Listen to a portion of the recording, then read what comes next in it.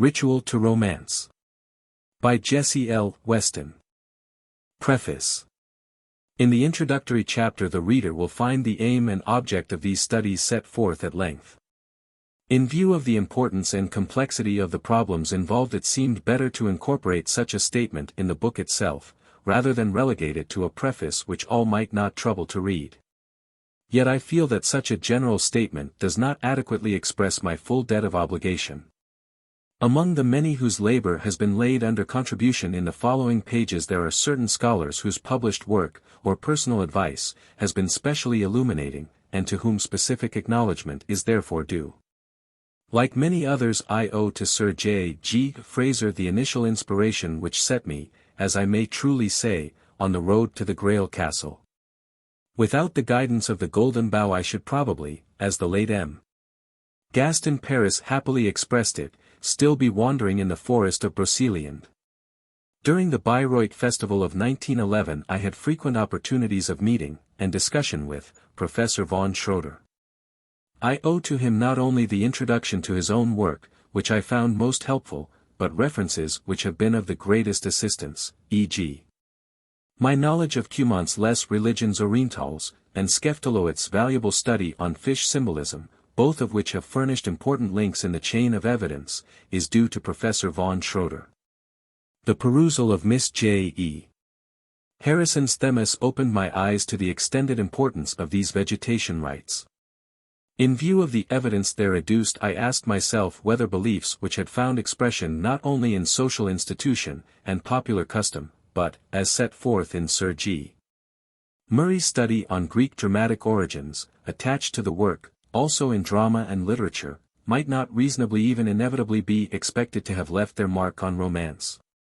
The one seemed to me a necessary corollary of the other, and I felt that I had gained, as the result of Miss Harrison's work, a wider, and more assured basis for my own researches. I was no longer engaged merely in inquiring into the sources of a fascinating legend, but on the identification of another field of activity for forces whose potency as agents of evolution we were only now beginning rightly to appreciate. Finally, a casual reference, in Anrich's work on the mysteries, to the Naassene document, caused me to apply to Mr. G. R. S. Mead, of whose knowledge of the mysterious borderland between Christianity and paganism, and willingness to place that knowledge at the disposal of others, I had, for some years past, had pleasant experience.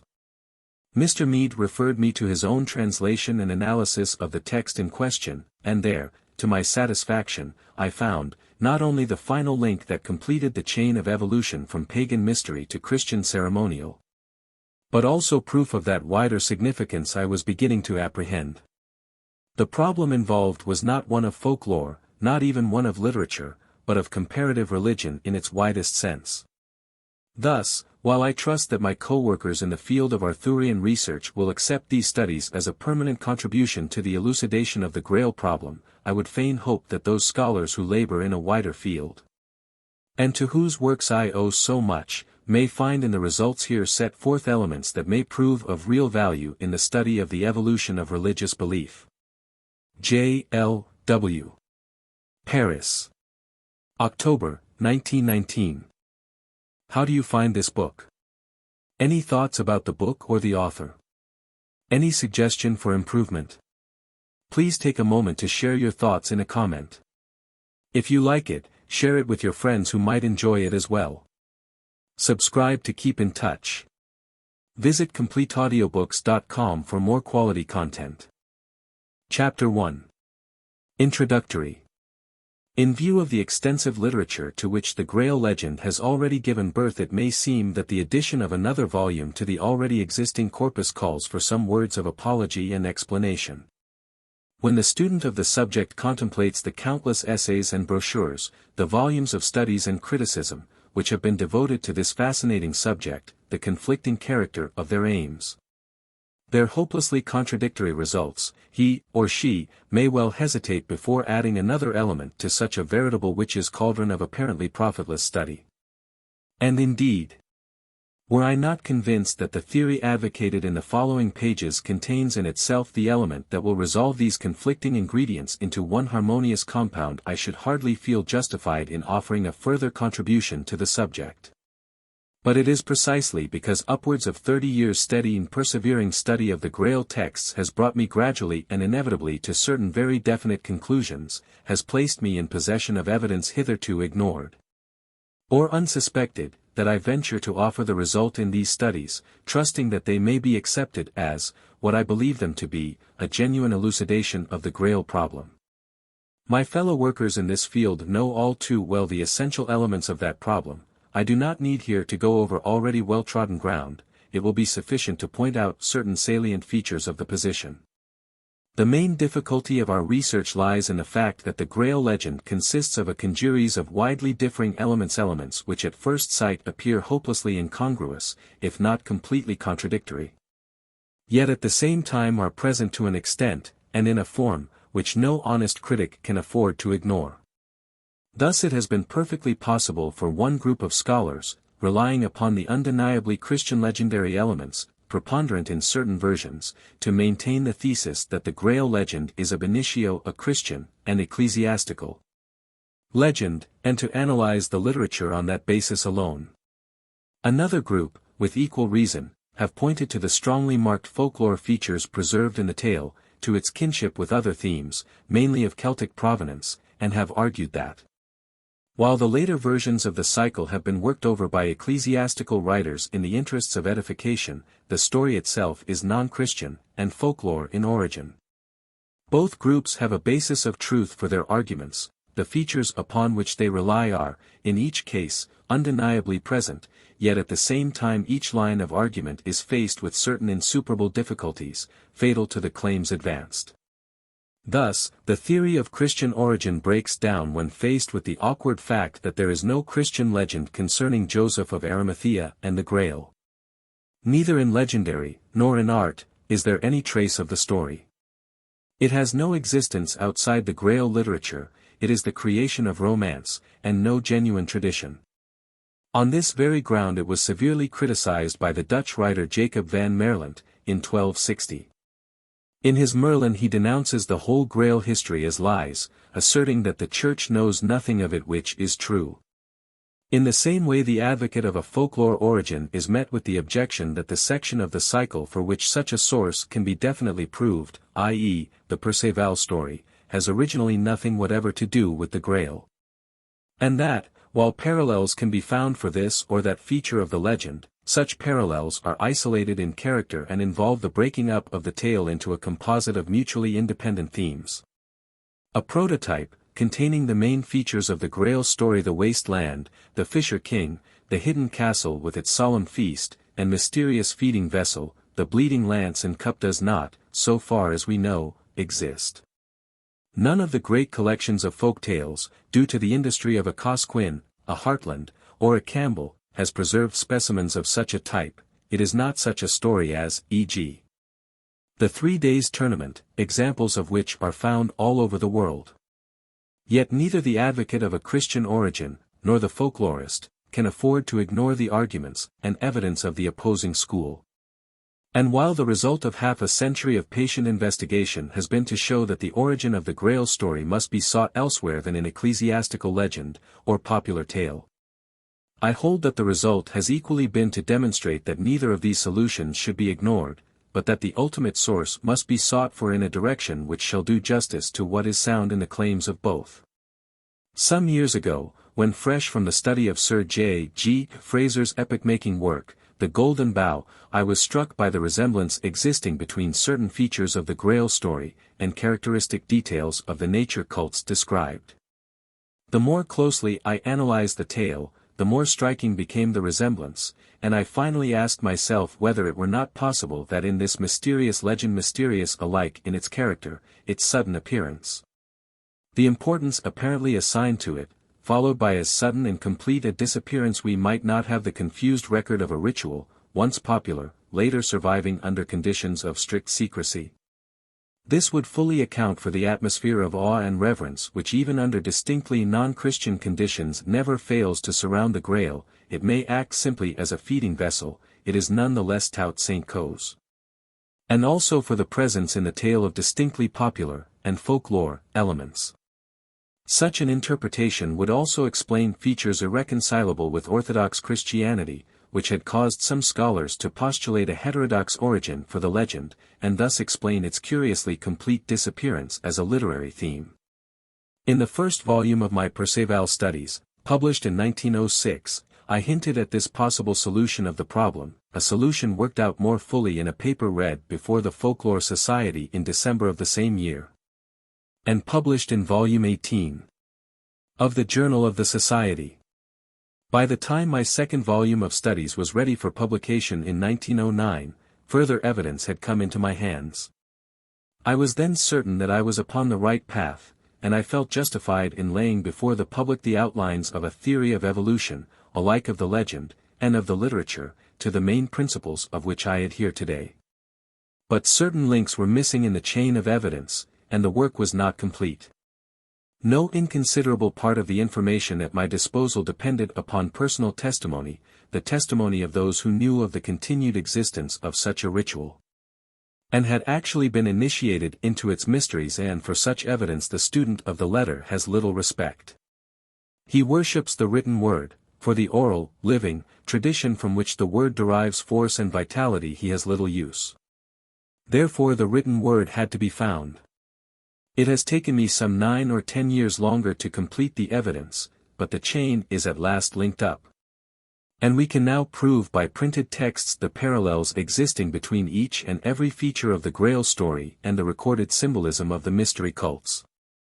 Further, we can show that between these mystery cults and Christianity there existed at one time a close and intimate union, such a union as of itself involved the practical assimilation of the central rite, in each case a Eucharistic feast, in which the worshippers partook of the food of life from the sacred vessels. In face of the proofs which will be found in these pages, I do not think any fair-minded critic will be inclined to dispute any longer the origin of the Holy Grail. After all, it is as august and ancient an origin as the most tenacious upholder of its Christian character could desire. But I should wish it clearly to be understood that the aim of these studies is, as indicated in the title, to determine the origin of the Grail, not to discuss the provenance and interrelation of the different versions. I do not believe this latter task can be satisfactorily achieved unless and until we are of one accord as to the character of the subject matter. When we have made up our minds as to what the Grail really was, and what it stood for, we shall be able to analyze the romances, to decide which of them contains more, which less, of the original matter, and to group them accordingly. On this point I believe that the Table of Descent, printed in Volume 2 of my Perceval studies, is in the main correct, but there is still much analytical work to be done. In particular, the establishment of the original form of the pearls vows is highly desirable. But apart from the primary object of these studies, and the results therein obtained, I would draw attention to the manner in which the evidence set forth in the chapters on the mystery cults, and especially that on the Naassene document, a text of extraordinary value from more than one point of view, supports and complements the researches of Sir J. G. Fraser. I am, of course, familiar with the attacks directed against the vegetation theory, the sarcasms of which it has been the object, and the criticisms of what is held in some quarters to be the exaggerated importance attached to these nature cults. But in view of the use made of these cults as the medium of imparting high spiritual teaching, a use which, in face of the document above referred to, can no longer be ignored or evaded, are we not rather justified in asking if the true importance of the rites has as yet been recognized? Can we possibly exaggerate their value as a factor in the evolution of religious consciousness? Such a development of his researches naturally lay outside the range of Sir J. G. Fraser's work, but posterity will probably decide that, like many another patient and honest worker, he builded better than he knew. I have carefully read Sir W. Ridgway's attack on the school in his dramas and dramatic dances, and while the above remarks explain my position with regard to the question as a whole, I would here take the opportunity of stating specifically my grounds for dissenting from certain of the conclusions at which the learned author arrives. I do not wish it to be said, this is all very well, but Miss Weston ignores the arguments on the other side. I do not ignore, but I do not admit their validity. It is perfectly obvious that Sir W. Ridgway's theory, reduced to abstract terms, would result in the conclusion that all religion is based upon the cult of the dead, and that men originally knew no gods but their grandfathers. A theory from which as a student of religion I absolutely and entirely dissent. I can understand that such dead ancestors can be looked upon as protectors, or as benefactors, but I see no ground for supposing that they have ever been regarded as creators. Yet it is precisely as vehicle for the most lofty teaching as to the cosmic relations existing between God and man, that these vegetation cults were employed. The more closely one studies pre-Christian theology, the more strongly one is impressed with the deeply, and daringly, spiritual character of its speculations. And the more doubtful it appears that such teaching can depend upon the unaided processes of human thought, or can have been evolved from such germs as we find among the supposedly primitive peoples, such as e.g. the Australian tribes. Are they really primitive? Or are we dealing, not with the primary elements of religion, but with the disjecta membra of a vanished civilization? Certain it is that so far as historical evidence goes, our earliest records point to the recognition of a spiritual, not of a material, origin of the human race. The Sumerian and Babylonian psalms were not composed by men who believed themselves the descendants of witchetty grubs. The folk practices and ceremonies studied in these pages, the dances, the rough dramas, the local and seasonal celebrations, do not represent the material out of which the Attis Adonis cult was formed, but surviving fragments of a worship from which the higher significance has vanished. Sir W. Ridgway is confident that Osiris, Attis, Adonis, were all at one time human beings, whose tragic fate gripped hold of popular imagination and led to their ultimate deification. The first-named cult stands on a somewhat different basis from the others, the beneficent activities of Osiris being more widely diffused, more universal in their operation. I should be inclined to regard the Egyptian deity primarily as a culture hero, rather than a vegetation god. With regard to Attis and Adonis, whatever their original character, and it seems to me highly improbable that there should have been two youths each beloved by a goddess, each victim of a similar untimely fate. Long before we have any trace of them, both have become so intimately identified with the processes of nature that they have ceased to be men and become gods, and as such alone can we deal with them. It is also permissible to point out that in the case of Tammuz, Esman, and Adonis, the title is not a proper name, but a vague appellative, denoting an abstract rather than a concrete origin. Proof of this will be found later. Sir W. Ridgway overlooks the fact that it is not the tragic death of Attis Adonis which is of importance for these cults, but their subsequent restoration to life, a feature which cannot be postulated of any ordinary mortal. And how are we to regard Tammuz, the prototype of all these deities? Is there any possible ground for maintaining that he was ever a man? Prove it we cannot, as the records of his cult go back thousands of years before our era. Here, again, we have the same dominant feature. It is not merely the untimely death which is lamented, but the restoration to life which is celebrated. Throughout the whole study the author fails to discriminate between the activities of the living, and the dead king. The dead king may, as I have said above, be regarded as the benefactor, as the protector, of his people, but it is the living king upon whom their actual and continued prosperity depends. The detail that the ruling sovereign is sometimes regarded as the reincarnation of the original founder of the race strengthens this point. The king never dies, le roi est mort, vive le roi is very emphatically the motto of this faith.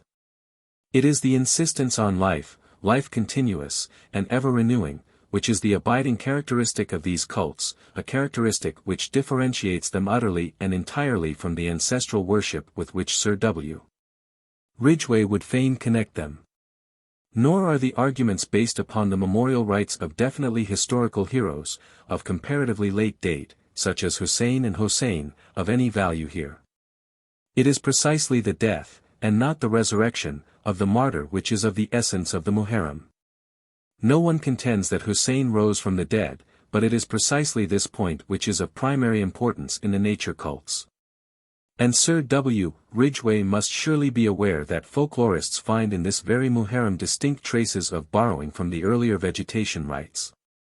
The author triumphantly asserts that the fact that certain Burmese heroes and heroines are after death reverenced as tree spirits sets at rest forever the belief in abstract deities. But how can he be sure that the process was not the reverse of that which he postulates, i.e., that certain natural objects, trees, rivers, etc., were not regarded as sacred before the Nats became connected with them? That the deified human beings were not after death assigned to places already held in reverence? Such a possibility is obvious to any folklore student, and local traditions should in each case be carefully examined before the contrary is definitely asserted. So far as the origins of drama are concerned, the ode quoted later from the Naassene document is absolute and definite proof of the close connection existing between the Attis mystery ritual and dramatic performances, i.e. Attis regarded in his deified, creative, logos, aspect, not Attis, the dead youth. Nor do I think that the idea of mana can be lightly dismissed as an ordinary case of relics. The influence may well be something entirely apart from the continued existence of the ancestor, an independent force, assisting him in life, and transferring itself after death to his successor. A magic sword or staff is not necessarily a relic. Medieval romance supplies numerous instances of self-acting weapons whose virtue in no wise depends upon their previous owner, as e.g. the sword in Le Chevalier à l'épée, or the flaming lance of the Chevalier de la Charrette. Doubtless the cult of ancestors plays a large role in the beliefs of certain peoples, but it is not a sufficiently solid foundation to bear the weight of the superstructure Sir W. Ridgway would fain rear upon it, while it differs too radically from the cults he attacks to be used as an argument against them. The one is based upon death, the other on life. Wherefore, in spite of all the learning and ingenuity brought to bear against it, I avow myself an impenitent believer in Sir J. G. Fraser's main theory, and as I have said above, I hold that theory to be of greater and more far-reaching importance than has been hitherto suspected. I would add a few words as to the form of these studies. They may be found disconnected. They have been written at intervals of time extending over several years, and my aim has been to prove the essentially archaic character of all the elements composing the Grail story rather than to analyze the story as a connected whole. With this aim in view, I have devoted chapters to features which have now either dropped out of the existing versions, or only survive in a subordinate form, e.g. the chapters on the medicine man, and the freeing of the waters. The studies will, I hope, and believe, be accepted as offering a definite contribution towards establishing the fundamental character of our material. As stated above, when we are all at one as to what the Holy Grail really was, and is, we can then proceed with some hope of success to criticize the manner in which different writers have handled the inspiring theme. But such success seems to be hopeless so long as we all start from different, and often utterly irreconcilable, standpoints and proceed along widely diverging roads. One or another may, indeed, arrive at the goal, but such unanimity of opinion as will lend to our criticism authoritative weight is, on such lines, impossible of achievement. Chapter 2. The Task of the Hero. As a first step towards the successful prosecution of an investigation into the true nature and character of the mysterious object we know as the Grail, it will be well to ask ourselves whether any light may be thrown upon the subject by examining more closely the details of the quest in its varying forms. I.e., what was the precise character of the task undertaken by, or imposed upon, the Grail hero, whether that hero were Gawain, Perceval, or Galahad, and what the results to be expected from a successful achievement of the task. We shall find at once a uniformity which assures us of the essential identity of the tradition underlying the varying forms, and a diversity indicating that the tradition has undergone a gradual, but radical, modification in the process of literary evolution. Taken in their relative order, the versions give the following result. Gawain, Bleharis. Here the hero sets out on his journey with no clear idea of the task before him.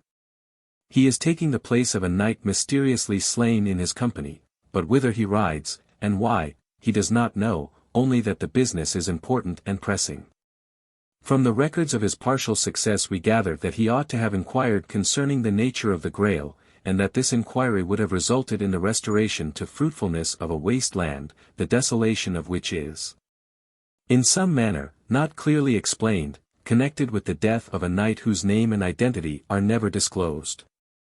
Great is the loss that ye lie thus, 'tis even the destruction of kingdoms, God grant that ye be avenged, so that the folk be once more joyful and the land repeopled which by ye and this sword are wasted and made void one.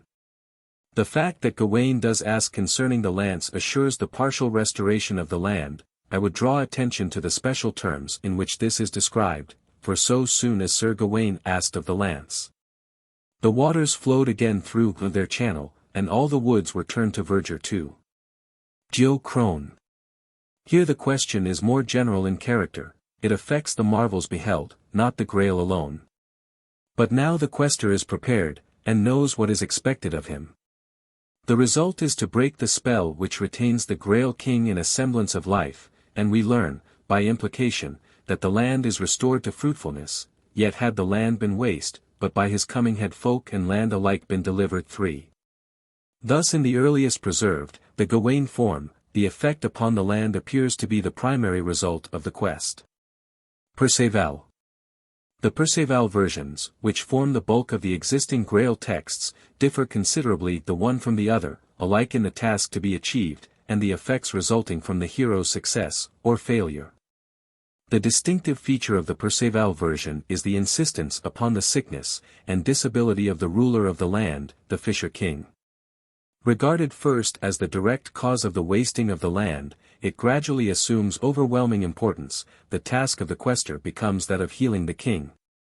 The restoration of the land not only falls into the background but the operating cause of its desolation is changed, and finally it disappears from the story altogether. One version, alone, the source of which is, at present, undetermined, links the Perceval with the Gawain form. This is the version preserved in the Gerbert continuation of the Perceval of Chrétien de Troyes. Here the hero having, like Gawain, partially achieved the task, but again like Gawain, having failed satisfactorily to resolder the broken sword, wakes, like the earlier hero, to find that the Grail castle has disappeared.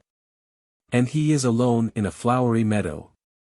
He pursues his way through a land fertile, and well-peopled and marvels much, for the day before it had been a waste desert. Coming to a castle he is received by a solemn procession, with great rejoicing. Through him the folk have regained the land and goods which they had lost. The mistress of the castle is more explicit. Perceval had asked concerning the Grail. Par quoi amende? Sums, nsi fate manière. Tu en cest regni en avoit rivière. Que any fust gast, any fontaine. E la terre gast et citaine. Like Gawain he has freed the waters and thus restored the land for. In the prose Perceval the motif of the wasteland has disappeared. The task of the hero consists in asking concerning the Grail, and by so doing, to restore the Fisher King, who is suffering from extreme old age, to health and youth. 5. Ces tu uses demand quel en faisoit, que li rois ton il fust guéris de l'infirmités tu il fust revenu en sa javant. When the question has been asked, lo rois pescir estoit guéris id tot mues de sa nature. Li rois pescir estoit mus de sa nature et estoit guéris de sa malady, et estoit sains cum pissens. 6. Here we have the introduction of a new element, the restoration to youth of the sick king. In the Perceval of Chrétien de Troyes we find ourselves in presence of certain definite changes, neither slight, nor unimportant, upon which it seems to me insufficient stress has hitherto been laid. The question is changed. The hero no longer asks what the Grail is, but, as in the prose Perceval, whom it serves.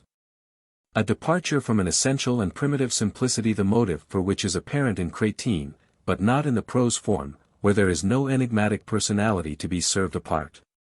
A far more important change is that, while the malady of the Fisher King is antecedent to the hero's visit, and capable of cure if the question be asked, the failure to fulfill the prescribed conditions of itself entails disaster upon the land. Thus the sickness of the king, and the desolation of the land, are not necessarily connected as cause and effect, but, a point which seems hitherto unaccountably to have been overlooked, the latter is directly attributable to the quester himself. 7. Car se tu demand el uses. Li rice roy cum molt esme. Fust or tost gerist sa play. Edsi tenist sa tier en pious. Don't ilnn tenra point jamais. But by Perceval's failure to ask the question he has entailed dire misfortune upon the land. Dames en perdrant lor maris. Tiers en surant esselies. Etipuciels discancelis. Orphines, veves, en remanrent. Edimant chevalier en morant. 8. This idea, that the misfortunes of the land are not antecedent to, but dependent upon, the hero's abortive visit to the Grail castle, is carried still further by the compiler of the Pearl's Vows. Where the failure of the predestined hero to ask concerning the office of the Grail is alone responsible for the illness of the king and the misfortunes of the country.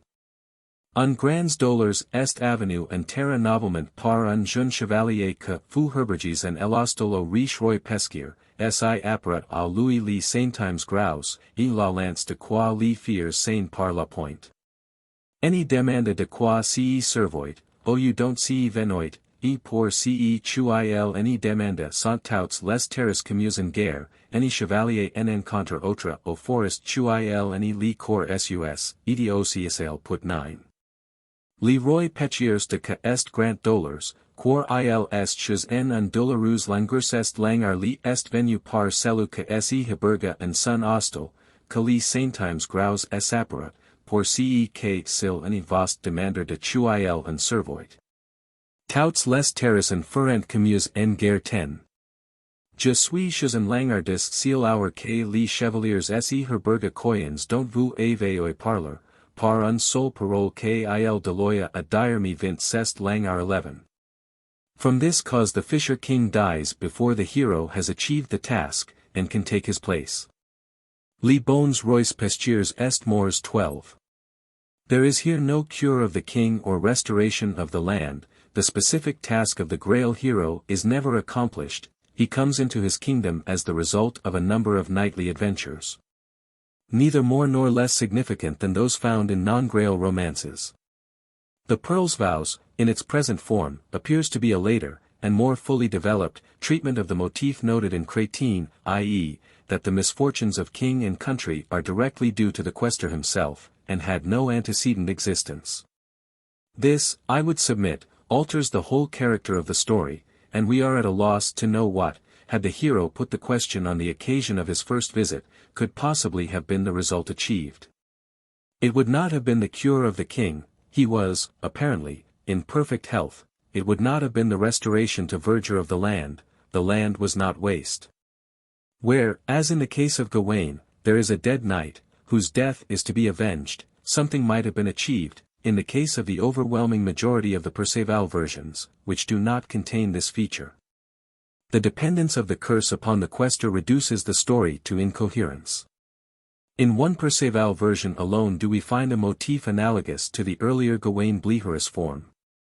In Manasseh the hero's task is not restricted to the simple asking of a question, but he must also slay the enemy whose treachery has caused the death of the fisher king's brother, thereby healing the wound of the king himself, and removing the woes of the land. What these may be we are not told, but, apparently, the country is not waste. 13. In Perilous we have a version closely agreeing with that of Crétin. The hero fails to inquire the meaning of what he sees in the Castle of Wonders, and is told in consequence, hadst thou done so the king would have been restored to health, and his dominions to peace. Whereas from henceforth he will have to endure battles and conflicts, and his knights will perish, and wives will be widowed, and maidens will be left portionless, and all this because of thee. 14. This certainly seems to imply that, while the illness of the fisher king may be antecedent to, and independent of, the visit and failure of the hero, the misfortunes which fall on the land have been directly caused thereby. The conclusion which states that the bleeding head seen by the hero was thy cousin's, and he was killed by the sorceresses of Gloucester.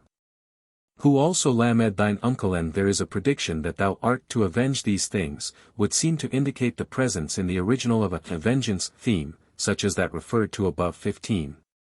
In Parzival the stress is laid entirely on the sufferings of the king. The question has been modified in the interests of this theme, and here assumes the form, what aileth thee, mine uncle?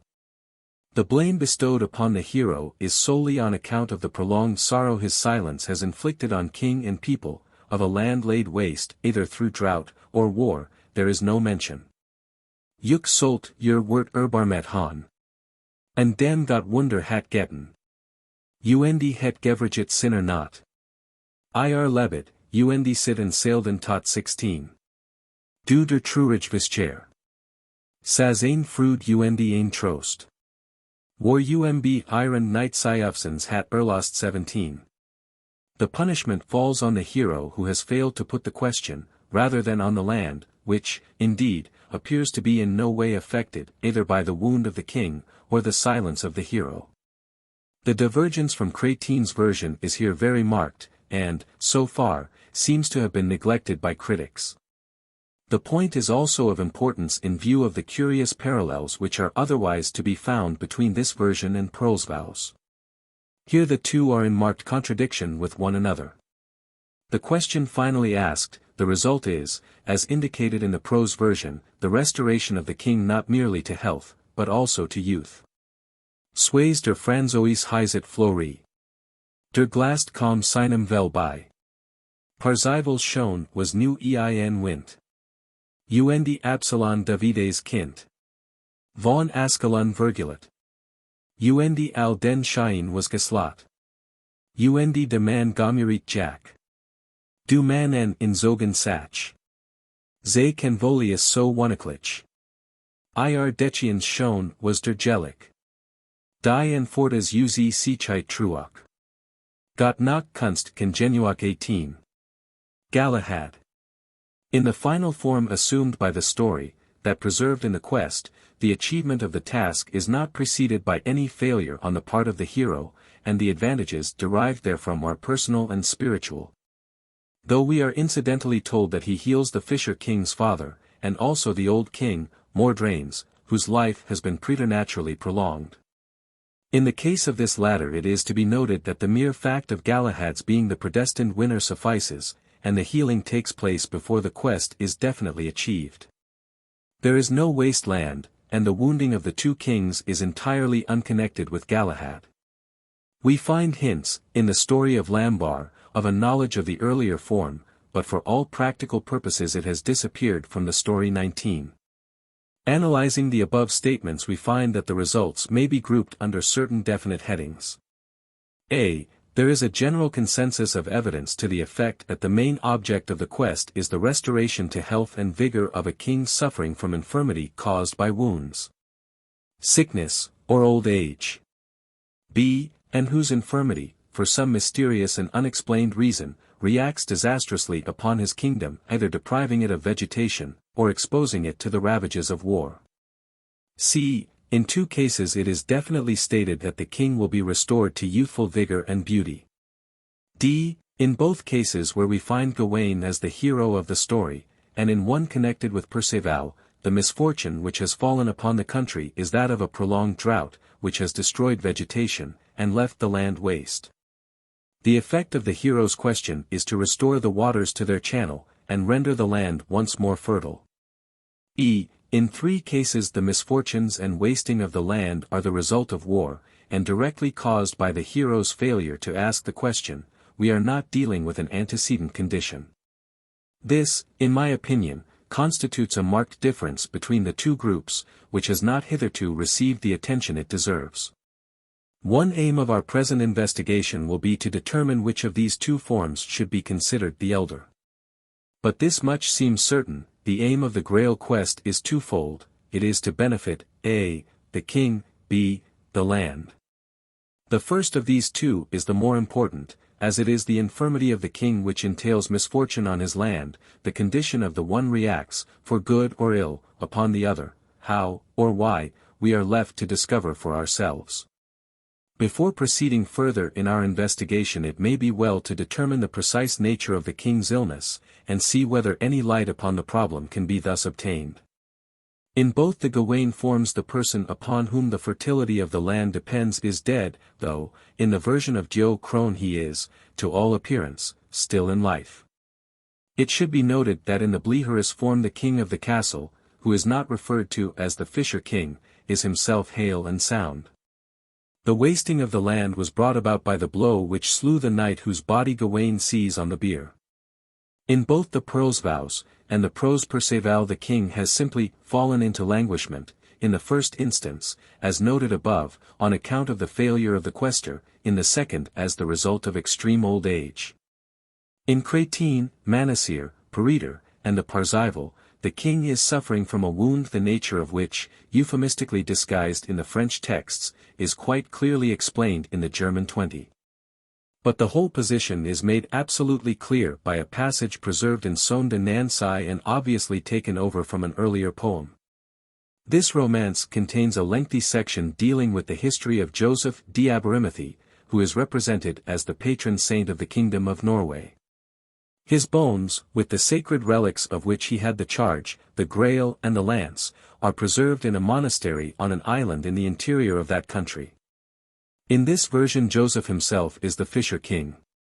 Ensnared by the beauty of the daughter of the pagan king of Norway, whom he has slain, he baptizes her, though she is still an unbeliever at heart, and makes her his wife, thus drawing the wrath of heaven upon himself. God punishes him for his sin. Es reigns et disaus elifola. De coi grant dolor indura 21. Then, in a remarkable passage, we are told of the direful result entailed by this punishment upon his land. Sater ert a ce journami. Lorgers, ch est veritas preve.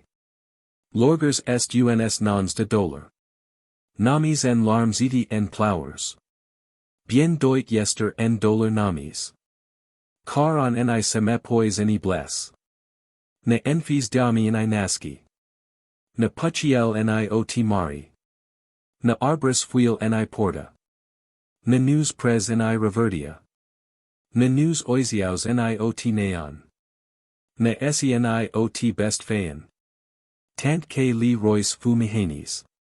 E chuil fu furs de ses pechis. Car Jesu Christ formant pessa.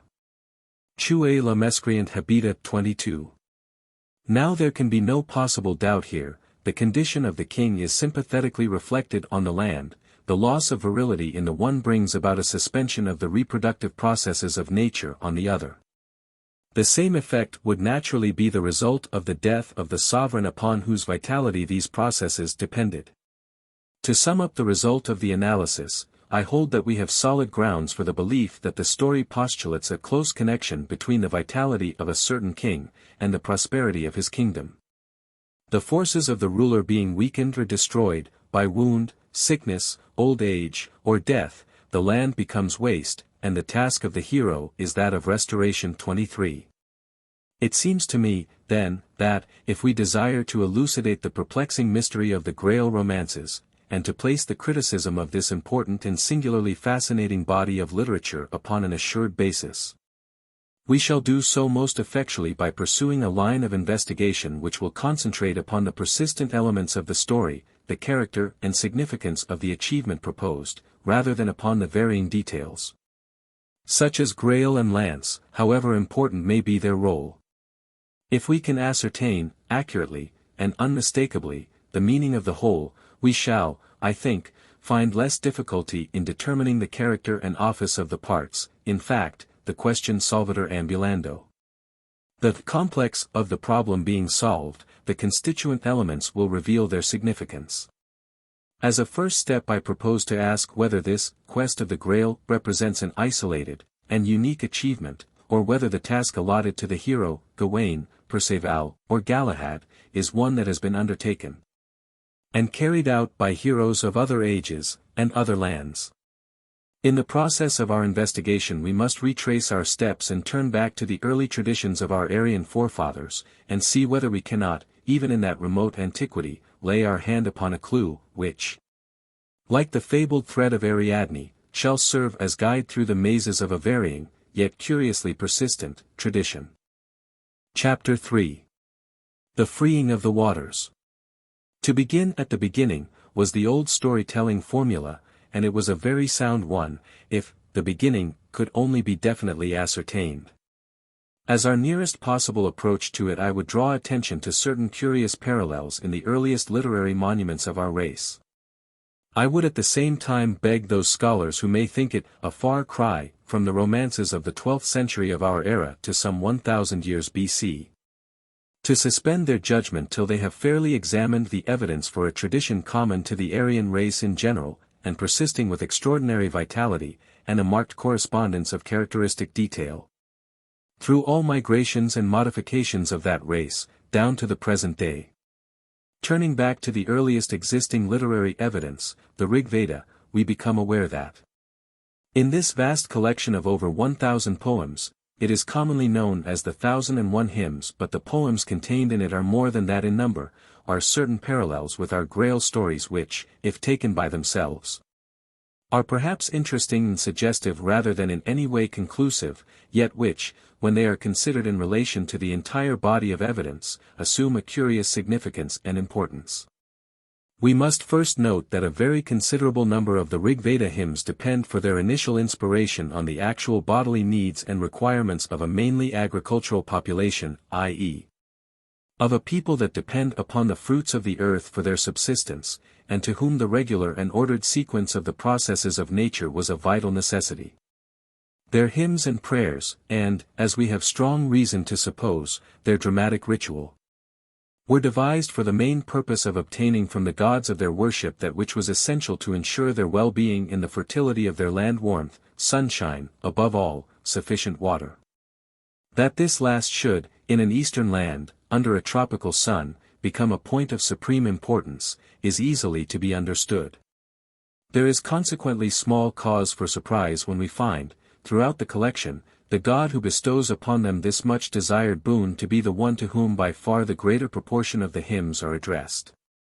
It is not necessary here to enter into a discussion as to the original conception of Indra, and the place occupied by him in the early Aryan pantheon, whether he was originally regarded as a god of war, or a god of weather. What is important for our purpose is the fact that it is Indra to whom a disproportionate number of the hymns of the Rig Veda are addressed, that it is from him the much-desired boon of rain and abundant water is besought, and that the feat which above all others redounded to his praise, and is ceaselessly glorified both by the god himself, and his grateful worshippers, is precisely the feat by which the Grail heroes, Gawain and Perceval, rejoiced the hearts of a suffering folk, i.e., the restoration of the rivers to their channels, the freeing of the waters. Tradition relates that the 7 great rivers of India had been imprisoned by the evil giant, Vritra, or Ahi, whom Indra slew, thereby releasing the streams from their captivity. The Rig Veda hymns abound in references to this feat. It will only be necessary to cite a few from among the numerous passages I have noted. Thou hast set loose the 7 rivers to flow. Thou causest water to flow on every side. Indra set free the waters. Thou, Indra, hast slain Vritra by thy vigor, thou hast set free the rivers. Thou hast slain the slumbering Ahi for the release of the waters, and hast marked out the channels of the all-delighting rivers. Indra has filled the rivers, he has inundated the dry land. Indra has released the imprisoned waters to flow upon the earth. 24. It would be easy to fill pages with similar quotations, but these are sufficient for our purpose. Among the Rig Veda hymns are certain poems in dialogue form, which from their curious and elliptic character have been the subject of much discussion among scholars. Professor Oldenburg, in drawing attention to their peculiarities, had expressed his opinion that these poems were the remains of a distinct type of early Indian literature, where verses forming the central, and illuminating point of a formal ceremonial recital had been farced with illustrative and explanatory prose passages. The form of the verses being fixed, that of the prose being varied at the will of the reciter. 25. This theory, which is technically known as the Akhyana theory, as it derived its starting point from the discussion of the Suparnakhiyana text, won considerable support, but was contested by M. Sylvain Levi, who asserted that, in these hymns, we had the remains of the earliest, and oldest, Indian dramatic creations, the beginning of the Indian drama. And that the fragments could only be satisfactorily interpreted from the point of view that they were intended to be spoken, not by a solitary reciter, but by two or more dramatis personae. 26. J. Hertel, der Ursprung der indischen Dramas und Epos, went still further, and while accepting, and demonstrating, the justice of this interpretation of the dialogue poems, suggested a similar origin for certain monologues found in the same collection. 27. Professor Leopold von Schroeder, in his extremely interesting volume, Mysterium und Mimes im Rigveda 28, has given a popular and practical form to the results of these researches, by translating and publishing, with an explanatory study, a selection of these early culture dramas, explaining the speeches, and placing them in the mouth of the respective actors to whom they were, presumably, assigned. Professor von Schroeder holds the entire group to be linked together by one common intention, viz. the purpose of stimulating the processes of nature, and of obtaining, as a result of what may be called a ritual culture drama, an abundant return of the fruits of the earth. The whole book is rich in parallels drawn from ancient and modern sources, and is of extraordinary interest to the folklore student. In the light thrown by Professor von Schroeder's researches, following as they do upon the illuminating studies of Manhart and Fraser, we become strikingly aware of the curious vitality and persistence of certain popular customs and beliefs. And while the two last-named writers have rendered inestimable service to the study of comparative religion by linking the practices of classical and medieval times with the folk customs of today, we recognize, through von Schroeder's work, that the root of such belief and custom is embedded in a deeper stratum of folk tradition than we had hitherto realized, that it is, in fact, a heritage from the far-off past of the Aryan peoples. For the purposes of our especial line of research, Mysterium und Mimes offers much of value and interest. As noted above, the main object of these primitive dramas was that of encouraging, we may say, ensuring, the fertility of the earth. Thus it is not surprising that more than one deals with the theme of which we are treating, the freeing of the waters, only that whereas, in the quotations given above, the worshippers praise Indra for his beneficent action, here Indra himself, in propria persona appears, and vaunts his feat. Ich schlug den Vritra mit der Kraft de Indra. Durch einen Grimm war ich so stark geworden. Ich mott für die Menschen free die Wasser. 29. And the impersonated rivers speak for themselves. Indra, den Blitz im Arm, brach uns die Bahnen. Schlug den Vritra, die Strom einschloss. 30. There is no need to insist further on the point that the task of the Grail hero is in this special respect no mere literary invention, but a heritage from the achievements of the prehistoric heroes of the Aryan race. But the poems selected by Professor von Schroeder for discussion offer us a further, and more curious, parallel with the Grail romances. In Section 8 of the work referred to, the author discusses the story of Rishyakringa, as the Mahabharata names the hero. Here we find a young Brahmin brought up by his father, Vibhandika, in a lonely forest hermitage. 31 Absolutely ignorant of the outside world, and even of the very existence of beings other than his father and himself. He has never seen a woman, and does not know that such a creature exists.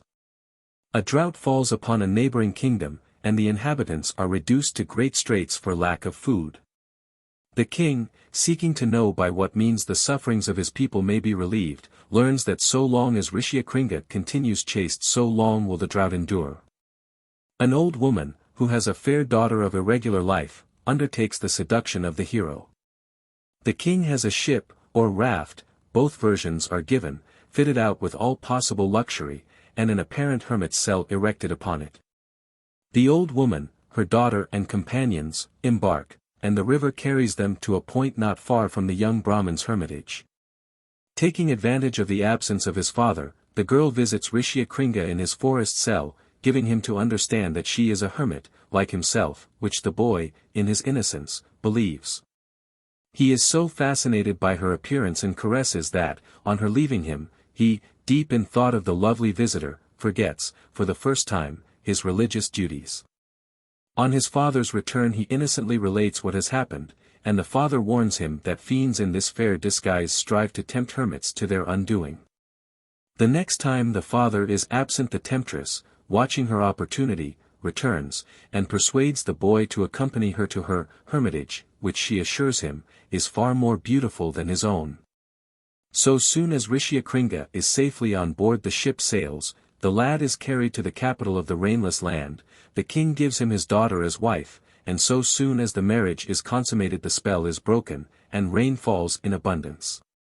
Professor von Schroeder points out that there is little doubt that, in certain earlier versions of the tale, the king's daughter herself played the role of temptress.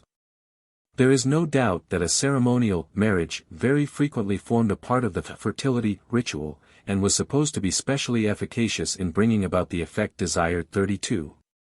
The practice subsists in Indian ritual to this hour, and the surviving traces in European folk custom have been noted in full by Manhart in his exhaustive work on Wald und Feldkult.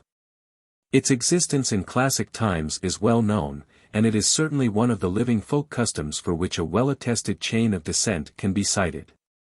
Professor von Schroeder remarks that the efficacy of the rite appears to be enhanced by the previous strict observance of the rule of chastity by the officiant. 33. What, however, is of more immediate interest for our purpose is the fact that the Rishyakringa story does, in effect, possess certain curious points of contact with the Grail tradition.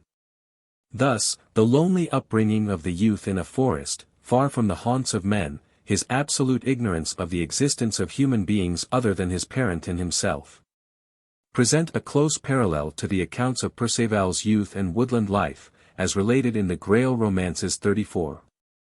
In Gerbert's continuation we are told that the marriage of the hero is an indispensable condition of achieving the quest, a detail which must have been taken over from an earlier version. As Gerbert proceeds to stultify himself by describing the solemnities of the marriage, and the ceremonial blessing of the nuptial couch, after which hero and heroine simultaneously agree to live a life of strict chastity, and are rewarded by the promise that the swan knight shall be their descendant, a tissue of contradictions which can only be explained by the maladroit blending of two versions, one of which knew the hero as wedded, the other, as celibate. There can be no doubt that the original Perceval story included the marriage of the hero. 35. The circumstances under which Rishyakringa is lured from his hermitage are curiously paralleled by the account, found in the Quest and Manassere, of Perceval's temptation by a fiend, in the form of a fair maiden, who comes to him by water in a vessel hung with black silk, and with great riches on board. 36. In pointing out these parallels I wish to make my position perfectly clear. I do not claim that either in the Rig Veda, or in any other early Aryan literary monument, we can hope to discover the direct sources of the Grail legend, but what I would urge upon scholars is the fact that, in adopting the hypothesis of a nature cult as a possible origin, and examining the history of these cults, their evolution, and their variant forms, we do, in effect, find at every period and stage of development undoubted points of contact, which, though taken separately, might be regarded as accidental, in their ensemble can hardly be thus considered. When every parallel to our Grail story is found within the circle of a well-defined, and carefully studied, sequence of belief and practice. When each and all form part of a well-recognized body of tradition the descent of which has been abundantly demonstrated, then I submit such parallels stand on a sound basis. And it is not unreasonable to conclude that the body of tradition containing them belongs to the same family and is to be interpreted on the same principles as the closely analogous rites and ceremonies. I suspend the notice and discussion of other poems contained in Professor von Schroeder's collection till we have reached a later stage of the tradition, when their correspondence will be recognized as even more striking and suggestive. Chapter 4. Tammuz and Adonis. Part 1, Tammuz. In the previous chapter we considered certain aspects of the attitude assumed by our Aryan forefathers towards the great processes of nature in their ordered sequence of birth, growth, and decay. We saw that while on one hand they, by prayer and supplication, threw themselves upon the mercy of the divinity, who, in their belief, was responsible for the granting, or withholding, of the water, whether of rain, or river. the constant supply of which was an essential condition of such ordered sequence. They, on the other hand, believed that, by their own actions, they could stimulate and assist the divine activity. Hence the dramatic representations to which I have referred, the performance, for instance, of such a drama as the Rishyakringa, the ceremonial marriages, and other exercises of what we now call sympathetic magic. To quote a well-known passage from Sir J.G. Fraser, they commonly believed that the tie between the animal and vegetable world was even closer than it really is to them. The principle of life and fertility, whether animal or vegetable, was one and indivisible. Hence actions that induced fertility in the animal world were held to be equally efficacious in stimulating the reproductive energies of the vegetable. 37. How deeply this idea was rooted in the minds of our ancestors we, their descendants, may learn from its survival to our own day. The ultimate, and what we may in a general sense term the classical, form in which this sense of the community of the life principle found expression was that which endowed the vivifying force of nature with a distinct personality, divine or semi-divine, whose experiences, in virtue of his close kinship with humanity, might be expressed in terms of ordinary life. At this stage the progress of the seasons, the birth of vegetation in spring, or its revival after the autumn rains, its glorious fruition in early summer, its decline and death under the maleficent influence either of the scorching sun or the bitter winter cold, symbolically represented the corresponding stages in the life of this anthropomorphically conceived being, whose annual progress from birth to death, from death to a renewed life, was celebrated with a solemn ritual of corresponding alternations of rejoicing and lamentation.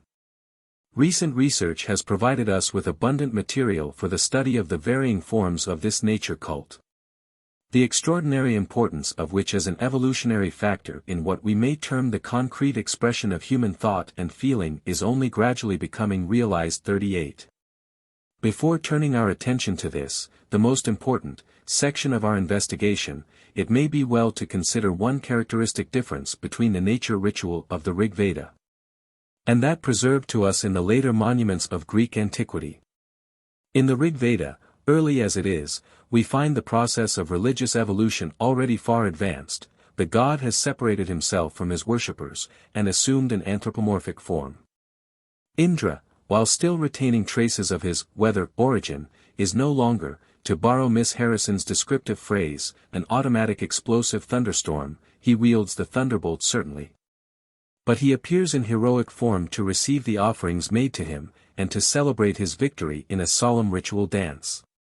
In Greek art and literature, on the other hand, where we might expect to find an even more advanced conception, we are faced with one seemingly more primitive and inchoate, i.e., the idea of a constantly recurring cycle of birth, death, and resurrection, or rebirth, of all things in nature, this cycle depending upon the activities of an entity at first vaguely conceived of as the luck of the year, the Eniatos daimon.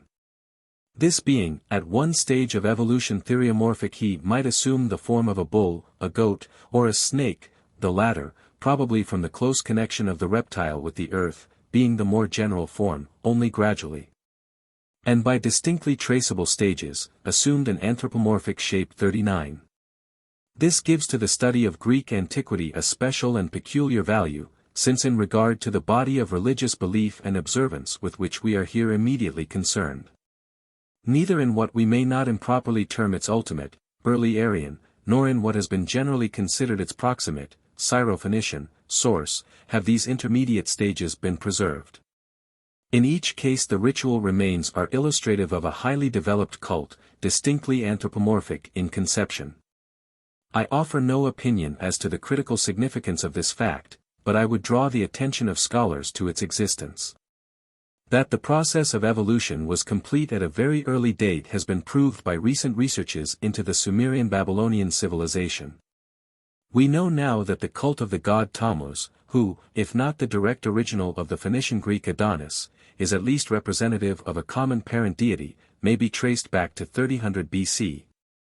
While it persisted among the Sabaeans at Haran into the Middle Ages. 40.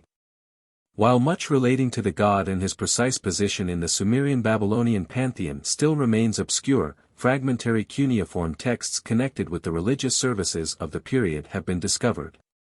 and to a considerable extent deciphered, and we are thus in a position to judge, from the prayers and invocations addressed to the deity, what were the powers attributed to, and the benefits besought from, him. These texts are of a uniform character, they are all lamentations, or wailings, having for their exciting cause the disappearance of Tammuz from this upper earth, and the disastrous effects produced upon animal and vegetable life by his absence. The woes of the land and the folk are set forth in poignant detail, and Tammuz is passionately invoked to have pity upon his worshippers, and to end their sufferings by a speedy return. This return, we find from other texts, was effected by the action of a goddess, the mother, sister, or paramour, of Tammuz, who, descending into the nether world, induced the youthful deity to return with her to earth. It is perfectly clear from the texts which have been deciphered that Tammuz is not to be regarded merely as representing the spirit of vegetation. His influence is operative, not only in the vernal processes of nature, as a spring god, but in all its reproductive energies, without distinction or limitation, he may be considered as an embodiment of the life principle. And his cult as a life cult. Mr. Stephen Langdon inclines to believe that the original Tammuz typified the vivifying waters. He writes, since, in Babylonia as in Egypt, the fertility of the soil depended upon irrigation, it is but natural to expect that the youthful god who represents the birth and death of nature would represent the beneficent waters which flooded the valleys of the Tigris and Euphrates in the late winter, and which ebbed away, and nearly disappeared, in the canals and rivers in the period of summer drought. We find therefore that the theologians regarded this youthful divinity as belonging to the cult of Eridu, center of the worship of Ea, Lord of the Nether Sea 41. In a note to this passage Mr. Langdon adds, he appears in the great theological list as Damizi, Abzu, Tammuz of the Nether Sea, i.e., the faithful son of the fresh waters which come from the earth 42. This presents us with an interesting analogy to the citations given in the previous chapter from the Rig Veda. The Tammuz cult is specially valuable as providing us with evidence of the gradual evolution of the life cult from the early conception of the vivifying power of the waters to the wider recognition of a common principle underlying all manifestations of life. This is very clearly brought out in the beautiful lament for Tammuz, published by Mr. Langdon in Tammuz and Ishtar, and also in Sumerian and Babylonian Psalms 43. In Eanna, high and low, there is weeping. Wailing for the house of the Lord they raise. The wailing is for the plants, the first lament is, they grow not. The wailing is for the barley, the ears grow not. For the habitations and flocks it is. They produce not. For the perishing wedded ones, for perishing children it is, the dark-headed people create not. The wailing is for the great river, it brings the flood no more. The wailing is for the fields of men, the gunu grows no more. The wailing is for the fish ponds, the dasuar fish spawn not. The wailing is for the canebrake, the fallen stalks grow not. The wailing is for the forests, the tamarisks grow not. The wailing is for the highlands, the mossgam trees grow not. The wailing is for the garden storehouse, honey and wine are produced not. The wailing is for the meadows, the bounty of the garden, the citta plants grow not. The wailing is for the palace, life unto distant days is not. Can anything be more expressive of the community of life animating the whole of nature than this poignantly worded lament? A point which differentiates the worship of Tammuz from the kindred, and better known, cult of Adonis, is the fact that we have no liturgical record of the celebration of the resurrection of the deity. It certainly took place, for the effects are referred to. Where grass was not, there grass is eaten. Where water was not, water is drunk. Where the cattle sheds were not, cattle sheds are built 44. While this distinctly implies the revival of vegetable and animal life, those features, i.e., resurrection and sacred marriage, which made the Adonis ritual one of rejoicing as much as of lamentation, are absent from liturgical remains of the Tammuz cult 45. A detail which has attracted the attention of scholars is the lack of any artistic representation of this ritual. A lack which is the more striking in view of the important position which these wailings for Tammuz occupy in the extant remains of Babylonian liturgies. On this point Mr. Langdon makes an interesting suggestion. It is probable that the service of wailing for the dying god, the descent of the mother, and the resurrection, were attended by mysterious rituals. The actual mysteries may have been performed in a secret chamber, and consequently the scenes were forbidden in art. This would account for the surprising dearth of archaeological evidence concerning a cult upon which the very life of mankind was supposed to depend. 46. In view of the fact that my suggestion as to the possible later development of these life cults as mysteries has aroused considerable opposition, it is well to bear in mind that such development is held by those best acquainted with the earliest forms of the ritual to have been not merely possible, but to have actually taken place, and that at a very remote date. Mr. Langdon quotes a passage referring to kings who in their day played the role of Tammuz in the mystery of this cult. He considers that here we have to do with kings who, by a symbolic act, escaped the final penalty of sacrifice as representative of the dying god. 47. The full importance of the evidence above set forth will become more clearly apparent as we proceed with our investigation.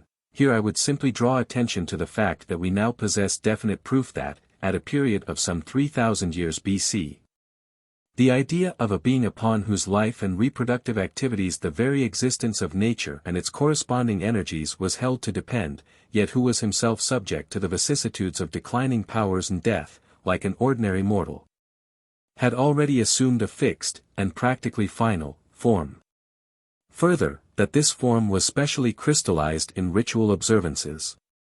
In our study of the later manifestations of this cult we shall find that this central idea is always, and unalterably, the same, and is, moreover, frequently accompanied by a remarkable correspondence of detail.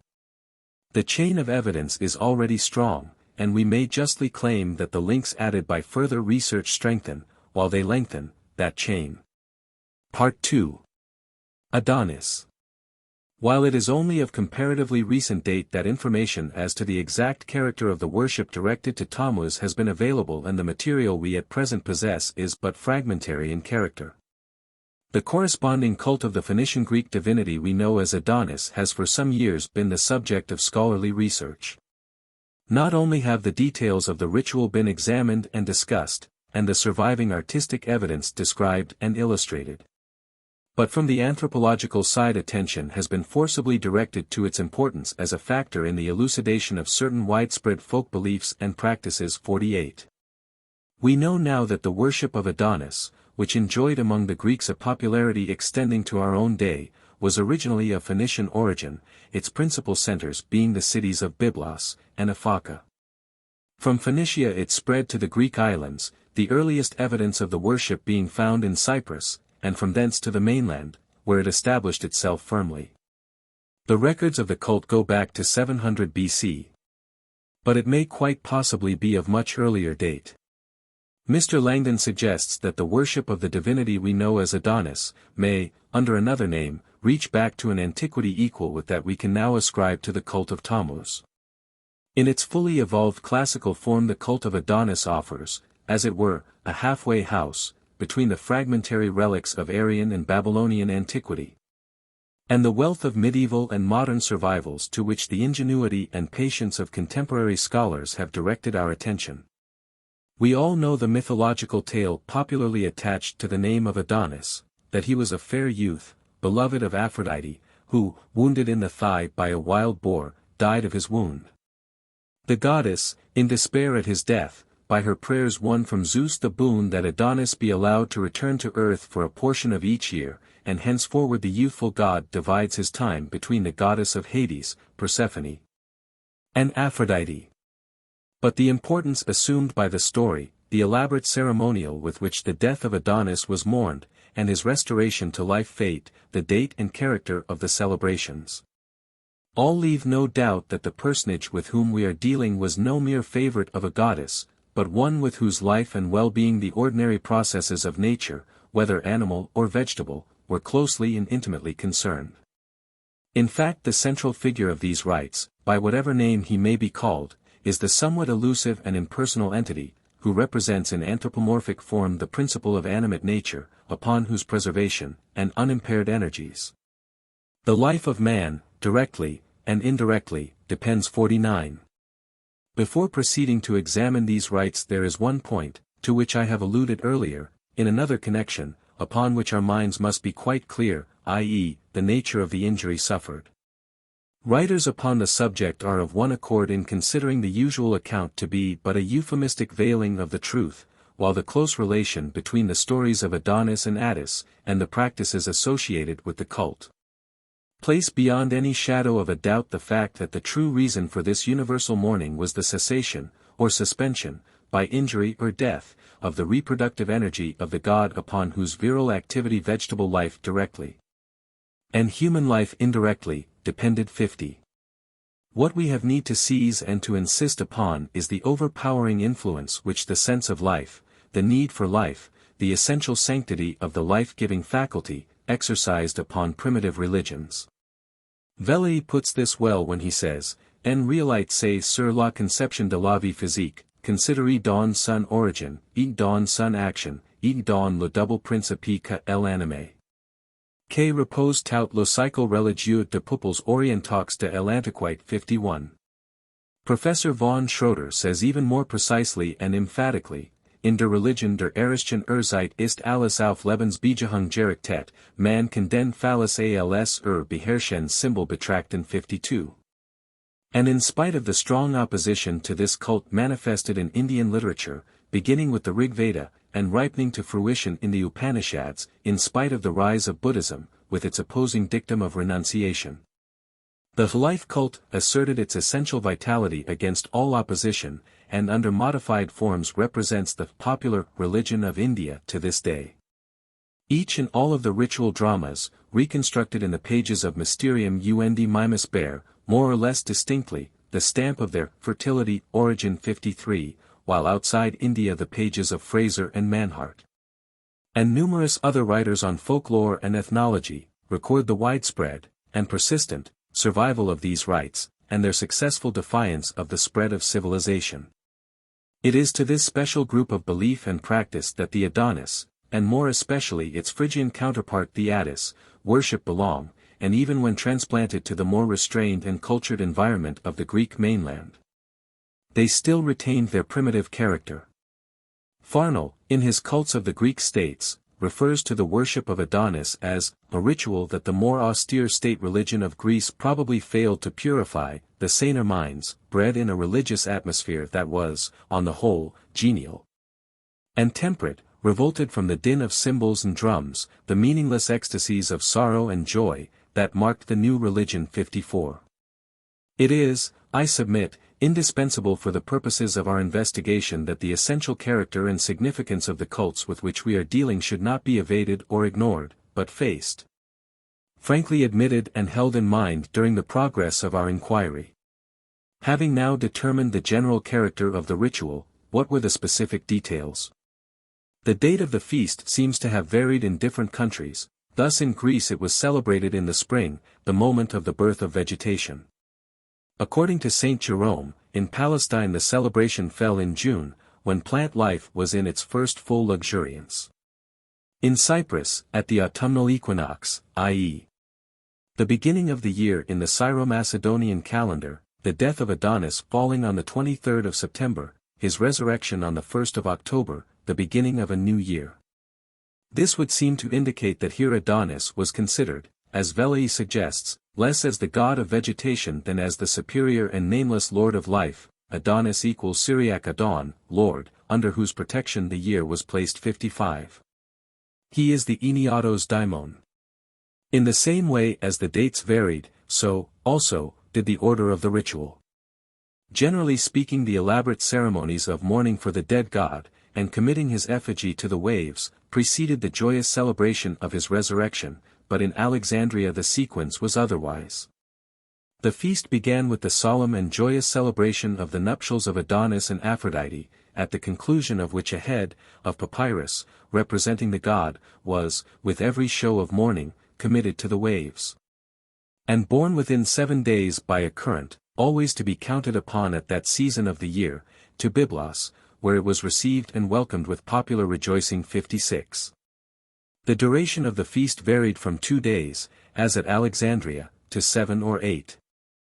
Connected with the longer period of the feast were the so-called gardens of Adonis, baskets, or pans, planted with quick-growing seeds, which speedily come to fruition, and as speedily wither. In the modern survivals of the cult 3 days form the general term for the flowering of these gardens. 57. The most noticeable feature of the ritual was the prominence assigned to women. Ce sont les femmes que le pleurant, et que elles accompagnent à sa tombe. Elles sanglantent éperdumment pendant les nuits, c'est leur dieu plus que tout autre, et seules elles violent pleurer sa mort, et chanter sa resurrection. 58. Thus in the 10th century the festival received the Arabic name of El Bugat, or, the Festival of the Weeping Women. 59. One very curious practice during these celebrations was that of cutting off the hair in honor of the god. Women who hesitated to make this sacrifice must offer themselves to strangers, either in the temple, or on the marketplace, the gold received as the price of their favors being offered to the goddess. This obligation only lasted for 1 day. 60.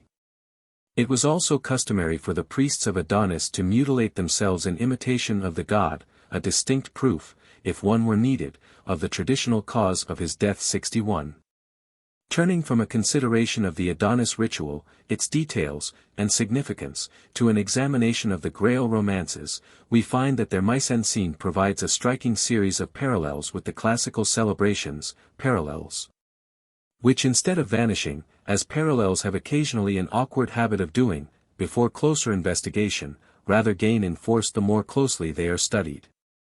Thus the central figure is either a dead knight on a bier, as in the Gawain versions, or a wounded king on a litter. When wounded the injury corresponds with that suffered by Adonis and Attis. 62. Closely connected with the wounding of the king is the destruction which has fallen on the land, which will be removed when the king is healed. The version of Son de Naassene is here of extreme interest. The position is stated with so much clearness and precision that the conclusion cannot be evaded. We are face to face with the dreaded calamity which it was the aim of the Adonis ritual to avert. The temporary suspension of all the reproductive energies of nature. 63. While the condition of the king is the cause of general and vociferous lamentation, a special feature, never satisfactorily accounted for, is the presence of a weeping woman, or several weeping women. Thus in the interpolated visit of Gawain to the Grail castle, found in the sea group of Perceval Mizas, the Grail-bearer weeps piteously, as she does also in Geo Crone 6:4. In the version of the prose Lancelot Gawain, during the night, sees 12 maidens come to the door of the chamber where the Grail is kept, kneel down, and weep bitterly. In fact behave precisely as did the classical mourners for Adonis. Elles sanglantent éperdumment pendant la nuit. 65. Behavior for which the text, as it now stands, provides no shadow of explanation or excuse. The Grail is here the most revered of Christian relics. The dwellers in the castle of Corbenic have all that heart can desire, with the additional prestige of being the guardians of the Grail. If the feature be not a belated survival, which has lost its meaning, it defies any explanation whatsoever. In Geo Crone alone, where the Grail-bearer and her maidens are the sole living beings in an abode of the dead, is any explanation of the weeping women attempted, but an interpolated passage in the Herald's College MS. Of the Perceval states that when the quest is achieved, the hero shall learn the cause of the maiden's grief. And also the explanation of the dead knight upon the bier. Del Graal cuvint après. E per qui pleure tout aids. La pucelle que le sustent. De la bière tu après vint. Severa la vérité adonx. Ceok nullen pot severe onx. Per nul rein que avenist. Fo. 180 VO, 181. Of course in the Perceval there is neither a weeping maiden, nor a bier, and the passage must therefore be either an unintelligent addition by a scribe familiar with the Gawain versions, or an interpolation from a source which did contain the features in question. So far as the texts at our disposal are concerned, both features belong exclusively to the Gawain, and not to the Perceval quest. The interpolation is significant as it indicates a surviving sense of the importance of this feature. In the Pearl's Vows we have the curious detail of a maiden who has lost her hair as a result of the hero's failure to ask the question, and the consequent sickness of the Fisher King. The occurrence of this detail may be purely fortuitous, but at the same time it is admissible to point out that the Adonis cults do provide us with a parallel in the enforced loss of hair by the women taking part in these rites. While no explanation of this curious feature has so far as I am aware been suggested by critics of the text 66. We may also note the fact that the Grail castle is always situated in the close vicinity of water, either on or near the sea, or on the banks of an important river. In 2 cases the final home of the Grail is in a monastery situated upon an island. The presence of water, either sea or river, is an important feature in the Adonis cult, the effigy of the dead god being, not buried in the earth, but thrown into the water 67. It will thus be seen that, in suggesting a form of nature worship, analogous to this well-known cult, as the possible ultimate source from which the incidents and mise en scene of the Grail stories were derived, we are relying not upon an isolated parallel, but upon a group of parallels, which alike in incident and intention offer, not merely a resemblance to, but also an explanation of, the perplexing problems of the Grail literature. We must now consider the question whether incidents so remote in time may fairly and justly be utilized in this manner. Chapter 5. Medieval and Modern Forms of Nature Ritual. Readers of the foregoing pages may, not improbably, object that, while we have instanced certain curious and isolated parallels from early Aryan literature and tradition, and, what, from the point of view of declared intention, appears to be a kindred group of religious belief and practice in prehistoric and classical times, the two, so far, show no direct signs of affiliation, while both may be held to be far removed, in point of date, alike from one another, and from the Romantic literature of the 12th century. This objection is sound in itself, but if we can show by modern parallels that the ideas which took form and shape in early Aryan drama, and Babylonian and classic ritual, not only survive to our day, but are found in combination with features corresponding minutely with details recorded in early Aryan literature, we may hold the gulf to be bridged, and the common origin, and close relationship, of the different stages to be an ascertained fact. At the outset, and before examining the evidence collected by scholars, I would remind my readers that the modern Greeks have retained, in many instances under changed names, no inconsiderable portion of their ancient mythological beliefs. Among them the Adonis celebrations.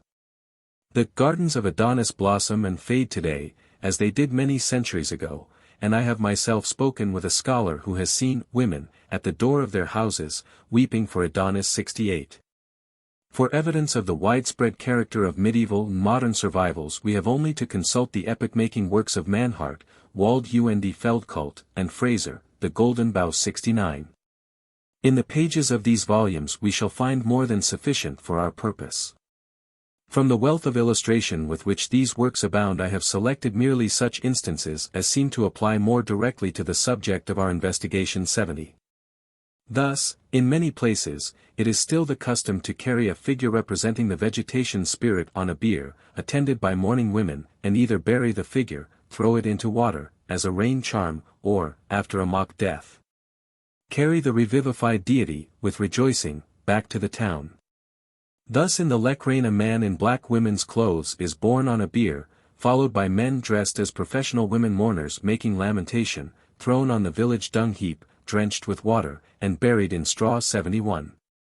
In Russia the vegetation or year spirit is known as Yarilo 72, and is represented by a doll with phallic attributes, which is enclosed in a coffin, and carried through the streets to the accompaniment of lamentation by women whose emotions have been excited by drink. Manhart gives the lament as follows: Wesson war schuldig. War so gut. Word nicht mehr aufstehen. Oh. Wie sollen wir uns von der trennen? Was ist das Leben wenn du nicht mehr da bist? Ereb dich, wenn auch nur auf ein Stündchen. Aber steht nicht auf, steht nicht auf 73. In other forms of the ritual, we find distinct traces of the resuscitation of the vegetation deity, occasionally accompanied by evidence of rejuvenation. Thus, in Lausitz, on Laetare Sunday, the fourth Sunday in Lent, women with mourning veils carry a straw figure, dressed in a man's shirt, to the bounds of the next village, where they tear the effigy to pieces. Hang the shirt on a young and flourishing tree, Sean Waldbaum, which they proceed to cut down, and carry home with every sign of rejoicing. Here evidently the young tree is regarded as a rejuvenation of the person represented in the first instance by the straw figure 74. In many parts of Europe today the corresponding ceremonies, very generally held at Whitsuntide, include the mock execution of the individual representing the vegetation spirit, frequently known as the King of the May. In Bohemia the person playing the role of the king is, with his attendants, dressed in bark, and decked with garlands of flowers. At the conclusion of the ceremonies the king is allowed a short start, and is then pursued by the armed attendants. If he is not overtaken he holds office for a year, but if overtaken, he suffers a mock decapitation, headdress, or crown, being struck off, and the pretended corpse is then borne on a bier to the next village 75. Manhart, discussing this point, remarks that in the mock execution we must recognize ein verbreiteter und jedenfalls Ural Gebrauch. He enumerates the various modes of death: shooting, stabbing, in the latter case a bladder filled with blood, and concealed under the clothes, is pierced. In Bohemia, decapitation, occasionally drowning, which primarily represents a rain charm, is the form adopted 76. He then goes on to remark that this ceremonial death must have been generally followed by resuscitation, as in Thuringia, where the wild man, as the central figure is there named, is brought to life again by the doctor, while the survival.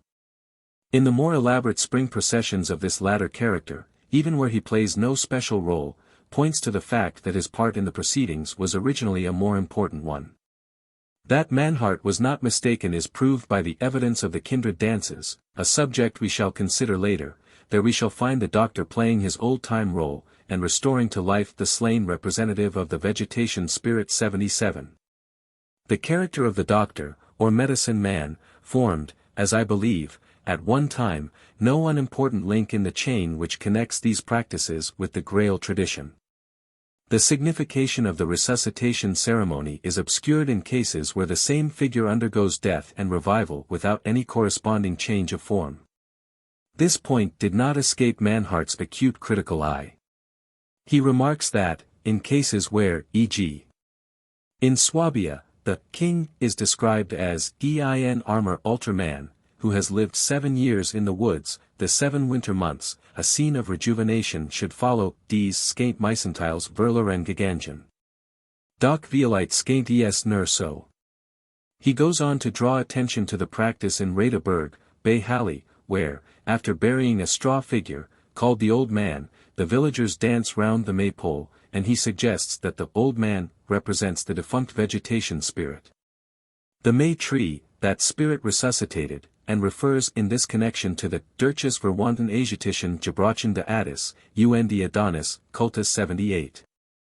The foregoing evidence offers, I think, sufficient proof of the, now generally admitted, relationship between classical, medieval, and modern forms of nature ritual. But what of the relation to early Aryan practice? Can that, also, be proved? In this connection I would draw attention to Chapter 17 of Mysterium und Mimes, entitled, Ein Volkstumlicher Umzug beim Sommerfest.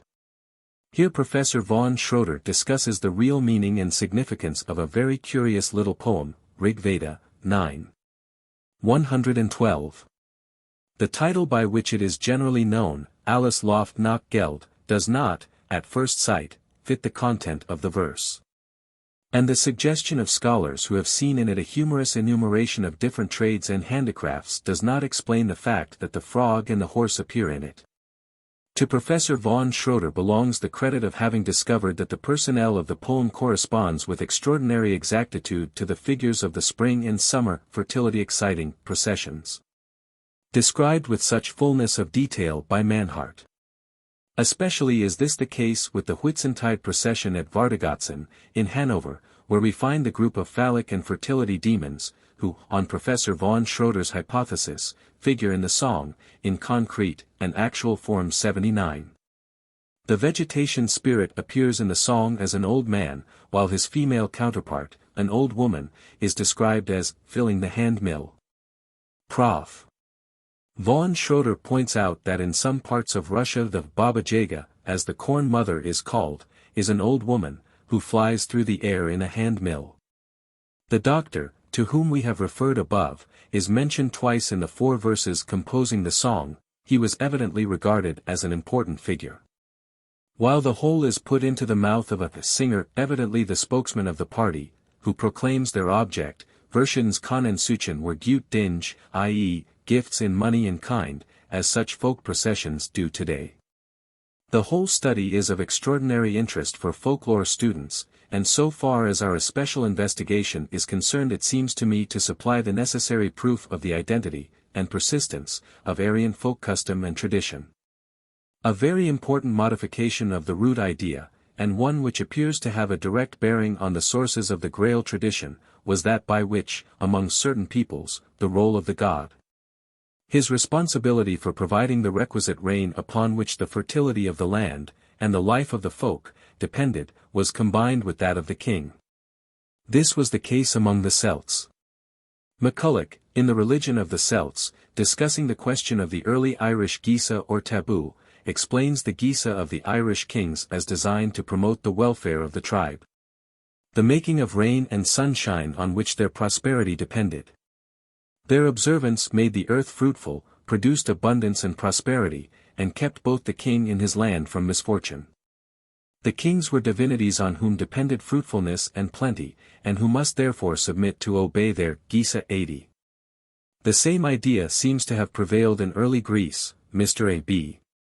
Cook, in his studies on the European sky god, remarks that the king in early Greece was regarded as the representative of Zeus. His duties could be satisfactorily discharged only by a man who was perfect, and without blemish, i.e., by a man in the prime of life, suffering from no defect of body, or mind. He quotes in illustration the speech of Odysseus, O.D. 19, 109 ff. Even as a king without blemish, who ruleth God-fearing over many mighty men, and maintaineth justice, while the black earth beareth wheat and barley, and the trees are laden with fruit, and the flocks bring forth without fail. And the sea yieldeth fish by reason of his good rule, and the folk prosper beneath him. The king who is without blemish has a flourishing kingdom, the king who is maimed has a kingdom diseased like himself. Thus the Spartans were warned by an oracle to beware of a lame reign 81. A most remarkable modern survival of this idea is recorded by Dr. Fraser in the latest edition of the Golden Bough 82, and is so complete and suggestive that I make no apology for transcribing it at some length. The Shilluk, an African tribe, inhabit the banks of the White Nile, their territory extending on the west bank from Kaka in the north, to Lake No in the south, on the east bank from Fashoda to Tawfikia, and some 35 miles up the Sohat River. Numbering some 40,000 in all, they are a pastoral people, their wealth consisting in flocks and herds, grain and millet. The king resides at Fashoda, and is regarded with extreme reverence, as being a reincarnation of Naassene, the semi-divine hero who settled the tribe in their present territory. Naassene is the rain-giver, on whom their life and prosperity depend. There are several shrines in which sacred spears, now kept for sacrificial purposes, are preserved, the originals, which were the property of Naassene, having disappeared.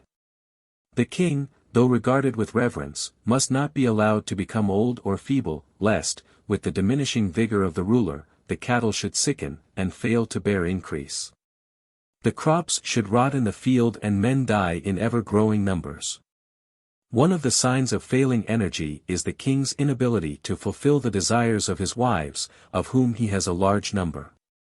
When this occurs, the wives report the fact to the chiefs, who condemn the king to death forthwith, communicating the sentence to him by spreading a white cloth over his face and knees during his midday slumber. Formerly the king was starved to death in a hut, in company with a young maiden, but, in consequence, it is said, of the great vitality and protracted suffering of one king, this is no longer done. The precise manner of death is difficult to ascertain. Dr. Seligman, who was Sir J. G. Fraser's authority, thinks that he is now strangled in a hut, especially erected for that purpose. At one time he might be attacked and slain by a rival, either of his own family, or of that of one of the previous kings, of whom there are many. But this has long been superseded by the ceremonial slaying of the monarch who after his death is revered as Naassene 83. This survival is of extraordinary interest. It presents us with a curiously close parallel to the situation which, on the evidence of the texts, we have postulated as forming the basic idea of the Grail tradition, the position of a people whose prosperity, and the fertility of their land, are closely bound up with the life and virility of their king, who is not a mere man, but a divine reincarnation. If he falls into languishment, as does the fisher king in Pearl's vows, the land and its inhabitants will suffer correspondingly. Not only will the country suffer from drought, neus pres ni revertia, but the men will die in numbers. Dames and perdront lor maris. We may say, the cattle will cease to bear increase. Naassene ot best faen. And the people take drastic steps to bring about a rejuvenation. The old king dies, to be replaced by a young and vigorous successor, even as bronze was replaced by Perceval. Let us now turn back to the preceding chapter, and compare the position of the people of the Shilluk tribe, and the subjects of the Grail king, with that of the ancient Babylonians, as set forth in their lamentations for Tammuz. There we find that the absence of the life-giving deity was followed by precisely the same disastrous consequences. Vegetation fails. The wailing is for the plants, the first lament is they grow not. The wailing is for the barley. The ears grow not. The reproductive energies of the animal kingdom are suspended. For the habitation of flocks it is, they produce not. For the perishing wedded ones, for perishing children it is, the dark-headed people create not. Nor can we evade the full force of the parallel by objecting that we are here dealing with a god, not with a man. We possess the recorded names of kings who played the role of Tammuz, thus even for that early period the commingling of the two conceptions, God and King, is definitely established. Now in face of this group of parallels, whose close correspondence, if we consider their separation in point of time, 3000 BC, 1200 AD, and the present day, is nothing short of astonishing, is it not absolutely and utterly unreasonable to admit, as scholars no longer hesitate to do, the relationship between the first and last, and exclude, as a mere literary invention, the intermediate parallel? The ground for such a denial may be mere prejudice, a reluctance to renounce a long-cherished critical prepossession, but in the face of this new evidence does it not come perilously close to scientific dishonesty? To a disregard for that respect for truth in research, the imperative duty of which has been so finely expressed by the late M. Gaston Paris. Je professe absolument sans réserve cette doctrine, que la science n'est d'autre objet que la vérité, et la vérité pour elle-même, sans aucun souci de conséquences, bonnes ou mauvaises, regrettables ou heureuses. Que cette vérité pourrait avoir dans la pratique 84. When we further consider that behind these three main parallels, linking them together, there lies a continuous chain of evidence, expressed alike in classical literature, and surviving folk practice, I would submit that there is no longer any shadow of a doubt that in the Grail King we have a romantic literary version of that strange mysterious figure whose presence hovers in the shadowy background of the history of our Aryan race. The figure of a divine or semi-divine ruler, at once God and king, upon whose life, and unimpaired vitality, the existence of his land and people directly depends. And if we once grant this initial fact, and resolve that we will no longer, in the interests of an outworn critical tradition, deny the weight of scientific evidence in determining the real significance of the story, does it not inevitably follow, as a logical sequence, that such versions as fail to connect the misfortunes of the land directly with the disability of the king, but make them dependent upon the failure of the quester, are, by that very fact, stamped as secondary versions? That by this one detail, of capital importance, they approve themselves as literary treatments of a traditional theme, the true meaning of which was unknown to the author. Let us for a moment consider what the opposite view would entail. That a story which was originally the outcome of pure literary invention should in the course of remodeling have been accidentally brought into close and detailed correspondence with a deeply rooted sequence of popular faith and practice is simply inconceivable. The remodeling, if remodeling there were, must have been intentional, the men whose handiwork it was were in possession of the requisite knowledge. But how did they possess that knowledge, and why should they undertake such a task? Surely not from the point of view of antiquarian interest, as might be done today.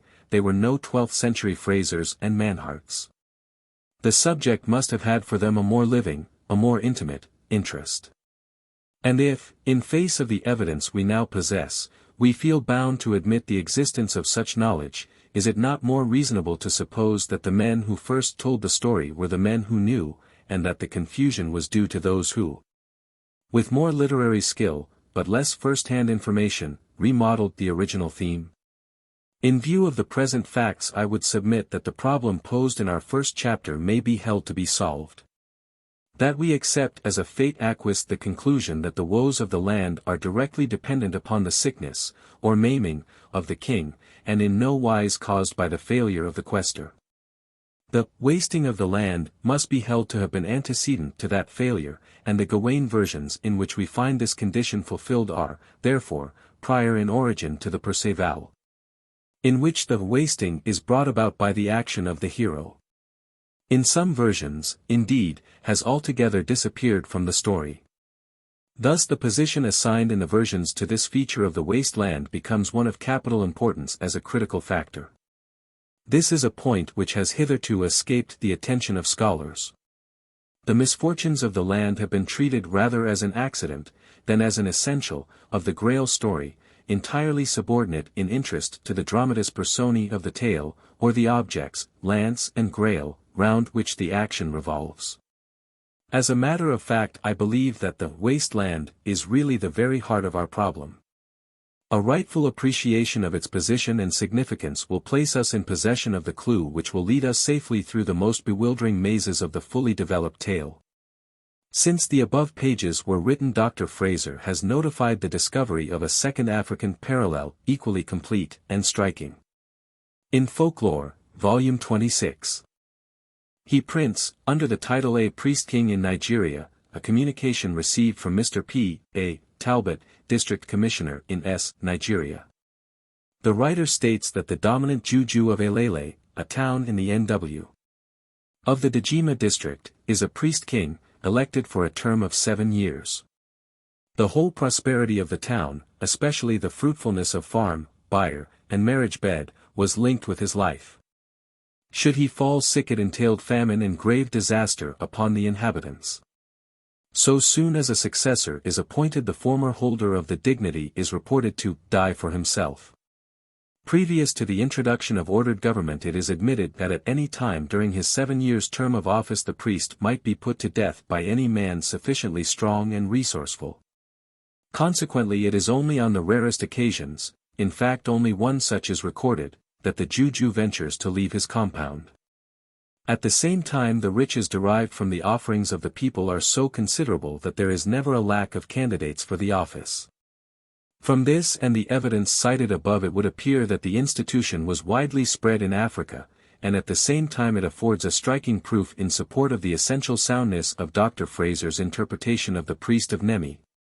An interpretation which has been violently attacked in certain quarters, very largely on the ground that no one would be found willing to accept an office involving such direct danger to life.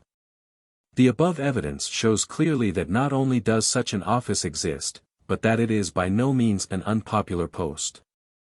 Chapter 6. The Symbols. In the previous chapters we have discussed the Grail legend from a general, rather than a specific, point of view, i.e., we have endeavored to ascertain what was the real character of the task imposed upon the hero, and what the nature and value of his achievement.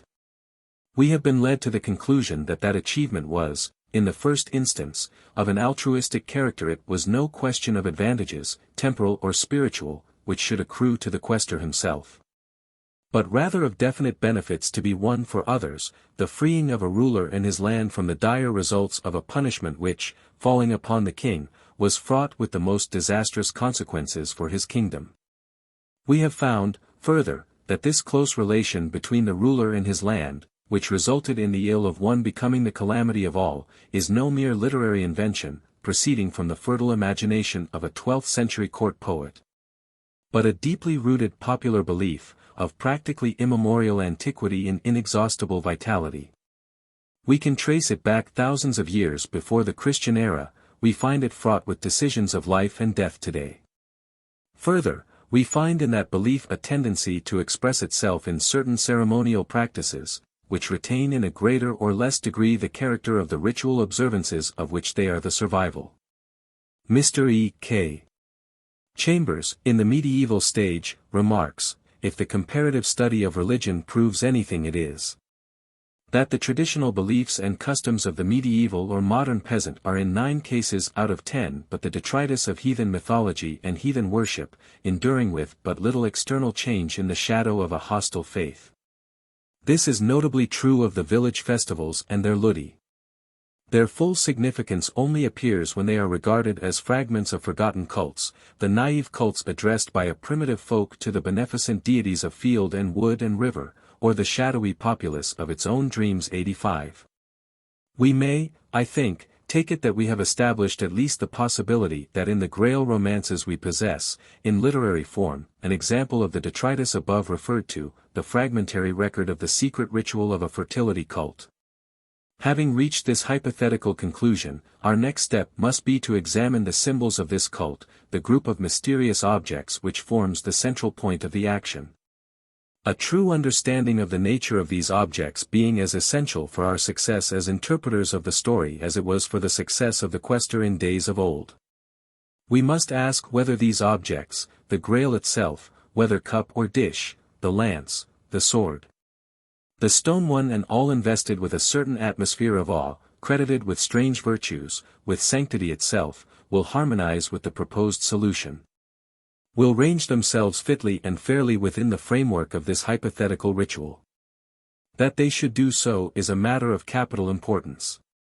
Were it otherwise, the theory advanced might well, as some of my critics have maintained, never get beyond the region of ingenious speculation, but it is precisely upon the fact that this theory of origin, and so far as criticism has gone, this theory alone, does permit of a natural and unforced interpretation of these related symbols that I rely as one of the most convincing proofs of the correctness of my hypothesis. Before commencing the investigation, there is one point which I would desire to emphasize, viz. the imperative necessity for treating the symbols or talismans, call them what we will, on the same principle as we have treated the incidents of the story, i.e., as a connected whole. That they be not separated the one from the other, and made the subject of independent treatment, but that they be regarded in their relation the one to the other. And that no theory of origin be held admissible which does not allow for that relation as a primitive and indispensable factor. It may be the modern tendency to specialize which is apt to blind scholars to the essential importance of regarding their object of study as a whole. That fosters in them a habit of focusing their attention upon that one point or incident of the story which lends itself to treatment in their special line of study, and which induces them to minimize, or ignore, those elements which lie outside their particular range. But, whatever the cause, it is indubitable that this method of criticism by isolation has been, and is, one of the main factors which have operated in retarding the solution of the Grail problem. So long as critics of the story will insist on pulling it into little pieces, selecting one detail here, another there, for study and elucidation, so long will the ensemble result be chaotic and unsatisfactory. We shall continue to have a number of monographs, more or less scholarly in treatment, one dealing with the Grail as a food-providing talisman, and that alone, another with the Grail as a vehicle of spiritual sustenance. One that treats of the lance as a pagan weapon, and nothing more, another that regards it as a Christian relic, and nothing less. At one moment the object of the study will be the Fisher King, without any relation to the symbols he guards, or the land he rules. At the next it will be the relation of the quester to the Fisher King, without any explanation of the tasks assigned to him by the story. The result obtained is always quite satisfactory to the writer, often plausible, sometimes in a measure sound, but it would defy the skill of the most synthetic genius to coordinate the results thus obtained, and combine them in one harmonious whole. They are like pieces of a puzzle, each of which has been symmetrically cut and trimmed, till they lie side by side, unfitting, and unrelated. And we have been pursuing this method for over 50 years, and are still, apparently, content to go on, each devoting attention to the symmetrical perfection of his own little section of the puzzle. Quite indifferent to the fact that our neighbor is in possession of an equally neatly trimmed fragment, which entirely refuses to fit in with our own. Is it not time that we should frankly admit the unsatisfactory results of these years of labor, and honestly face the fact that while we now have at our disposal an immense mass of interesting and suggestive material often of high value, we have failed, so far, to formulate a conclusion which, by embracing and satisfying the manifold conditions of the problem, will command general acceptance? And if this failure be admitted, may not its cause be sought in the faulty method which has failed to recognize in the Grail story an original whole, in which the parts, the action, the actors, the symbols, the result to be obtained, incident, and intention stood from the very first in intimate relation the one to the other? That while in process of utilization as a literary theme these various parts have suffered modification and accretion from this, or that, side, the problem of the ultimate source remains thereby unaffected? Such a reversal of method as I suggest will, I submit, not only provide us with a critical solution capable of general acceptance, but it will also enable us to utilize, and appreciate at their due value, the result of researches which at the present moment appear to be mutually destructive the one of the other.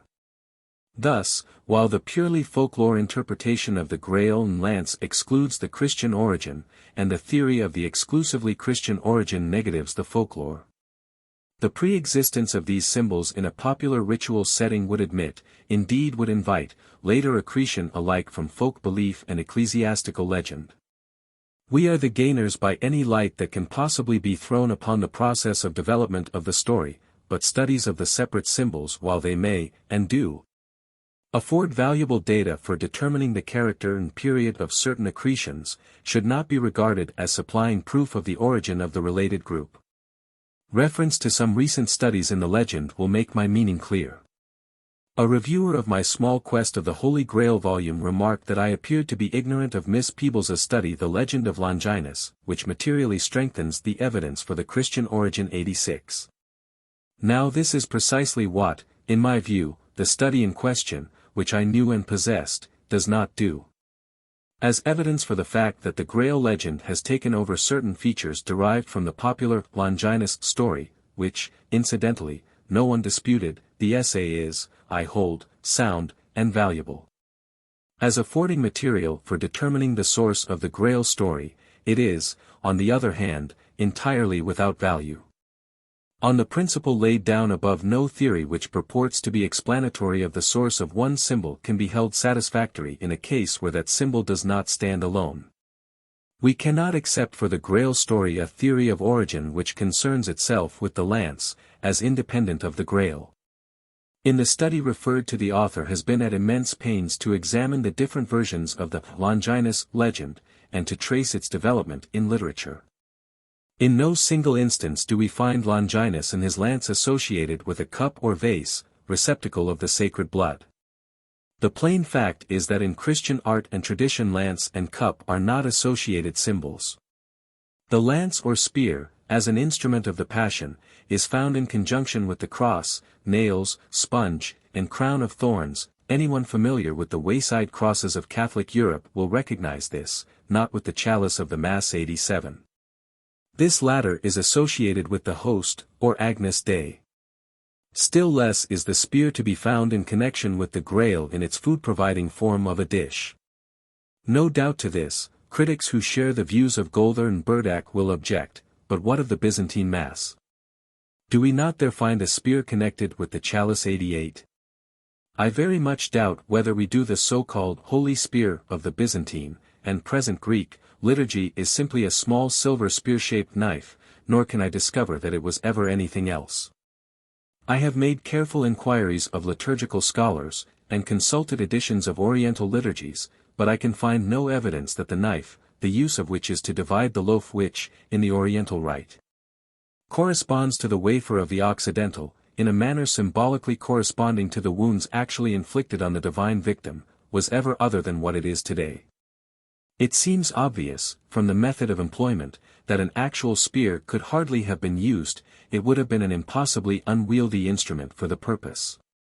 Nor is the procession, in which the elements are carried from the chapel of the prophecies to the sanctuary of a public character comparable with that of the Grail castle. The actual ceremony of the Greek Mass takes place, of course, behind a veil. A point of considerable interest, however, is, what caused this difference in the Byzantine liturgy? What were the influences which led to the introduction of a feature unknown to the Western Rite? If, as the result of the evidence set forth in these pages, the ultimate origin of the Grail story be finally accepted as deriving from a prehistoric ritual possessing elements of extraordinary persistence and vitality, then the mise-en-scene of that story is older than the Byzantine ritual.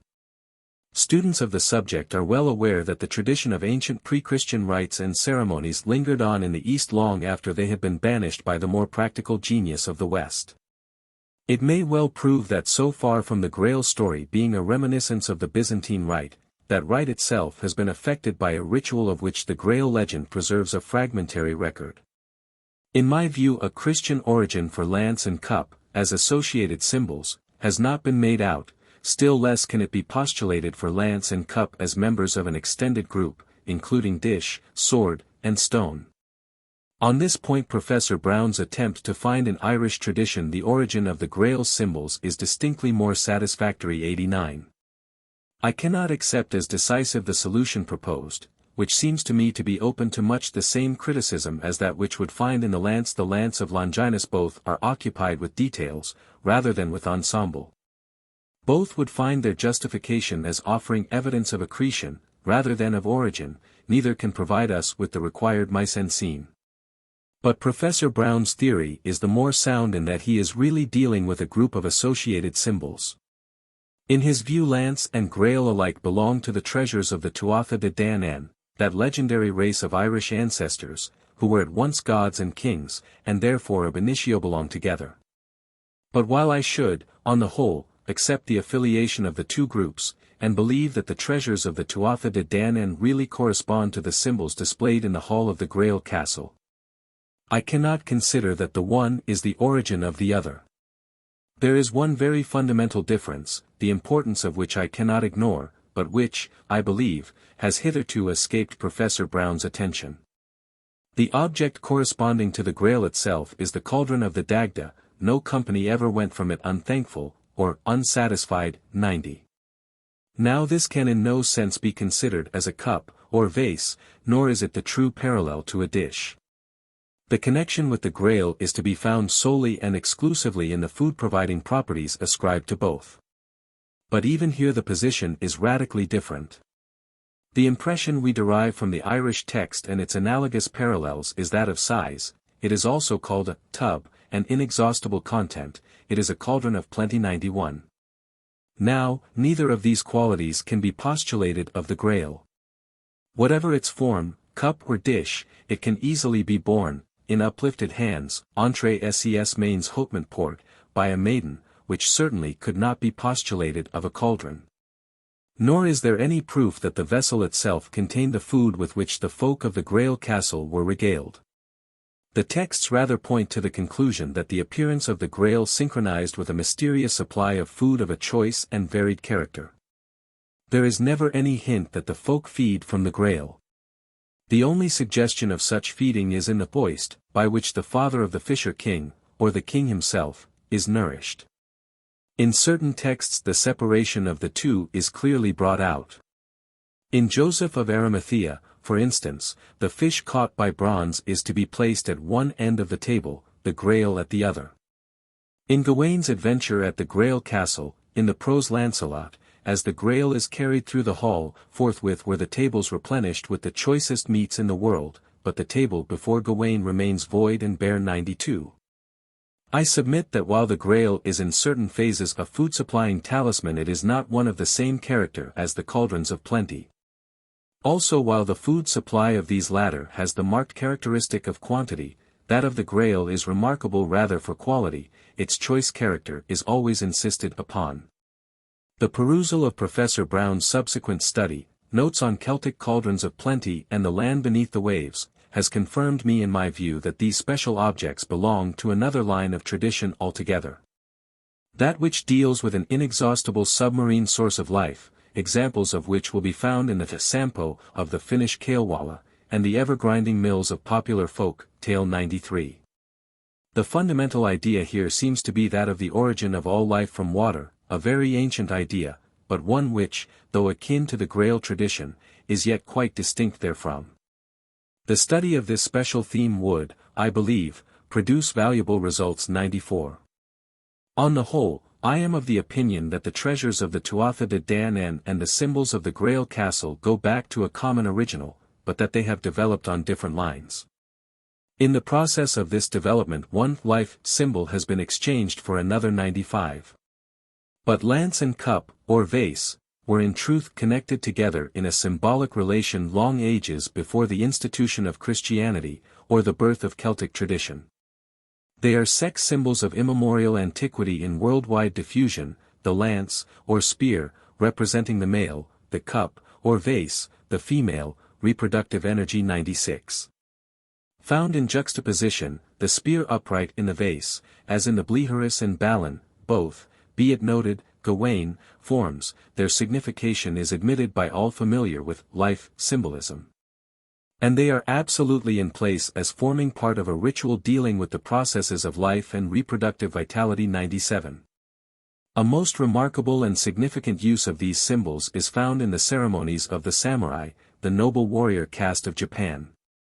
The aspirant was, I am told still is, admitted into the caste at the age of 14, when he was given over to the care of a guardian at least 15 years his senior, to whom he took an oath of obedience, which was sworn upon the spear. He remained celibate during the period covered by the oath. When the samurai was held to have attained the degree of responsibility which would fit him for the full duties of a citizen, a second solemn ceremony was held, at which he was released from his previous vows, and presented with the cup. He was henceforth free to marry, but intercourse with women previous to this ceremony was at one time punishable with death. 98. That lance and cup are, outside the Grail story, life symbols, and have been such from time immemorial, is a fact. Why, then, should they not retain that character inside the framework of that story? An acceptance of this interpretation will not only be in harmony with the general mise-en-scene, but it will also explain finally and satisfactorily, a. the dominant position frequently assigned to the lance. b. the fact that, while the lance is borne in procession by a youth, the Grail is carried by a maiden. The sex of the bearer corresponds with the symbol borne. 99. But lance and cup, though the most prominent of the symbols, do not always appear alone, but are associated with other objects, the significance of which is not always apparent. Thus the dish, which is sometimes the form assumed by the Grail itself, at other times appears as a tire, or carving platter of silver, carried in the same procession as the Grail, or there may be two small tires. Finally, a sword appears in varying roles in the story. I have already referred to the fact, first pointed out by the late Mr. Alfred Nutt 100, that the four treasures of the Tuatha De Danann correspond generally with the group of symbols found in the Grail romances. This correspondence becomes the more interesting in view of the fact that these mysterious beings are now recognized as alike demons of fertility and lords of life. As Mr. Nutt subsequently pointed out, that the treasures may well be, sword and cauldron certainly are, life symbols. Of direct connection between these Celtic objects and the Grail story there is no trace. As remarked above, we have no Irish folk or hero tale at all corresponding to the legend. The relation must, therefore, go back beyond the date of formation of these tales, i.e., it must be considered as one of origin rather than of dependence. But we have further evidence that these four objects do, in fact, form a special group entirely independent of any appearance in folklore or romance. They exist today as the four suits of the tarot. Students of the Grail texts, whose attention is mainly occupied with medieval literature, may not be familiar with the word tarot, or aware of its meaning. It is the name given to a pack of cards, 78 in number, of which 22 are designated as the keys. These cards are divided into four suits, which correspond with those of the ordinary cards. They are cup, chalice, or goblet, hearts; lance, wand, or scepter, diamonds; sword, spades; dish, circles, or pentangles, the form varies, clubs. Today the tarot has fallen somewhat into disrepute, being principally used for purposes of divination, but its origin, and precise relation to our present playing cards, are questions of considerable antiquarian interest. Were these cards the direct parents of our modern pack, or are they entirely distinct therefrom? 101. Some writers are disposed to assign a very high antiquity to the tarot. Traditionally, it is said to have been brought from Egypt. There is no doubt that parallel designs and combinations are to be found in the surviving decorations of Egyptian temples, notably in the astronomic designs on the ceiling of one of the halls of the palace of Medinet Abu, which is supported on 22 columns, a number corresponding to the keys of the tarot, and also repeated in a calendar sculptured on the southern facade of the same building, under a sovereign of the Xi dynasty. This calendar is supposed to have been connected with the periodic rise and fall of the waters of the Nile. 102. The tarot has also been connected with an ancient Chinese monument, traditionally erected in commemoration of the drying up of the waters of the deluge by Yao. The face of this monument is divided up into small sections corresponding in size and number with the cards of the tarot, and bearing characters which have, so far, not been deciphered. What is certain is that these cards are used today by the gypsies for purposes of divination. And the opinion of those who have studied the subject is that there is some real ground for the popular tradition that they were introduced into Europe by this mysterious people. In a very interesting article on the subject in the Journal of the Gypsy Lore Society 103, Mr. de la Hoste ranking examines closely into the figures depicted on the various cards, and the names attached to the suits by the gypsies. He comes to the conclusion that many of the words are of Sanskrit, or Hindustani, origin, and sums up the result of the internal evidence as follows: the tarot was introduced by a race speaking an Indian dialect.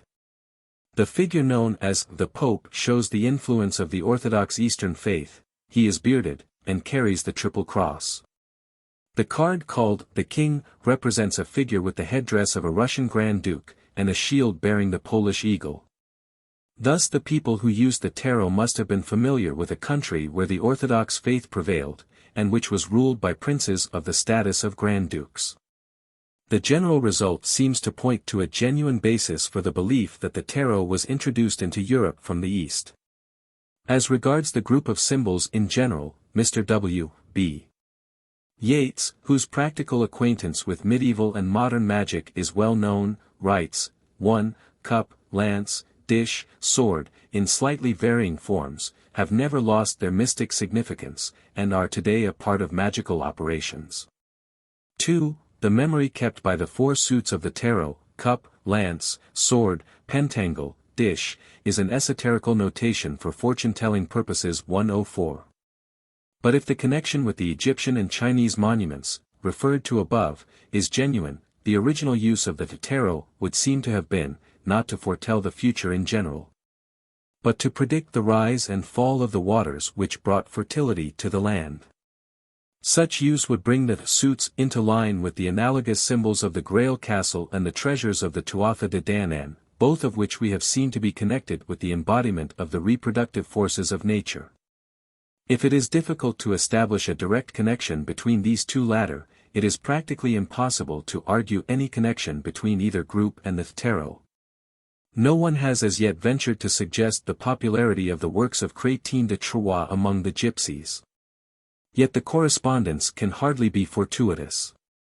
I would suggest that, while lance and cup, in their associated form, are primarily symbols of human life energy, in conjunction with others they formed a group of fertility symbols, connected with a very ancient ritual, of which fragmentary survivals alone have been preserved to us. This view will, I believe, receive support from the evidence of the ceremonial dances which formed so important a part of fertility ritual, and which survive in so many places to this day. If we find these symbols reappearing as a part of these dances, their real significance can hardly be disputed. Chapter 7. The Sword Dance. The subject we are now about to consider is one which of late years has attracted considerable attention, and much acute criticism has been expended on the question of its origin and significance. Valuable material has been collected, but the studies, so far, have been individual, and independent, the much-needed travail d'ensemble has not yet appeared. One definite result has, however, been obtained. It is now generally admitted that the so-called sword dances, with the closely related Morris dances, and mumming plays, are not mere survivals of martial exercises, an inherited tradition from our warrior ancestors, but were solemn, ceremonial, in some cases there is reason to believe, initiatory, dances, performed at stated seasons of the year, and directly and intimately connected with the ritual of which we have treated in previous chapters. A ritual designed to preserve and promote the regular and ordered sequence of the processes of nature. And here, again, our inquiry must begin with the very earliest records of our race, with the traditions of our Aryan forefathers. The earliest recorded sword dancers are undoubtedly the Muruts, those swift-footed youths in gleaming armor who are the faithful attendants on the great god, Indra. Professor von Schroeder, in Mysterium und Mimes, describes them thus 105, they are a group of youths of equal age and identical parentage, they are always depicted as attired in the same manner, see Sindreich und Praktik Geschmuckt. Mit Goldschmuck auf der Brust, mit Spangen in den Handen, Hirschfeldtragen sie auf den Schultern. Vor allem aber sind sie kriegerisch gerüstet, funkeln Speer tragen sie in den Handen, oder auch Goldin Axt. Goldin Harnisch oder Mantel umhüllen sie, Goldin Helm skimmern auf ihren Hauptern.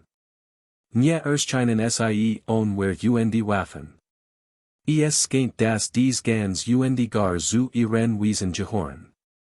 The writer goes on to remark that when such a band of armed youths, all of the same age, always closely associated with each other, are represented as dancers. And always as dancers Dan haben wir unabweislich das Bild eines Waffentanzes vor unseren Augen, and Professor von Schroeder is undoubtedly right. Constantly throughout the Rig Veda the Muruts are referred to as dancers, gold-bedecked dancers, with songs of praise they danced round the spring, when ye Murut spear-armed dance, they, i.e. the heavens, stream together like waves of water 106. An especial moment for the dance of these glorious youths, ever young brothers of whom none is elder, none younger 107, is that of the ceremonial sacrifice, sie tanzen auf ihren himmlischen Bahnen. Sie springen und tanzen auch bei den Opferfesten der Menschen 108.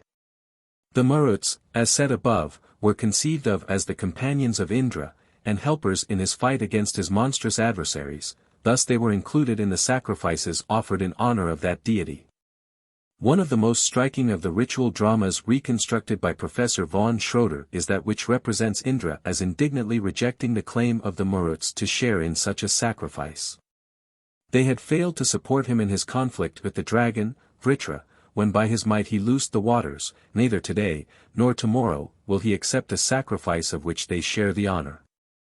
It requires all the tact of the offerer, Agastya, and of the leader of the Muruts to suit the offended deity 109. Here I would draw attention to the significant fact that the feat celebrated is that to which I have previously referred as the most famous of all the deeds attributed to Indra, the freeing of the waters. And here the Muruts are associated with the god. But they were also the objects of independent worship. They were specially honored at the Katamasya, the feasts which heralded the commencement of the 3 seasons of 4 months each into which the Indian year was divided, a division corresponding respectively to the hot, the cool, and the wet season. The advantages to be derived from the worship of the Muruts may be deduced from the following extracts from the Rig Veda, which devotes more than 30 hymns to their praise. The adorable Muruts, armed with bright lances, and cuirassed with golden breastplates, enjoy vigorous existence. May the cars of the quick-moving Muruts arrive for our good. Bringers of rain and fertility, shedding water, augmenting food. Givers of abundant food. Your milchkine are never dry. We invoke the food-laden chariots of the Muruts 110. Nothing can be clearer than this. The Muruts are daimons of fertility, the worship of whom will secure the necessary supply of the fruits of the earth. The close association of the Muruts with Indra, the great nature god, has led some scholars to regard them as personifications of a special manifestation of nature, as wind gods. Professor von Schroeder points out that their father was the god Rudra, later known as Siva, the god of departed souls, and of fruitfulness, i.e. a Chthonian deity, and suggests that the Maruts represent the, in Wind und Sturm dahingegangen Seelenschar 111. He points out that the belief in a troop of departed souls is an integral part of Aryan tradition, and classifies such belief under 4 main headings. 1. Under the form of a spectral hunt, the wild huntsman well known in European folklore. He equates this with Dionysus Zagreus, and the hunt of Artemis Hecate. 2. That of a spectral army, the souls of warriors slain in fight. The northern Einheier belong to this class, and the many traditions of spectral combats, and ghostly battles, heard, but not seen. 3. The conception of a host of women in a condition of ecstatic exaltation bordering on madness, who appear girdled with snakes, or hissing like snakes, tear living animals to pieces, and devour the flesh. The classic examples here are the Greek Maenads, and the Indian Senas, who accompany Rudra. 4. The conception of a train of theriomorphic, phallic, demons of fertility, with their companion group of fair women. Such are the satyrs and nymphs of Greek, the Gandharvas and Apsaras of Indian mythology. To these 4 main groups may be added the belief among Germanic peoples, also among the Lets, in a troop of child souls. These 4 groups, in more or less modified forms, appear closely connected with the dominant spirit of vegetation, by whatever name that spirit may be known. According to von Schroeder there was, among the Aryan peoples generally, a tendency to regard the dead as assuming the character of daimons of fertility. This view the learned professor considers to be at the root of the annual celebrations in honor of the departed, the Feast of Souls, which characterize the commencement of the winter season, and is retained in the Catholic conception of November as the month of the dead 112. In any case we may safely conclude that the Maruts, represented as armed youths, were worshipped as deities of fruitfulness, that their dances were of a ceremonial character, and that they were, by nature and origin, closely connected with spirits of fertility of a lower order, such as the Gandharvas. It also appears probable that, if the dramas of which traces have been preserved in the Rig Veda, were, as scholars are now of opinion, once actually represented, the mythological conception of the Maruts must have found its embodiment in youths, most probably of the priestly caste, who played their role, and actually danced the ceremonial sword dance.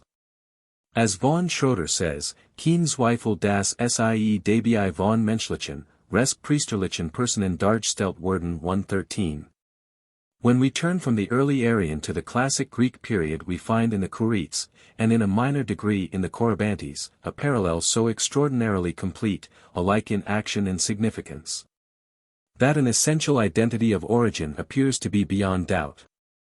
The Kurites were, as their name indicates, a band of armed youths, of semi-divine origin. Kuriten sind von Haus aus halbgottlich damanisch Wesen nicht nur menschlich Priester, oder deren mythisch Vertreter 114. Again, they are to be considered as elementarer Wesen, and as such of Gottlich Abkunft 115. Preller regards them as Damanen de Gebergs 116, while a passage from Hesiod, quoted by Strabo, equates them with nymphs and satyrs, i.e. fertility demons 117. When we remember that the Gandharvas are the Indian equivalent of the satyrs, the close parallel between the Maruts and the Kurites, both alike bands of armed youths, of elementary origin, and connected with beings of a lower grade, is striking. The home of the Kurites was in Crete, where they were closely associated with the worship of the goddess Rhea. The traditional story held that, in order to preserve the infant Zeus from destruction by his father Kronos, they danced their famous sword dance round the babe, overpowering his cries by the clash of their weapons. Their dance was by some writers identified with the Pyrrhic dance, first performed by Athene, in honor of her victory over the giants, and taught by her to the Kurites. It had however, as we shall see, a very distinct aim and purpose, and one in no way connected with warlike ends. In Miss J. E. Harrison's deeply interesting volume, Themis 118, she gives the translation of a fragmentary hymn of the Kurites, discovered among the ruins of a temple in Crete, a text which places beyond all doubt the fact that, however mythical in origin, The Kurites, certainly, had actual human representatives, and that while in the case of the Maruts there may be a question as to whether their dance actually took place, or not, so far as the Kurites are concerned there can be no such doubt. The following is the text as preserved to us: the slabs on which it is inscribed are broken, and there are consequent lacunae. Io, Kuros most great, I give thee hail, Cronion, Lord of all that is wet and gleaming, thou art come at the head of thy daimons. To dict for the year, O march, and rejoice in the dance and song. That we make to thee with harps and pipes mingled together, and sing as we come to a stand at thy well-fenced altar. Io, Endk. For here the shielded nurturers took thee, a child immortal, from Rhea, and with noise of beating feet hid thee away. Io, Endk. And the Horai began to be fruitful year by year, and Dyke to possess mankind, and all wild living things were held about by wealth-loving peace. Io, Endk. And the Horai began to be fruitful year by year, and Dyke to possess mankind, and all wild living things were held about by wealth-loving peace. Io, Endk. To us also leap for full jars, and leap for fleecy flocks, and leap for fields of fruit, and for hives to bring increase. Io, Endk. Leap for our cities, and leap for our seaborne ships, and leap for our young citizens, and for goodly Themis. This hymn is most extraordinarily interesting. It places beyond all doubt what was the root intention of this ceremonial dance. It was designed to stimulate the reproductive energies of nature, to bring into being fruitful fields, and vineyards, plenteous increase in the flocks and herds, and to people the cities with youthful citizens. And the god is entreated not merely to accept the worship offered, but himself to join in the action which shall produce such fair results, to leap for full jars, and fleecy flocks, and for youthful citizens. The importance of movement, notably of what we may call group movement, as a stimulant to natural energies, is thoroughly recognized among primitive peoples. With them dance holds a position equivalent to that which, in more advanced communities, is assigned to prayer. Professor von Schroeder comments on this. Es ist merkwürdig genug zu sehen wie das Tanzen nach dem Glauben primitiver Volker ein onliche Kraft und Bedeutung zu haben scheint wie man sie auf höheren Kulturstufen dem in Brunstigen Gebiet zuspricht 119. He cites the case of the Tarahumara Indians of Central America. While the family as a whole are laboring in the fields, it is the office of one man to dance uninterruptedly on the dance place of the house. If he fails in his office, the labor of the others will be unsuccessful. The one sin of which a Tarahumara Indian is conscious is that of not having danced enough. Miss Harrison, in commenting on the dance of the Kurites, remarks that among certain savage tribes when a man is too old to dance he hands on his dance to another. He then ceases to exist socially. When he dies his funeral is celebrated with scanty rites. Having lost his dance, he has ceased to count as a social unit 120. With regard to the connection of the Kurites with the infant Zeus, Miss Harrison makes the interesting suggestion that we have here a trace of an initiation dance, analogous to those discussed by M. Van Gennep in his Rites du Passage, that the original form was Titans, white clay men, which later became Titans, giants.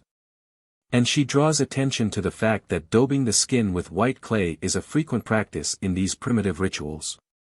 To this I would add that it is a noteworthy fact that in our modern survivals of these dances the performers are, as a rule, dressed in white.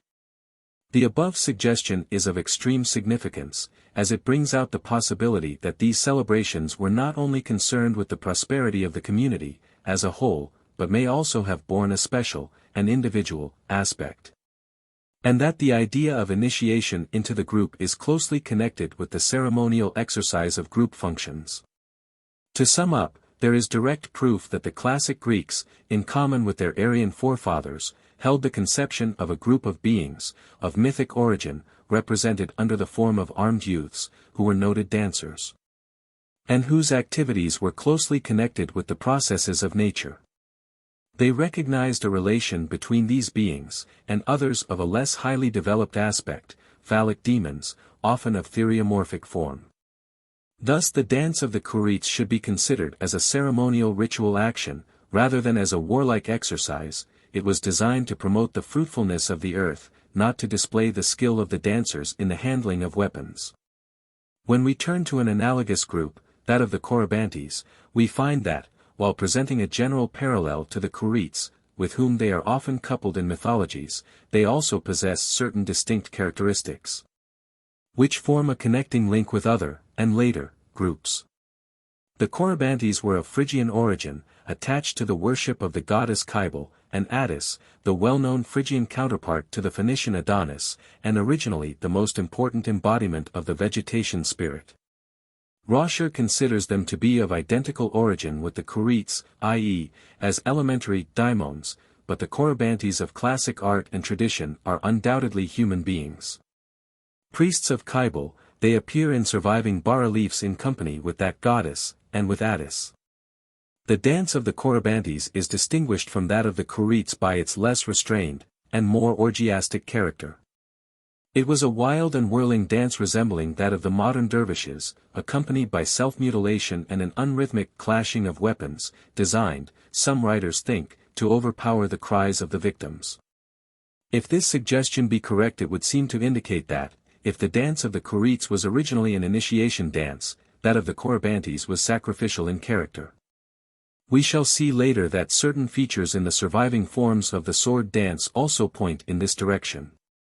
The interest of the Corybantes for our investigation lies in the fact that here again we have the sword dance in close and intimate connection with the worship of the vegetation spirit, and there can be no doubt that here, as elsewhere, it was held to possess a stimulating virtue. A noticeable point in the modern survivals of these dances is that the dance proper is combined with a more or less coherent dramatic action. The sword dance originally did not stand alone, but formed part of a drama, to the action of which it may be held to have given a cumulative force. On this point I would refer the reader to Professor von Schroeder's book, where this aspect of the dance is fully discussed. 121. We have already spoken of the Maruts, and their dramatic connection with Indra. The Greek dancers offer us no direct parallel, though the connection of the Curites with the infant Zeus may quite possibly indicate the existence in the original form of the dance, of a more distinctly dramatic element.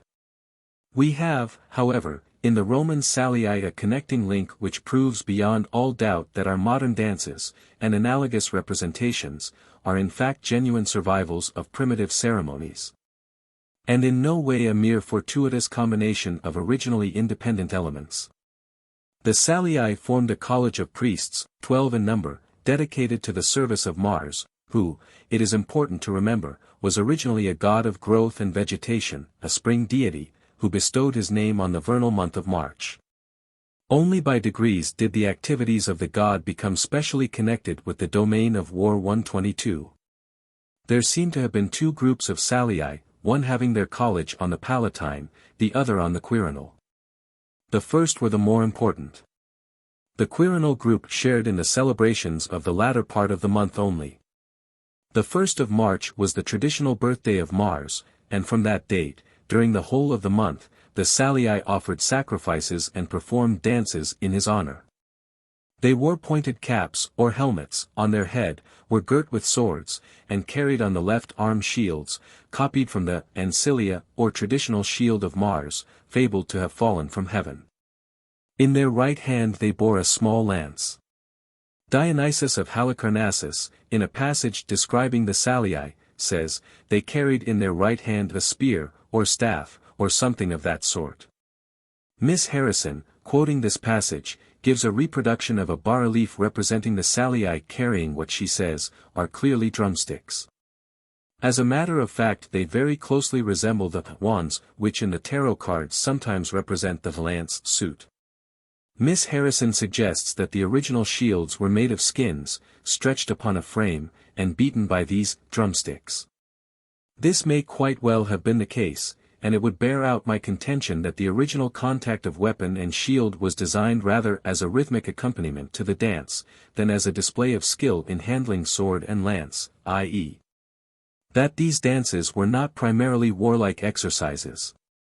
At the conclusion of their songs the Salii invoked Mamurius Veturius, the smith who was fabled to have executed the copies of the original shield, while on the 14th of March a man, dressed in skins, and supposed to represent the aforesaid smith, was led through the streets, beaten by the Salii with rods, and thrust out of the city.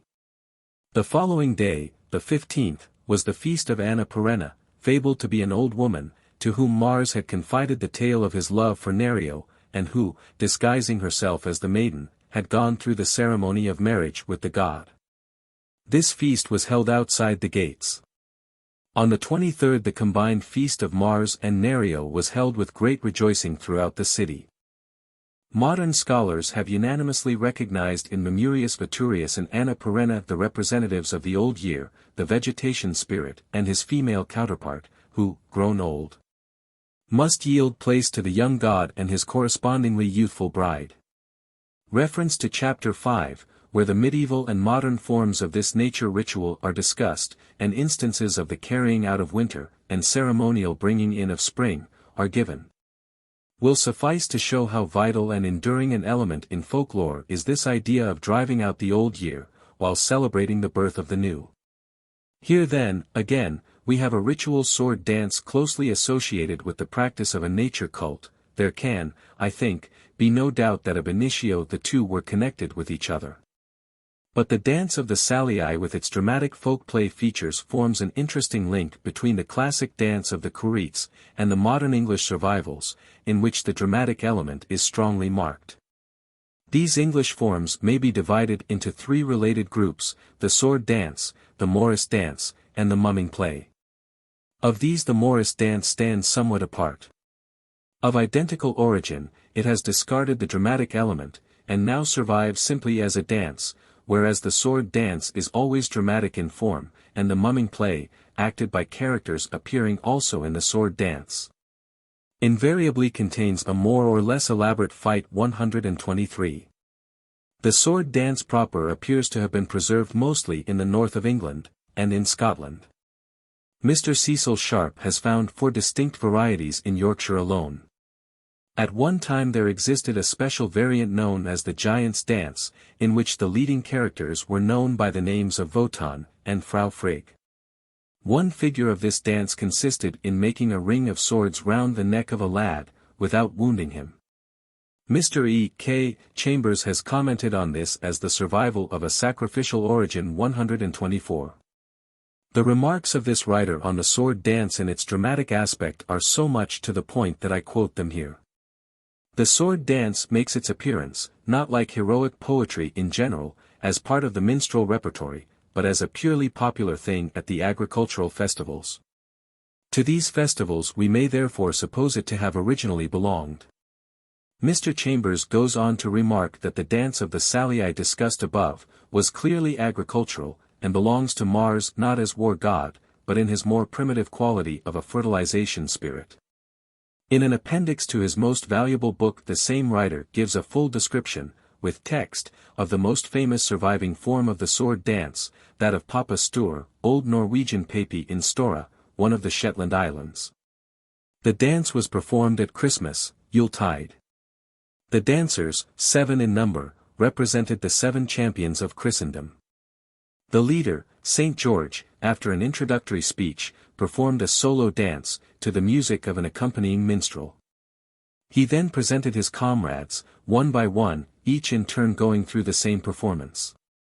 Finally the 7 together performed an elaborate dance. The complete text of the speeches is given in the appendix referred to. 125. The close connection between the English sword dance, and the mumming play, is indicated by the fact that the chief character in these plays is, generally speaking, St. George.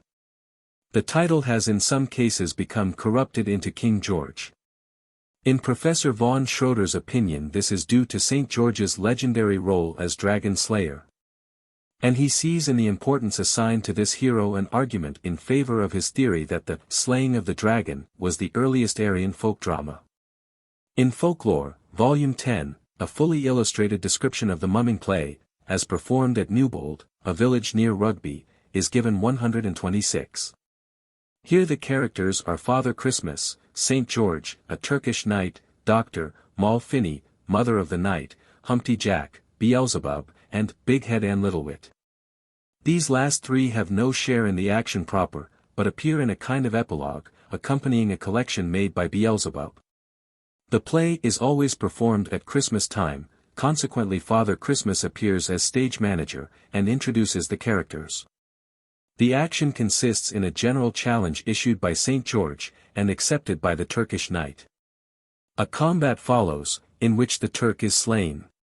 His mother rushes in, weeps over the body, and demands the services of a doctor, who appears accordingly, vaunts his skill in lines interspersed with unintelligible gibberish, and restores the Turk to life. In the version which used to be played throughout Scotland at Hogmanay, New Year Tide, the characters are Bull Bendo, the King of France, the King of Spain, Dr. Beelzebub, Golishan, and Sir Alexander 127. The fight is between Bull Bendo, who represents the St. George of the English version, and Golishan.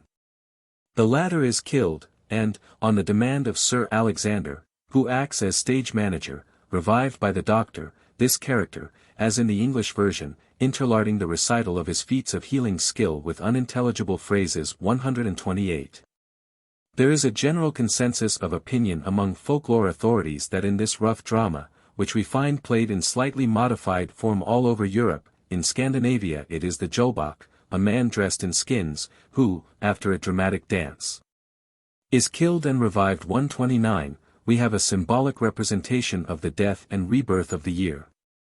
A counterpart to those ceremonies of driving out winter, and bringing in spring, which we have already described.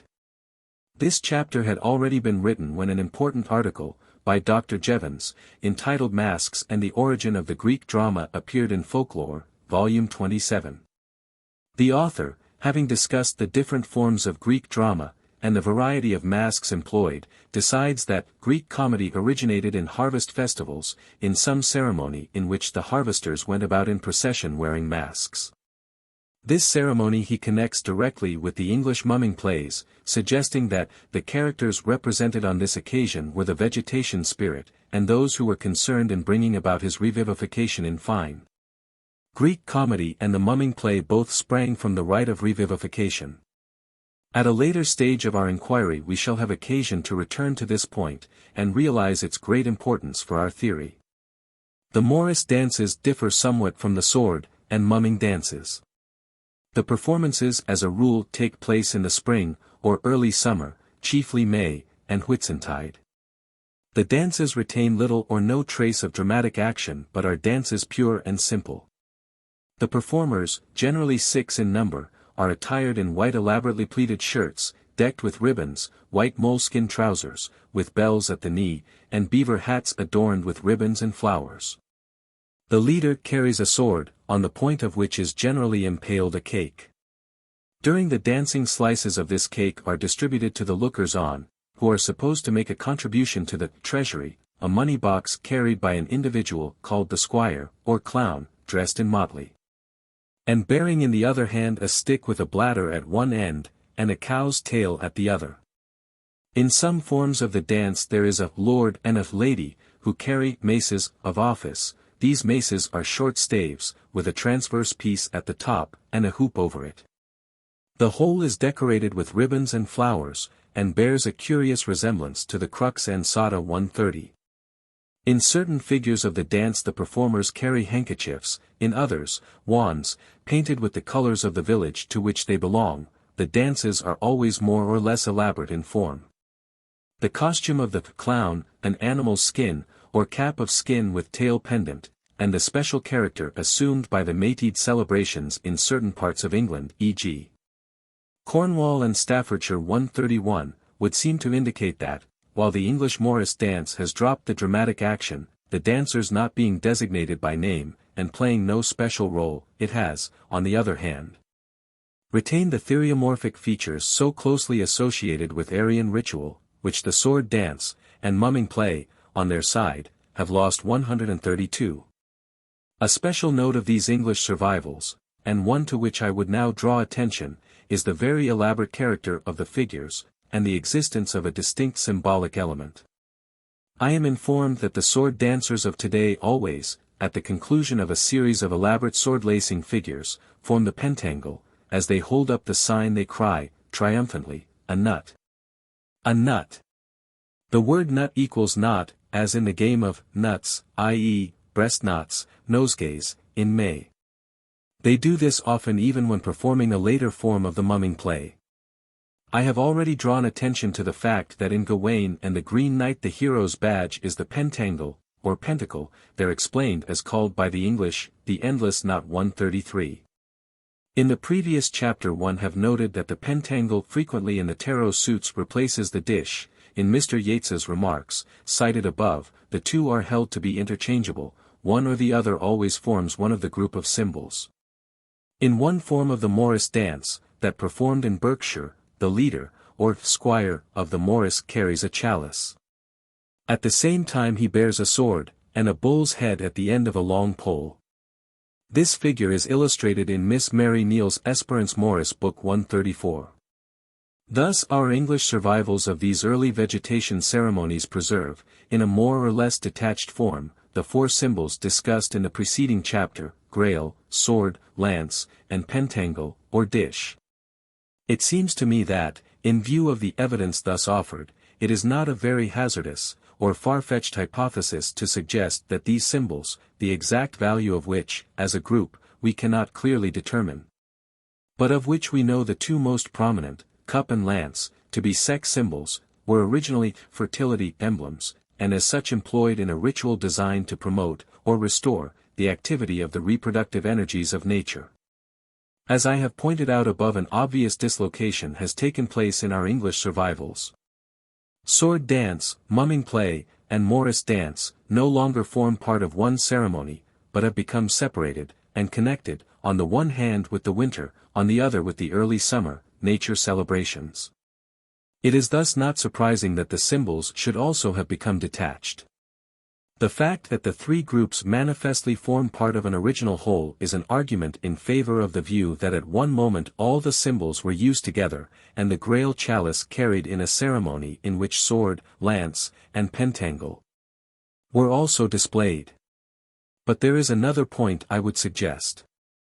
Is it not possible that, in these armed youths, who were in some cases, notably in that of the Salii, at once warriors and priests, we have the real origin of the Grail Knights?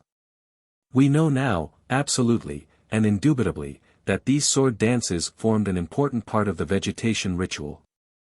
Is it not easily within the bounds of possibility that, as the general ceremonial became elevated, first to the rank of a mystery cult, and then used as a vehicle for symbolic Christian teaching, the figures of the attendant warrior priests underwent a corresponding change?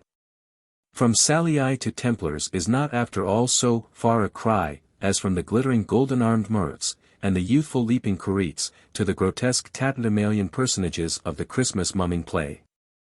We have learned to acknowledge the common origin of these two latter groups. May we not reasonably contemplate a possible relation existing between the two first named?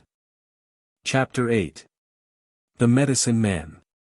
In previous chapters one have referred to the part played by the doctor in a large number of the surviving fertility ceremonies, and to the fact, noted by other writers, that even where an active share is no longer assigned to the character, he still appears among the dramatis personae of these folk plays and processions 135. We will now examine more closely the role allotted to this mysterious personage. We shall find it to be of extreme antiquity and remarkable significance. In the interesting and important work by Professor von Schroeder, to which I have already often referred, we find the translation of a curious poem, Rig Veda, 10:97, a monologue placed in the mouth of a doctor, or medicine man, who vaunts the virtue of his herbs, and their power to cure human ills 136. From the references made to a special sick man, von Schroeder infers that this poem, like others in the collection, was intended to be acted, as well as recited, and that the personage to be healed, evidently present on the scene, was probably represented by a dummy, as no speeches are allotted to the character. The entire poem consists of 23 verses of 4 lines each, and is divided by the translator into 3 distinct sections. The first is devoted to the praise of herbs in general, their power to cure the sick man before them, and at the same time to bring riches to the healer. The opening verses run. Die Krauter alt, in Sprassen einst. Drei Alter vor den Gotter nach. Die Braunen will ich preisen jetzt. 107 Arten Sins. Ja, 100 Arten, Mutterlein. Tausend Swage habt auch. Die 100 Kraft habt. Macht diesen Menschen mehr gesund. Krauter hort, Mutterchen. Gottlichen, das sag ich juk. Ross, rind Kleid gewan, ich Jern. Auch dein Leben, lieber Mann. Furwer bringt mir Rinder ein. When in rettet diesen Mann. He then praises the power of all herbs. Von Himmel kam der Krauter Schar. Jeffligen, desprechen sie. When were nach Leben treffenen. Der Mann soll free von Schaden sein. Finally the speaker singles out one herb as superior to all others. Die Krauter viel in Somas Reich. Die 100-fach Verstandigen. Von denen bist das best du. Erfüllst den Wunsch, heilst das Herz. He conjures all other herbs to lend their virtue to this special remedy. Krauter all in Somas Reich. Verbreitet auf der Erde hin. Von Brihaspati erziegt. Get diesem Kraut your Kraft. Nicht nehme Schaden, der juk grabt. Nachter, verwelchen ich juk grub. Bei uns soll alles, Mensch, vie. Gesund own Schaden sein. Die horit dies main wort. Die in der fern side. Pflanzen all, wären yet juk. Get diesem Kraut your Kraft. And the herbs, taking counsel together with Soma their king, answer. When unsein Brahmain brocht. Den, Koenig, wallen ret ten were. A line which throws a light upon the personality of the speaker. He is obviously a Brahmin, and the medicine man here, as elsewhere, unites the functions of priest and healer. Professor von Schroeder suggests that this dramatic monologue formed part of the ceremonies of a Soma feast. That it is the Soma plant from which the heavenly drink is brewed which is to be understood as the first of all herbs and the curer of all ills, and the reference to Soma as king of the herbs seems to bear out this suggestion. In a previous chapter 137 I have referred to a curious little poem, also found in the Rig Veda, and translated by von Schroeder under the title A Folk Procession at a Soma Feast, the dramatis personae of the poem offering, as I pointed out. A most striking and significant parallel to certain surviving fertility processions, notably that of Vardegotzen in Hanover. In this little song which von Schroeder places in the mouth of the leader of the band of maskers, the doctor is twice referred to. In the opening lines we have the Brahmin, the doctor, the carpenter, the smith, given as men plying different trades, and each and all in search of gain. In the final verse the speaker announces, I am a poet, or singer, my father a doctor. Thus of the various trades and personages enumerated the doctor alone appears twice over, an indication of the importance attached to this character. Unfortunately, in view of the fragmentary condition of the survivals of early Aryan literature, and the lack of explanatory material at our disposal, it is impossible to decide what was the precise role assigned to the medicine man. Judging from the general character of the surviving dramatic fragments and the close parallel which exists between these fragments and the medieval and modern fertility ceremonies, it seems extremely probable that his original role was identical with that assigned to his modern counterpart, i.e., that of restoring to life or health the slain, or suffering, representative of the vegetation spirit. This presumption gains additional support from the fact that it is in this character that the doctor appears in Greek classical drama.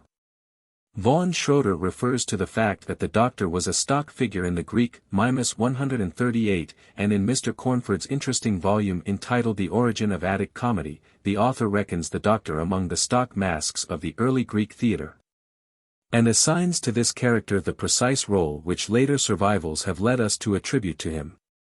The significance of Mr. Cornford's work lies in the fact that, while he accepts Sir Gilbert Murray's deeply interesting and suggestive theory that the origins of Greek tragedy are to be sought in the agon of the fertility spirit, his pathos and theophany, he contends that a similar origin may be postulated for Attic comedy, that the stock masks, characters, agree with a theory of derivation of such comedy from a ritual performance celebrating the renewal of the seasons 139.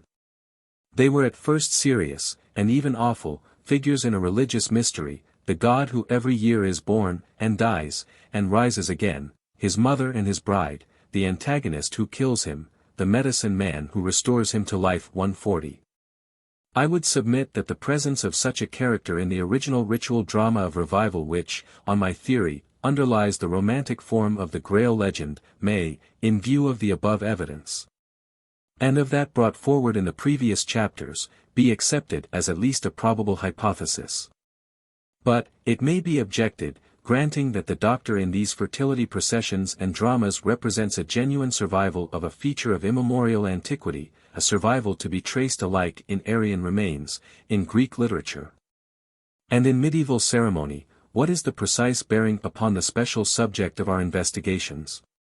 There is no doctor in the Grail legend, although there is certainly abundant scope for his activities. There may be no doctor in the Grail legend today, but was there never such a character? How if this be the key to explain the curious and persistent attribution of healing skill to so apparently unsuitable a personage as Sir Gawain? I would draw the attention of my readers to a passage in the Perceval of Chrétien de Troyes, where Gawain, finding a wounded knight by the roadside, proceeds to treat him. Et misère Gawain savoit. Plus que nulls hommes de guerre play. Un herb voit en un hay. Trop bon pour de leur toller. De play, edil la vie quiler 141. Other MSS. Are rather fuller. Edi messers Gawain savoit. Plus que nous hans vivant de plays. Uns herb voit les un hays. Chu il connaissoit longue temps avoit. Que son mestre apris li avoit. Enseigne et bien mustri. Edil elavoit bien escardi. CLA molt bien reconnu 142. We find reference to Gawain's possession of medical knowledge elsewhere. In the poem entitled Lancelot et le Cerf au Pied Blanc, Gawain, finding his friend desperately wounded, carries him to a physician whom he instructs as to the proper treatment 143. Endi whalewine weest den ursatir mir. Een const, die derto halp wel seer 144. In the parallel adventure related in Maurian, Gawain heals Lancelot without the aid of any physician 145. Do was whalewine hard blide. Endi bant hem sign 1 den 10 tide. Met selken crude die der dokten. Dat si niet bloden mochten 146. They ride to an anchorite cell. See wherein do in dire gedokten. Mochten sie der commentier stant. Dat 10 whalewine soud maken jessent 147. The Dutch Lancelot has numerous references to Gawain's skill in healing. Of course the advocates of the originality of Chrétien de Troyes will object that these references, though found in poems which have no connection with Chrétien, and which are translations from lost French originals of an undetermined date, are one and all loans from the more famous poem. This, however, can hardly be contended of the Welsh triads. There we find Gwalchmai, the Welsh Gawain, cited as one of the 3 men to whom the nature of every object was known 148, an accomplishment exceedingly necessary for a medicine man, but not at first sight especially needful for the equipment of a knight 149. This persistent attribution of healing skill is not, so far as my acquaintance with medieval romance goes, paralleled in the case of any other knight. Even Tristan, who is probably the most accomplished of heroes of romance, the most thoroughly trained in all branches of knightly education, is not credited with any such knowledge. No other knight, save Gawain, has the reputation of a healer, yet Gawain, the maiden's knight, the fair father of nurture is, at first sight, hardly the personage one might expect to possess such skill. Why he should be so persistently connected with healing was for long a problem to me. Recently, however, I have begun to suspect that we have in this apparently motiveless attribution the survival of an early stage of tradition in which not only did Gawain cure the Grail King, but he did so, not by means of a question, or by the welding of a broken sword, but by more obvious and natural means, the administration of a healing herb. Gawain's character of healer belongs to him in his role of Grail winner. Some years ago, in the course of my reading, I came across a passage in which certain knights of Arthur's court, riding through a forest, come upon a herb which belonged to the Grail. Unfortunately, the reference, at the time I met with it, though it struck me as curious, did not possess any special significance, and either I omitted to make a note of it, or entered it in a book which, with sundry others, went mysteriously astray in the process of moving furniture. In any case, though I have searched diligently, I have failed to recover the passage, but I note it here in the hope that one of my reader may be more fortunate. It is perhaps not without significance that a mention of Perceval, in Welsh poetry may also possibly contain a reference to his healing office. I refer to the well-known Song of the Graves in the Black Book of Carmarthen, where the grave of More, son of Peredur Penwettic, is referred to. According to Dr. G. Evans, the word Penwettic or prophetic, as it may also be read, means chief healer. Peredur, it is needless to say, is the Welsh equivalent of Perceval, Gawain's successor and supplanter in the role of Grail hero. I have no desire to press the point unduly, but it is certainly significant that, entirely apart from any such theory of the evolution of the Grail legend as that advanced in these pages, a Welsh scholar should have suggested a rendering of the title of the Grail hero which is in complete harmony with that theory. A rendering also which places him side by side with his compatriot Gwalchmai, even as the completely evolved Grail story connects him with Gawain. In any case, there is food for reflection in the fact that the possibility of such an origin once admitted, the most apparently incongruous, and inharmonious, elements of the story show themselves capable of a natural and unforced explanation. In face of the evidence above set forth, it seems impossible to deny that the doctor, or medicine man, did, from the very earliest ages, play an important part in dramatic fertility ritual, that he still survives in the modern folkplay. The rude representative of the early ritual form, and it is at least possible that the attribution of healing skill to so romantic and chivalrous a character as Sir Gawain may depend upon the fact that, at an early and pre-literary stage of his story, he played the role traditionally assigned to the doctor, that of restoring to life and health the dead, or wounded, representative of the spirit of vegetation. If I am right in my reading of this complicated problem, the mise-en-scene of the Grail story was originally a loan from a ritual actually performed, and familiar to those who first told the tale. This ritual, in its earlier stages comparatively simple and objective in form, under the process of an insistence upon the inner and spiritual significance, took upon itself a more complex and esoteric character. The rite became a mystery. And with this change, the role of the principal actors became of heightened significance. That of the healer could no longer be adequately fulfilled by the administration of a medicinal remedy. The relation of body and soul became of cardinal importance for the drama. The medicine man gave place to the Redeemer, and his task involved more than the administration of the original herbal remedy.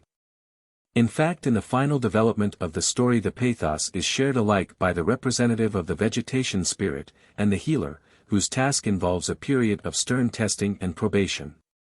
If we wish to understand clearly the evolution of the Grail story, we must realize that the simple fertility drama from which it sprung has undergone a gradual and mysterious change, which has invested it with elements at once rich and strange. And that though folklore may be the key to unlock the outer portal of the Grail castle, it will not suffice to give us the entrance to its deeper secrets. Appendix to Chapter 8. While having no connection with the main subject of our study, the Grail legend, I should like to draw the attention of students of medieval literature to the curious parallel between the Rigveda poem of the medicine man, or Crowderlied as it is also called, and Rustbof's Gestida Ellerbury. Both are monologues, both presuppose the presence of an audience. In each case the speaker is one who vaunts his skill in the use of herbs, in each case he has in view the ultimate gain to himself. Here are the opening lines of the medieval poem 150. Senior Cassii estis venu. Petit et grant, Jo ni chenu. Il vos est trop bien avenu. Sachis devoir. Je ni vos voyez pas décevoir. Bien le pourras apercevoir. Ains que men voies. Acies vos, any fates noise. Si escates sil any vos poise. Je sway uns Myers. He has been long with the Lord of Care, where he won much gold, in Puil, Calabra, Luzerne. Ai herbs prizes. Que de grands vertus sont imprises. Sus quelques mal tuel soyant mises. Le mouse s'enfuit. There is no reference in the poem to a cure about to be performed in the presence of the audience, which does not however exclude the possibility of such cure being effected. It would be interesting to know under what circumstances such a poem was recited, whether it formed part of a popular representation. The audience in view is of a mixed character, young and old, great and small, and one has a vision of the quack doctor at some village fair, on the platform before his booth, declaiming the virtues of his nostrums before an audience representative of all ranks and ages. It is a far cry from such a medieval scene to the prehistoric days of the Rig Veda, but the Mycenaean scene is the same. The popular, seasonal feast, the doctor with his healing herbs, which he vaunts in skillful rhyme, the hearers, drawn from all ranks, some credulous, some amused. There seems very little doubt that both poems are specimens, and very good specimens, of a genre the popularity and vitality of which are commensurate with the antiquity of its origin. 151. Chapter 9. The Fisher King. The gradual process of our investigation has led us to the conclusion that the elements forming the existing Grail legend, the setting of the story, the nature of the task which awaits the hero, the symbols and their significance one and all, while finding their counterpart in prehistoric record, present remarkable parallels to the extant practice and belief of countries so widely separate as the British Isles, Russia, and Central Africa. The explanation of so curious a fact, for it is a fact, and not a mere hypothesis, may, it was suggested, most probably be found in the theory that in this fascinating literature we have the, sometimes partially understood, sometimes wholly misinterpreted, record of a ritual, originally presumed to exercise a life-giving potency, which, at one time of universal observance, has, even in its decay, shown itself possessed of elements of the most persistent vitality. That if the ritual, which according to our theory lies at the root of the Grail story, be indeed the ritual of a life cult, it should, in and per se, possess precisely these characteristics, will, I think, be admitted by any fair-minded critic. The point of course is, can we definitely prove our theory, i.e., not merely point to striking parallels, but select, from the figures and incidents composing our story, some one element, which, by showing itself capable of explanation on this theory, and on this theory alone, may be held to afford decisive proof of the soundness of our hypothesis. It seems to me that there is one such element in the bewildering complex, by which the theory can be thus definitely tested, that is the personality of the central figure and the title by which he is known. If we can prove that the Fisher King, qua Fisher King, is an integral part of the ritual, and can be satisfactorily explained alike by its intention and inherent symbolism, we shall, I think, have taken the final step which will establish our theory upon a sure basis. On the other hand, if the Fisher King, qua Fisher King, does not fit into our framework, we shall be forced to conclude that, while the provenance of certain elements of the Grail literature is practically assured, the ensemble has been complicated by the introduction of a terminology, which, whether the outcome of serious intention, or of mere literary caprice, was foreign to the original source, and so far, defies explanation. In this latter case our theory would not necessarily be monk, but would certainly be seriously incomplete. We have already seen that the personality of the king, the nature of the disability under which he is suffering, and the reflex effect exercised upon his folk and his land, correspond, in a most striking manner, to the intimate relation at one time held to exist between the ruler and his land. A relation mainly dependent upon the identification of the king with the divine principle of life and fertility. This relation, as we have seen above, exists today among certain African tribes. If we examine more closely into the existing variants of our romances, we shall find that those very variants are not only thoroughly dans le cadre of our proposed solution, but also afford a valuable, and hitherto unsuspected, indication of the relative priority of the versions. In Chapter 1, I discussed the task of the hero in general. Here I propose to focus attention upon his host, and while in a measure traversing the same ground, to do so with a view to determining the true character of this enigmatic personage.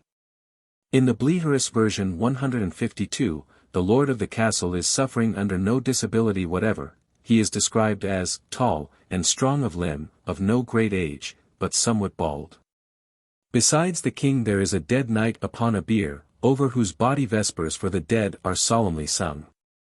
The wasting of the land, partially restored by Gawain's question concerning the lance, has been caused by the dolorous stroke, i.e., the stroke which brought about the death of the knight, whose identity is here never revealed. Certain versions which interpolate the account of Joseph of Arimathea and the Grail, allude to le riche pesteur and his heirs as Joseph's descendants, and, presumably, for it is not directly stated, guardians of the Grail 153. But the king himself is here never called by that title. From his connection with the Wasteland it seems more probable that it was the dead knight who filled that role. In the second version of which Gawain is the hero, that of Dio Crone 154, the host is an old and infirm man. After Gawain has asked the question we learn that he is really dead, and only compelled to retain the semblance of life till the task of the quester be achieved. Here, again, he is not called the Fisher King. In the Perceval versions, on the contrary, we find the name invariably associated with him, but he is not always directly connected with the misfortunes which have fallen upon his land.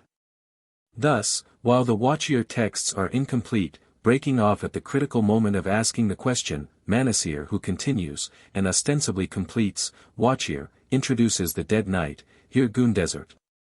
Or Gondifer, which I suspect is the more correct form, brother of the king, whose death by treachery has plunged the land in misery, and been the direct cause of the self-wounding of the king 155. The healing of the king and the restoration of the land depend upon Perceval's slaying the murderer Pardinal. These two versions show a combination of Perceval and Gawain themes, such as their respective dates might lead us to expect. Robert de Boron is the only writer who gives a clear, and tolerably reasonable, account of why the guardian of the Grail bears the title of Fisher King. In other cases, such as the poems of Cratine and Wolfram, the name is connected with his partiality for fishing, an obviously post hoc addition. The story in question is found in Boron's Joseph of Arimathea 156. Here we are told how, during the wanderings of that holy man and his companions in the wilderness, certain of the company fell into sin. By the command of God, Bronze, Joseph's brother-in-law, caught a fish, which, with the Grail, provided a mystic meal of which the unworthy cannot partake, thus the sinners were separated from the righteous. Henceforward Bronze was known as the rich fisher. It is noteworthy, however, that in the Perceval romance, ascribed to Boron, the title is as a rule, Roy Pesture, not Riche Pesture 157. In this romance the king is not suffering from any special malady, but is the victim of extreme old age, not surprising, as he is Bronze himself, who has survived from the dawn of Christianity to the days of King Arthur. We are told that the effect of asking the question will be to restore him to youth 158, as a matter of fact it appears to bring about his death, as he only lives 3 days after his restoration 159. When we come to Cratine's poem we find ourselves confronted with a striking alteration in the presentment. There are, not one, but two, disabled kings, one suffering from the effects of a wound, the other in extreme old age. Cratine's poem being incomplete we do not know what he intended to be the result of the achieved quest, but we may I think reasonably conclude that the wounded king at least was healed 160. The Parzival of von Eschenbach follows the same tradition, but is happily complete. Here we find the wounded king was healed, but what becomes of the aged man, here the grandfather, not as in Cratine the father, of the Fisher King, we are not told 161. The Perilous is, as I have noted above 162, very unsatisfactory. The illness of the king is badly motivated, and he dies before the achievement of the quest. This romance, while retaining certain interesting, and undoubtedly primitive features, is, as a whole, too late, and Remini a redaction to be of much use in determining the question of origins. The same may be said of the Grand Saint Graal and Quest versions, both of which are too closely connected with the prose Lancelot, and too obviously intended to develop and complete the dawns of that romance to be relied upon as evidence for the original form of the Grail legend 163. The version of the quest is very confused. There are two kings at the Grail castle, Pels, and his father, sometimes the one, sometimes the other, bears the title of Roy Pesture 164. There is besides, an extremely old, and desperately wounded, king, Mordrains, a contemporary of Joseph, who practically belongs, not to the Grail tradition, but to a conversion legend embodied in the Grand Saint Graal 165. Finally, in the latest cyclic texts, we have three kings, all of whom are wounded 166. The above will show that the presentment of this central figure is much confused. Generally termed Le Roy Pesture, he is sometimes described as in middle life, and in full possession of his bodily powers. Sometimes while still comparatively young he is incapacitated by the effects of a wound, and is known also by the title of Roy Mihane, or Maimed King. Sometimes he is in extreme old age, and in certain closely connected versions the two ideas are combined, and we have a wounded fisher king, and an aged father, or grandfather. But I would draw attention to the significant fact that in no case is the fisher king a youthful character, that distinction is reserved for his healer, and successor. Now is it possible to arrive at any conclusion as to the relative value and probable order of these conflicting variants? I think that if we admit that they do, in all probability, represent a more or less coherent survival of the nature ritual previously discussed, we may, by help of what we know as to the varying forms of that ritual, be enabled to bring some order out of this confusion. If we turn back to chapters 4, 5, and 7, and consult the evidence there given as to the Adonis cults, the spring festivals of European folk, the mumming plays of the British Isles, the main fact that emerges is that in the great majority of these cases the representative of the spirit of vegetation is considered as dead, and the object of these ceremonies is to restore him to life. This I hold to be the primary form. This section had already been written when I came across the important article by Dr. Jevons, referred to in a previous chapter 167. Certain of his remarks are here so much to the point that I cannot refrain from quoting them. Speaking of the mumming plays, the writer says, the one point in which there is no variation is that the character is killed and brought to life again. The play is a ceremonial performance, or rather it is the development in dramatic form of what was originally a religious or magical rite, representing or realizing the revivification of the character slain. This revivification is the one essential and invariable feature of all the mummers' plays in England 168. In certain cases, e.g. the famous Roman spring festival of Mamurius Veturius and the Swabian ceremony referred to above 169, the central figure is an old man. In no case do I find that the representative of vegetation is merely wounded, although the nature of the ritual would obviously admit of such a variant. Thus, taking the extant and recognized forms of the ritual into consideration, we might expect to find that in the earliest, and least contaminated, version of the Grail story the central figure would be dead, and the task of the quester that of restoring him to life. Viewed from this standpoint the Gawain versions, the priority of which is maintainable upon strictly literary grounds, Gawain being the original Arthurian romantic hero, are of extraordinary interest. In the one form we find a dead knight, whose fate is distinctly stated to have involved his land in desolation, in the other, an aged man who, while preserving the semblance of life, is in reality dead. This last version appears to me, in view of our present knowledge, to be of extreme critical value. There can, I think, be little doubt that in the primary form underlying our extant versions the king was dead, and restored to life. At first, I strongly suspect, by the agency of some mysterious herb, or herbs, a feature retained in certain forms of the mumming play. In the next stage, that represented by Boren, he is suffering from extreme old age, and the task of the quester is to restore him to youth. This version is again supported by extant parallels. In each of these cases it seems most probable that the original ritual, I should wish it to be clearly understood that I hold the Grail story to have been primarily dramatic, and actually performed, involved an act of substitution. The dead king in the first case being probably represented by a mere effigy, in the second being an old man, his place was, at a given moment of the ritual, taken by the youth who played the role of the quester. It is noteworthy that, while both Perceval and Galahad are represented as mere lads, Gawain, whatever his age at the moment of the Grail quest, was, as we learn from Joe Crone, dowered by his fairy mistress with the gift of eternal youth 170. The versions of Cratine and Wolfram, which present us with a wounded fisher king, and a father, or grandfather 171, in extreme old age, are due in my opinion to a literary device, intended to combine two existing variants. That the subject matter was well understood by the original redactor of the common source is proved by the nature of the injury 172, but I hold that in these versions we have passed from the domain of ritual to that of literature. Still, we have a curious indication that the wounding variant may have had its place in the former. The suggestion made above as to the probable existence in the primitive ritual of a substitution ceremony, seems to me to provide a possible explanation of the feature found alike in Wolfram and in the closely allied Grail section of Son de Naassene.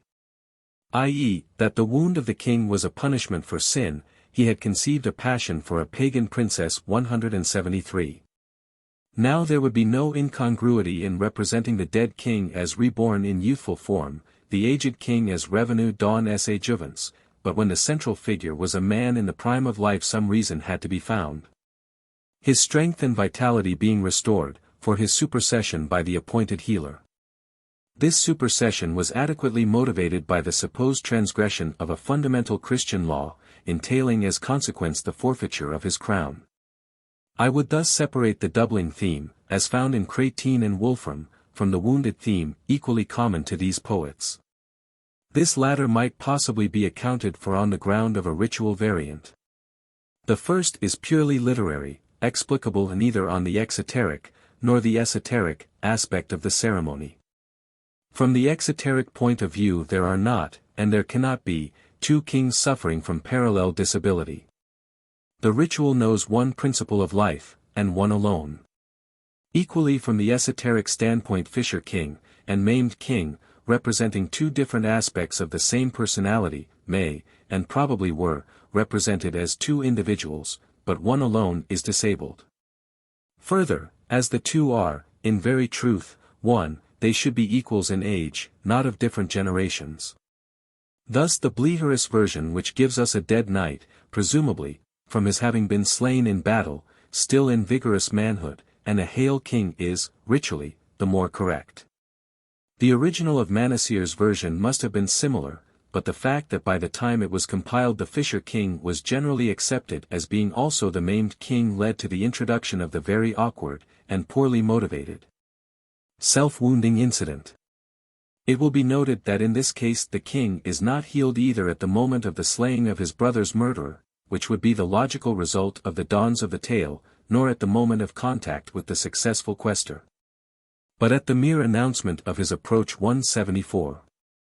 Thus, if we consider the king, apart from his title, we find that alike from his position in the story, his close connection with the fortunes of his land and people, and the varying forms of the disability of which he is the victim, he corresponds with remarkable exactitude to the central figure of a well-recognized nature ritual, and may therefore justly be claimed to belong of origin to such a hypothetical source.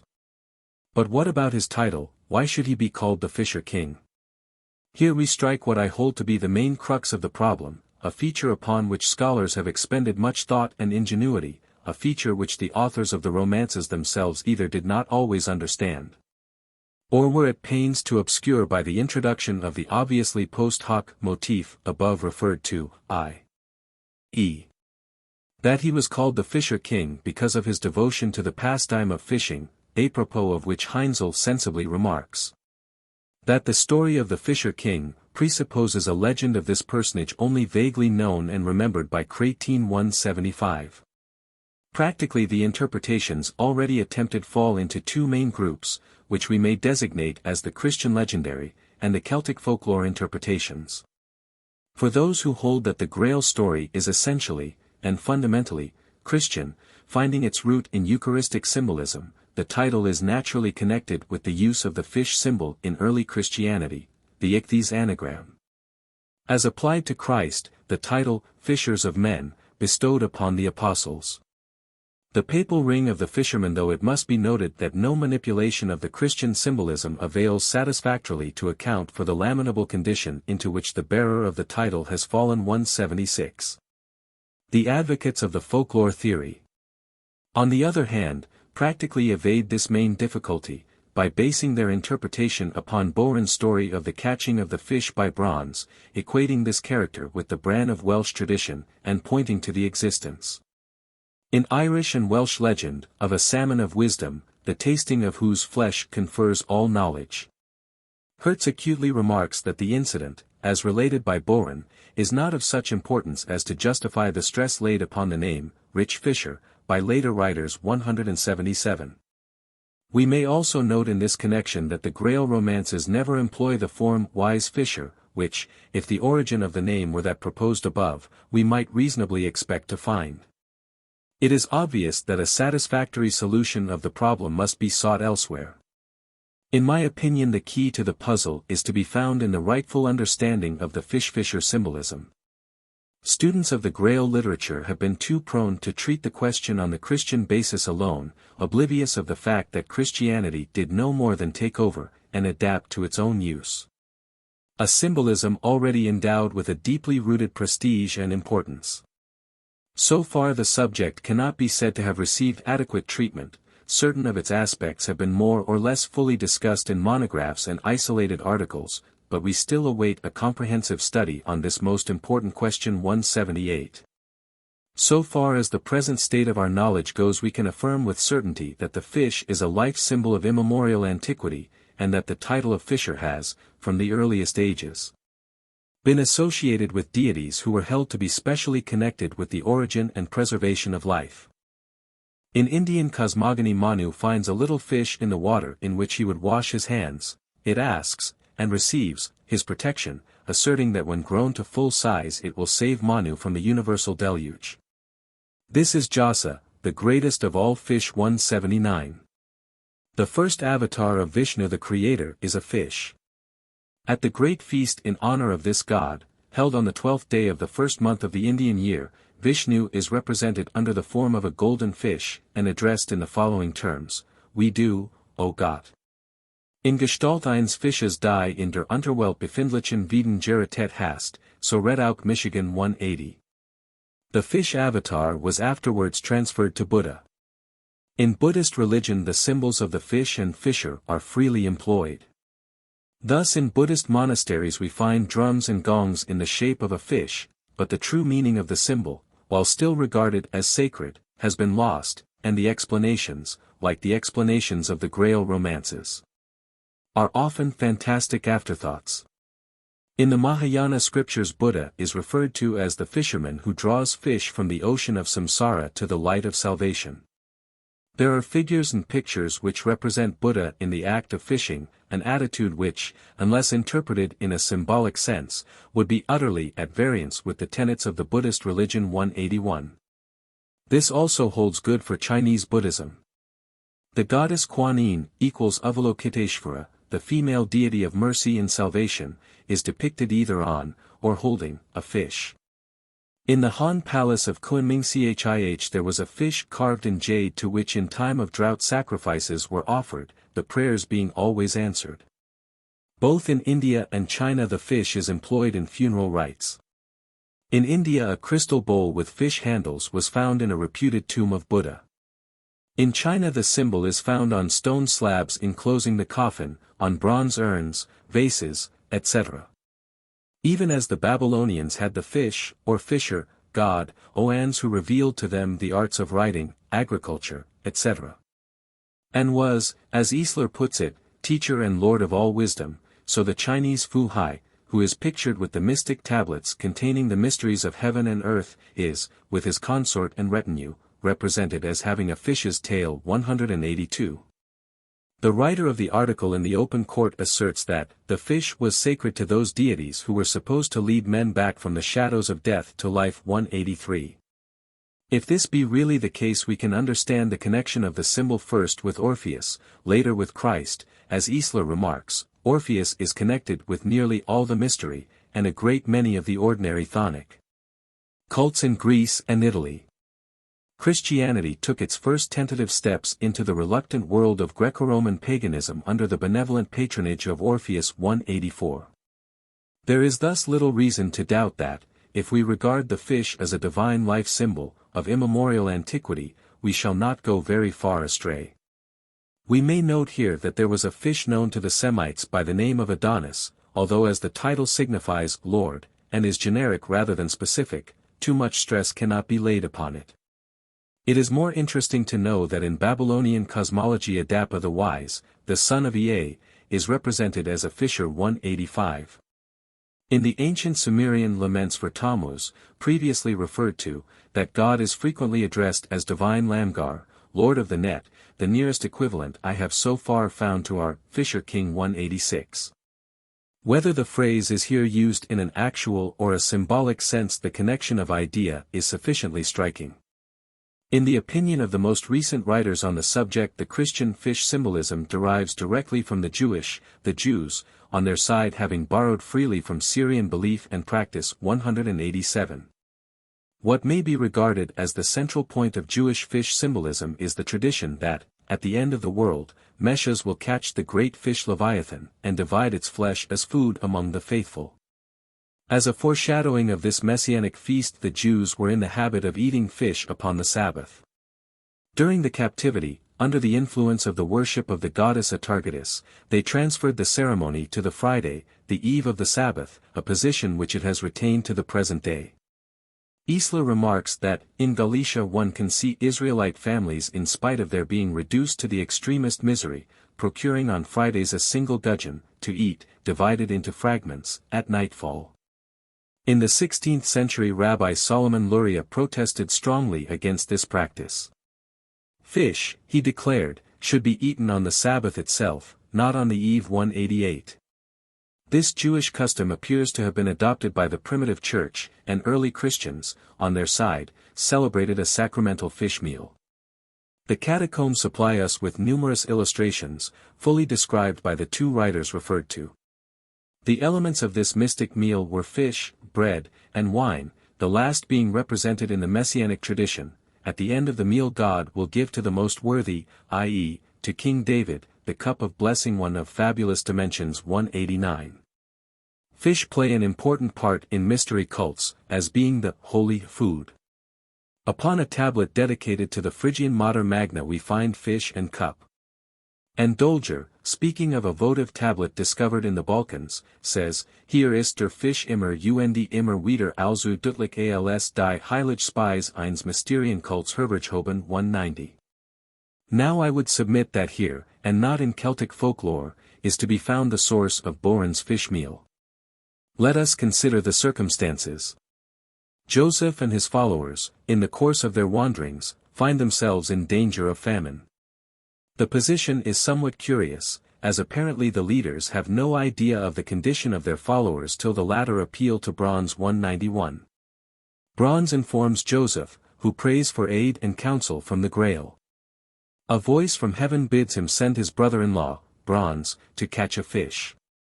Meanwhile he, Joseph, is to prepare a table, set the Grail, covered with a cloth, in the center opposite his own seat, and the fish which Bronze shall catch, on the other side. He does this, and the seats are filled csi assiant on grant party plus iot de celska ni sistrent mia, k de celska sistrent. Those who are seated at the table are conscious of a great douceur, and l'accomplissement de leurs cures, the rest feel nothing. Now compare this with the Irish story of the Salmon of Wisdom 192. Finn Mac Cumhale enters the service of his namesake, Finn Ager, who for 7 years had remained by the Boyne watching the salmon of Lynn Feek, which it had been foretold Finn should catch. The younger lad, who conceals his name, catches the fish. He is set to watch it while it roasts but is warned not to eat it. Touching it with his thumb he is burned, and puts his thumb in his mouth to cool it. Immediately he becomes possessed of all knowledge, and thereafter has only to chew his thumb to obtain wisdom. Mr. Nutt remarks, the incident in Boren's poem has been recast in the mold of medieval Christian symbolism, but I think the older myth can still be clearly discerned, and is wholly responsible for the incident as found in the Conte du Graal. But when these words were written we were in ignorance of the sacramental fish meal, common alike to Jewish, Christian, and mystery cults, a meal which offers a far closer parallel to Boren's romance than does the Finn story, in which, beyond the catching of a fish, there is absolutely no point of contact with our romance, neither Joseph nor Bronze derives wisdom from the eating thereof. It is not they who detect the sinners, the severance between the good and the evil is brought about automatically. The Finn story has no common meal, and no idea of spiritual blessings such as are connected therewith. In the case of the messianic fish meal, on the other hand, the parallel is striking. In both cases it is a communal meal, in both cases the privilege of sharing it is the reward of the faithful, in both cases it is a foretaste of the bliss of paradise. Furthermore, as remarked above, the practice was at one time of very widespread prevalence. Now whence did Boren derive his knowledge, from Jewish, Christian or mystery sources? This is a question not very easy to decide. In view of the pronounced Christian tone of Boren's romance I should feel inclined to exclude the first, also the Jewish fish meal seems to have been of a more open, general and less symbolic character than the Christian. It was frankly an anticipation of a promised future bliss, obtainable by all. Orthodox Christianity, on the other hand, knows nothing of the sacred fish meal, so far as I am aware it forms no part of any apocalyptic expectation. And where this special symbolism does occur it is often under conditions which place its interpretation outside the recognized category of Christian belief. A noted instance in point is the famous epitaph of Bishop Abercios, over the correct interpretation of which scholars have spent much time and ingenuity. 193. In this curious text Abercios, after mentioning his journeys, says, Paul the first had as my guide. Faith however always went ahead and set before me as food a fish from a fountain, a huge one, a clean one, which a holy virgin has caught. This she gave to the friends ever to eat as food, having good wine, and offering it watered together with bread. Abercios had this engraved when 72 years of age in truth. Whoever can understand this let him pray for Abercios. Easler, I am here quoting from the Quest article, remarks, as the last line of our quotation gives us quite plainly to understand, a number of words which we have italicized are obviously used in an unusual, metaphorical, sense. That is to say as terms of the Christian mystery language. While Harnack, admitting that the Christian character of the text is indisputable, adds significantly, aber das Christentum der Großkirche ist es nicht. Thus it is possible that, to the various points of doubtful orthodoxy which scholars have noted as characteristic of the Grail romances, Boren's fish meal should also be added. Should it be objected that the dependence of a medieval romance upon a Jewish tradition of such antiquity is scarcely probable, I would draw attention to the voyage of St. Brandan, where the monks, during their prolonged wanderings, annually kept their resurrection, i.e., celebrate their Easter Mass, on the back of a great fish. 194. On their first meeting with this monster St. Brandan tells them it is the greatest of all fishes, and is named Jastoni, a name which bears a curious resemblance to the Jasa of the Indian tradition cited above. 195. In this last instance the connection of the fish with life, renewed and sustained, is undeniable. The original source of such a symbol is most probably to be found in the belief, referred to in a previous chapter 196, that all life comes from the water. But that a more sensual and less abstract idea was also operative appears from the close connection of the fish with the goddess Astarte or Atargatis, a connection here shared by the dove. Cumont, in his Les Religions Orientales dans le Paganisme Romain, says, two animals were held in general reverence, namely, dove and fish. Countless flocks of doves greeted the traveler when he stepped on shore at Ascalon, and in the outer courts of all the temples of Astarte one might see the flutter of their white wings. The fish were preserved in ponds near to the temple, and superstitious dread forbade their capture, for the goddess punished such sacrilege, smiting the offender with ulcers and tumors. 197.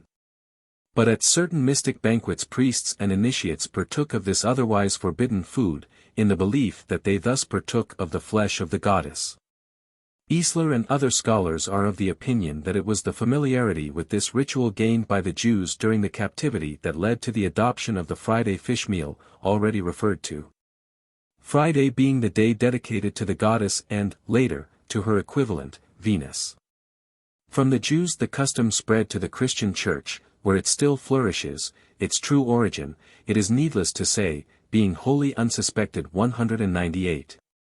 Dove and fish also appear together in ancient iconography. In Comte Goblet d'Alviela's work The Migration of Symbols there is an illustration of a coin of Cyzicus, on which is represented an omphalos, flanked by two doves, with a fish beneath. 199. And a whole section is devoted to the discussion of the representations of two doves on either side of a temple entrance, or of an omphalos. In the author's opinion the origin of the symbol may be found in the sacred dovecotes of Phoenicia, referred to by Cumont. Scephalowitz instances the combination of fish meal and dove, found on a Jewish tomb of the 1st century at Syracuse, and remarks that the two are frequently found in combination on Christian tombstones. 200. Students of the Grail romances will not need to be reminded that the dove makes its appearance in certain of our texts. In the Parzival it plays a somewhat important role. Every Good Friday a dove brings from heaven a host, which it lays upon the Grail, and the dove is the badge of the Grail Knights. 201. In the prose Lancelot the coming of the Grail procession is heralded by the entrance through the window of a dove, bearing a censer in its beak. 202. Is it not possible that it was the already existing connection in nature ritual of these two, dove and fish, which led to the introduction of the former into our romances, where its role is never really adequately motivated? It is further to be noted that besides dove and fish the Syrians reverenced stones, more especially meteoric stones, which they held to be endowed with life potency, another point of contact with our romances. 203. That the fish was considered a potent factor in ensuring fruitfulness is proved by certain prehistoric tablets described by Scephalowitz, where fish, horse, and swastika, or in another instance fish and reindeer, are found in a combination which unmistakably denotes that the object of the votive tablet was to ensure the fruitfulness of flocks and herds. 204. With this intention its influence was also invoked in marriage ceremonies. The same writer points out that the Jews in Poland were accustomed to hold a fish feast immediately on the conclusion of the marriage ceremony and that a similar practice can be proved for the ancient Greeks. 205. At the present day the Jews of Tunis exhibit a fish's tail on a cushion at their weddings. 206. In some parts of India the newly wedded pair waded knee-deep into the water, and caught fish in a new garment. During the ceremony a Brahmin student, from the shore, asked solemnly, "What sayest thou?" to which the answer was returned, "Sons and cattle." 207.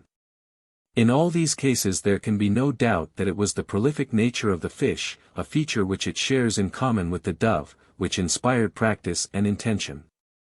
Surely the effect of this cumulative body of evidence is to justify us in the belief that fish and fisher, being, as they undoubtedly are, life symbols of immemorial antiquity, are, by virtue of their origin, entirely in their place in a sequence of incidents which there is solid ground for believing derive ultimately from a cult of this nature. That Boren's fish meal, that the title of Fisher King, are not accidents of literary invention but genuine and integral parts of the common body of tradition which has furnished the incidents and mise en scene of the Grail drama. Can it be denied that, while from the standpoint of a Christian interpretation the character of the Fisher King is simply incomprehensible, from the standpoint of folk tale inadequately explained? From that of a ritual survival it assumes a profound meaning and significance. He is not merely a deeply symbolic figure, but the essential center of the whole cult, a being semi-divine, semi-human, standing between his people and land, and the unseen forces which control their destiny.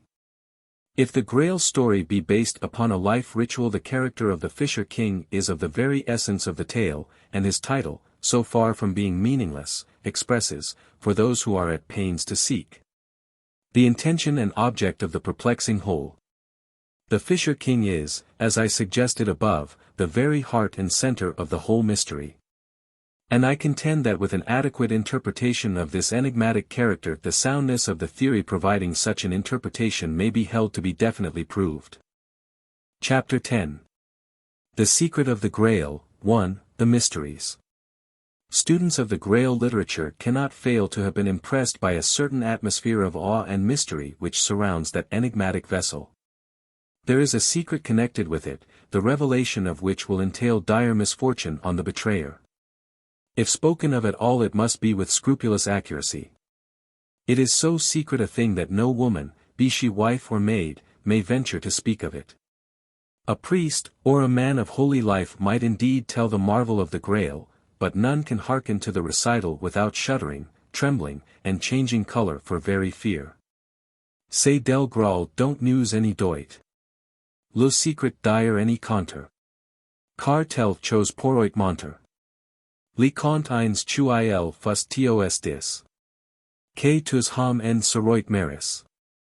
Que any eleroit mia forfait. Car, se meester blihis any ment.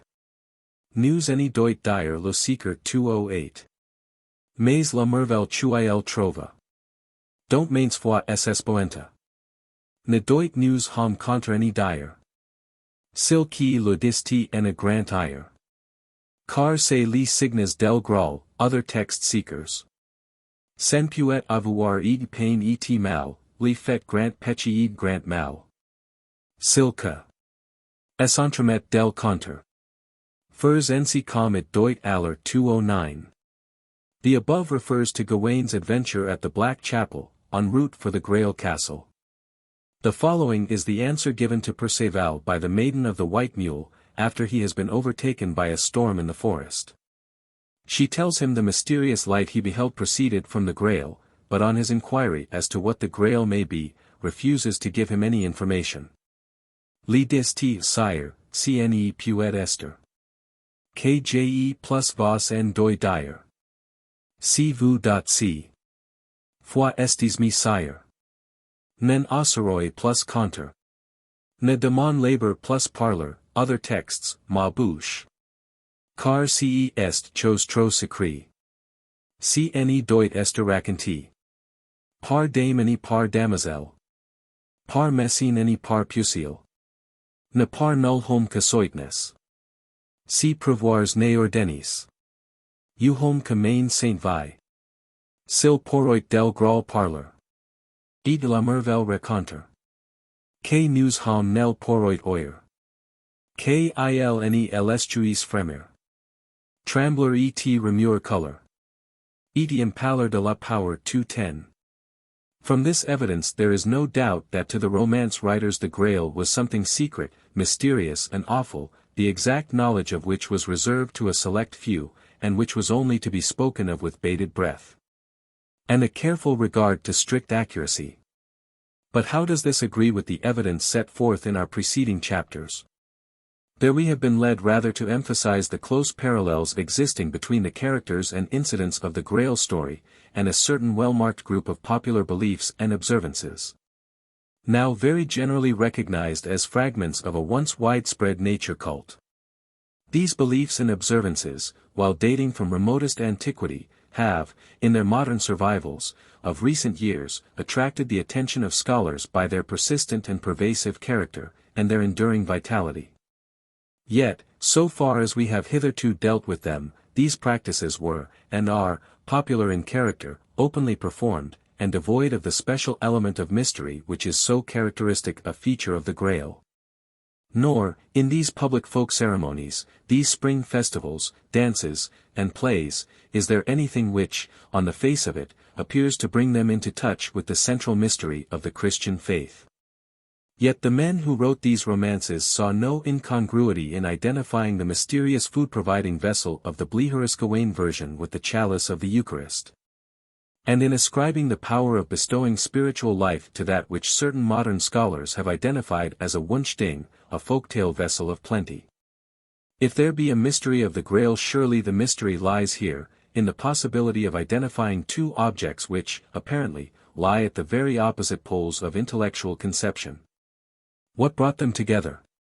Where shall we seek a connecting link? By what road did the romancers reach so strangely unexpected a goal? It is, of course, very generally recognized that in the case of most of the pre-Christian religions, upon the nature and character of whose rites we possess reliable information, such rites possessed a twofold character: exoteric. In celebrations openly and publicly performed, in which all adherents of that particular cult could join freely, the object of such public rites being to obtain some external and material benefit, whether for the individual worshipper or for the community as a whole. Esoteric rites open only to a favored few, the initiates, the object of which appears, as a rule, to have been individual rather than social, and non-material. In some cases, certainly, the object aimed at was the attainment of a conscious, ecstatic, union with the god, and the definite assurance of a future life. In other words, there was the public worship, and there were the mysteries. Of late years there has been a growing tendency among scholars to seek in the mysteries the clue which shall enable us to read aright the baffling riddle of the Grail, and there can be little doubt that, in so doing, we are on the right path.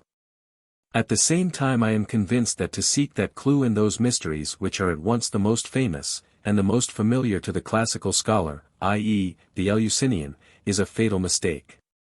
There are, as we shall see, certain essential, and radical, differences between the Greek and the Christian religious conceptions which, affecting as they do the root conceptions of the two groups, render it quite impossible that any form of the Eleusinian mystery cult could have given such results as we find in the Grail legend 2:11. Cumont in his Les Religions Orientales dans le Paganisme Romain, speaking of the influence of the mysteries upon Christianity, remarks acutely, or, lorsqu'on parle de mystères en doit songer à l'ac hellénisé, bien plus tuer la grise propre. Malgré tout le prestige que entourait Eleusis, car d'abord les premières communautés chrétiennes s'y formes, développées, au milieu de populations orientales, Semites, Phrygians, Egyptians 2:12. This is perfectly true, but it was not only the influence of milieu, not only the fact that the Hellenized faiths were, as Cumont points out, more advanced, richer in ideas and sentiments, more pregnant, more poignant than the more strictly classic faiths, but they possessed, in common with Christianity, certain distinctive features lacking in these latter. If we were asked to define the special characteristic of the central Christian rite, should we not state it as being a sacred meal of communion in which the worshipper, not merely symbolically, but actually, partakes of, and becomes one with his God, receiving thereby the assurance of eternal life? The body of our Lord Jesus Christ preserve thy body and soul unto everlasting life. But it is precisely this conception which is lacking in the Greek mysteries, and that inevitably, as Rodi points out, the Eleusinian mysteries in common with all Greek religion, differentiated clearly between gods and men, einzig der Menschen. Ein Andres der Göttergeschlecht nu deltero nu theta epsilon nu gamma nu omicron. The attainment of union with the god, by way of ecstasy, as in other mystery cults, is foreign to the Eleusinian idea. As Cumont puts it, the Greco-Roman deities rejoice in the perpetual calm and youth of Olympus, the Eastern deities die to live again 2:13. In other words, Greek religion lacks the sacramental idea. Thus even if we set aside the absence of a parallel between the ritual of the Greek mysteries and the mise-en scene of the Grail stories, Eleusis would be unable to offer us those essential elements which would have rendered possible a translation of the incidents of those stories into terms of high Christian symbolism. Yet we cannot refrain from the conclusion that there was something in the legend that not merely rendered possible, but actually invited, such a translation. If we thus dismiss, as fruitless for our investigation, the most famous representative of the Hellenic mysteries proper, how does the question stand with regard to those faiths to which Cumont is referring, the Hellenized cults of Asia Minor?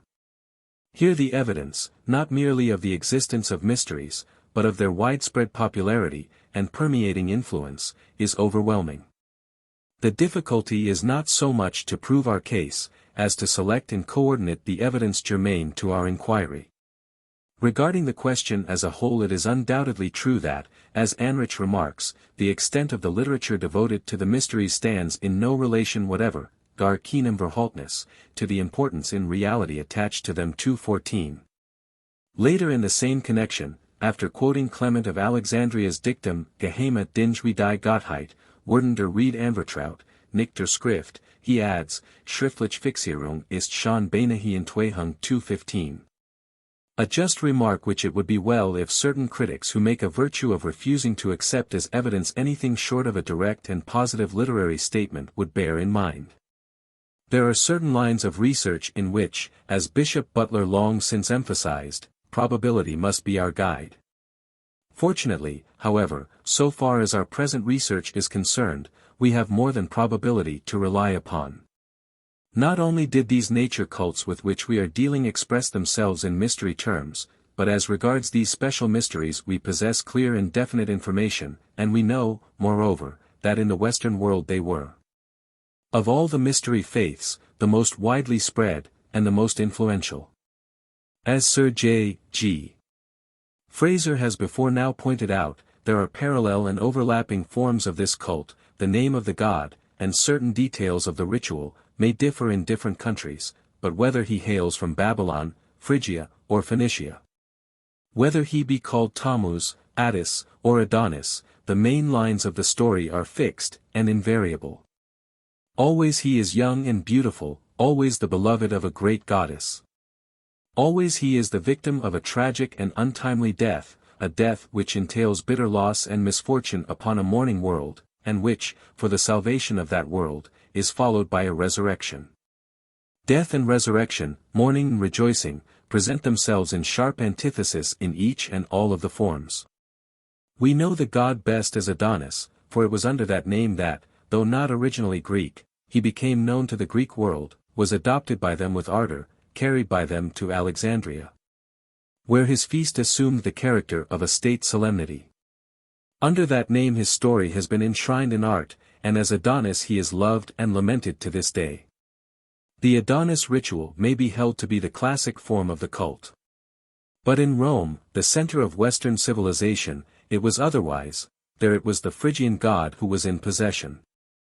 The dominating position held by the cult of Attis and the Magna Mater, and the profound influence exercised by that cult over better known, but subsequently introduced, forms of worship, have not, so far, been sufficiently realized. The first of the Oriental cults to gain a footing in the imperial city, the worship of the Magna Mater of Pessinat was, for a time, rigidly confined within the limits of her sanctuary. The orgiastic ritual of the priests of Cybele made at first little appeal to the more disciplined temperament of the Roman population. By degrees, however, it won its way, and by the reign of Claudius had become so popular that the emperor instituted public feasts in honor of Cybele and Attis, feasts which were celebrated at the spring solstice, March 15 to 27, 216.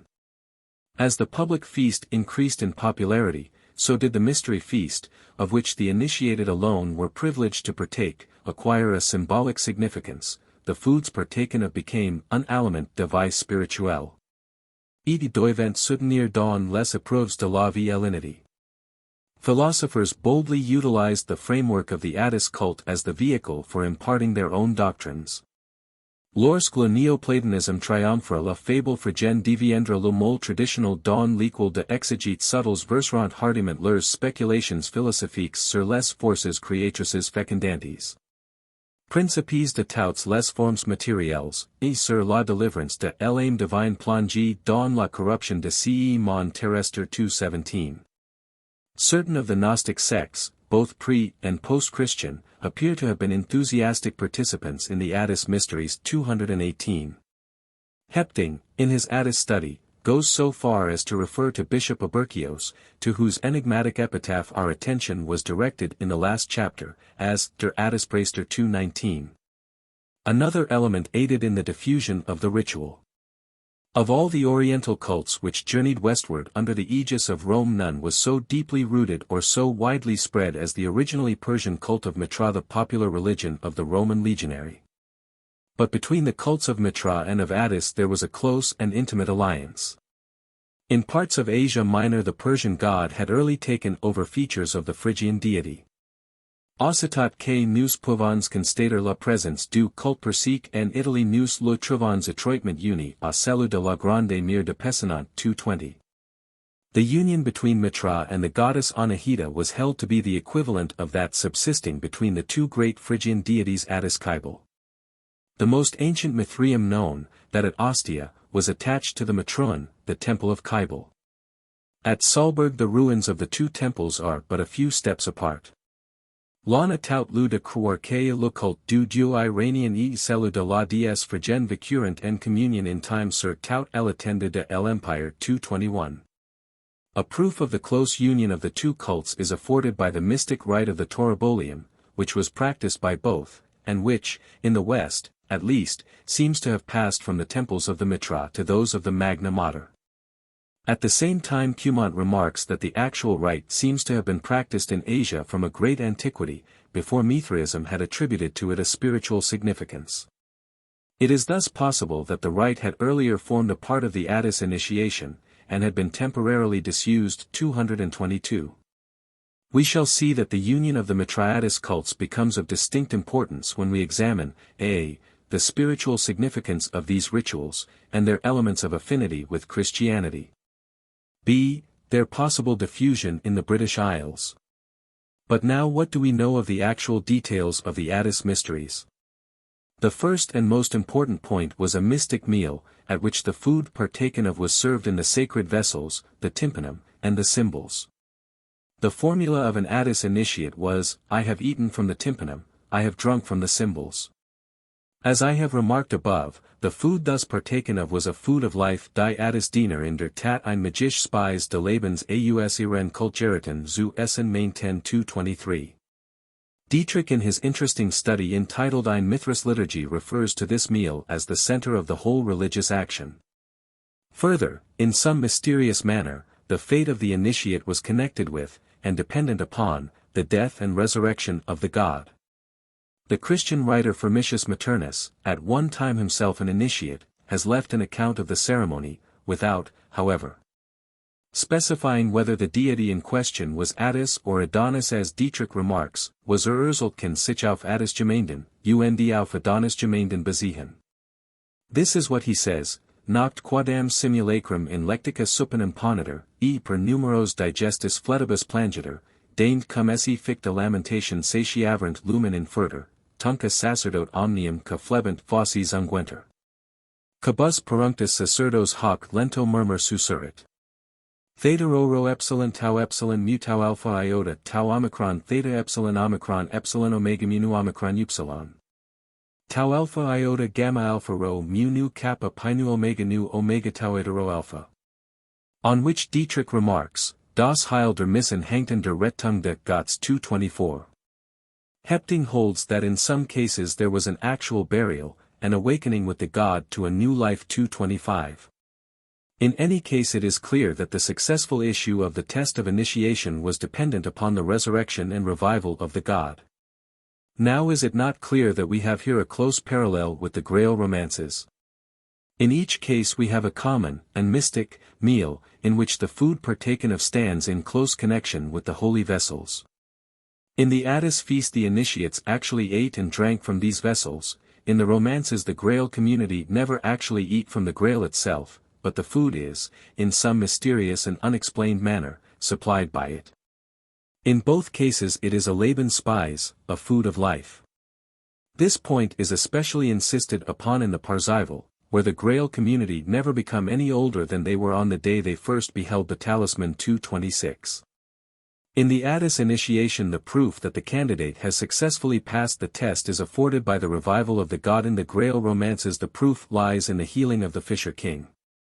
Thus, while deferring for a moment any insistence on the obvious points of parallelism with the sacrament of the Eucharist, and the possibilities of spiritual teaching inherent in the ceremonies, necessary links in our chain of argument, we are I think, entitled to hold that, even when we pass beyond the outward mise-en-scene of the story, the march of incident, the character of the king, his title, his disability, and relation to his land and folk, to the inner and deeper significance of the tale, the nature cults still remain reliable guides.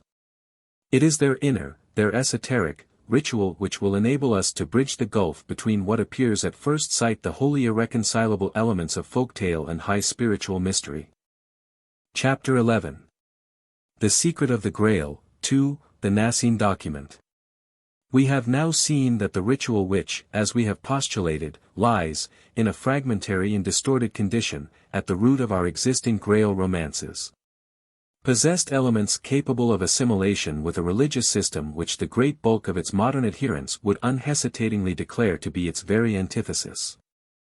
That Christianity might have borrowed from previously existing cults certain outward signs and symbols, might have accommodated itself to already existing fasts and feasts, may be, perforce has had to be, more or less grudgingly admitted. That such a rapprochement should have gone further, that it should even have been inherent in the very nature of the faith, that, to some of the deepest thinkers of old, Christianity should have been held for no new thing but a fulfillment of the promise enshrined in the mysteries from the beginning of the world, will to many be a strange and startling thought. Yet so it was, and I firmly believe that it is only in the recognition of this one-time claim of essential kinship between Christianity and the pagan mysteries that we shall find the key to the secret of the Grail.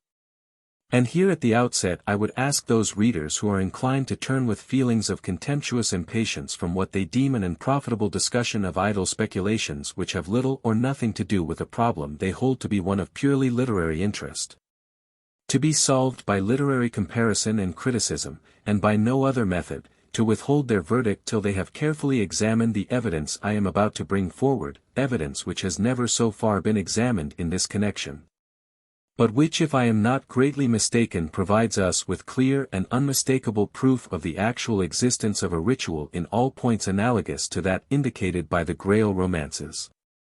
In the previous chapter we have seen that there is evidence, and abundant evidence, not merely of the existence of mysteries connected with the worship of Adonis Attis, but of the high importance assigned to such mysteries. At the time of the birth of Christianity they were undoubtedly the most popular and the most influential of the foreign cults adopted by Imperial Rome. In support of this statement I quoted certain passages from Cumont's Religions Orientales, in which he touches on the subject. Here are two other quotations which may well serve as introduction to the evidence we are about to examine.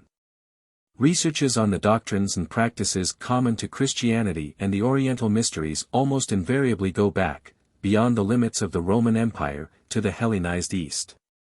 It is there we must seek the key of enigmas still unsolved. The essential fact to remember is that the Eastern religions had diffused, first anterior to, then parallel with, Christianity, doctrines which acquired with this latter a universal authority in the decline of the ancient world.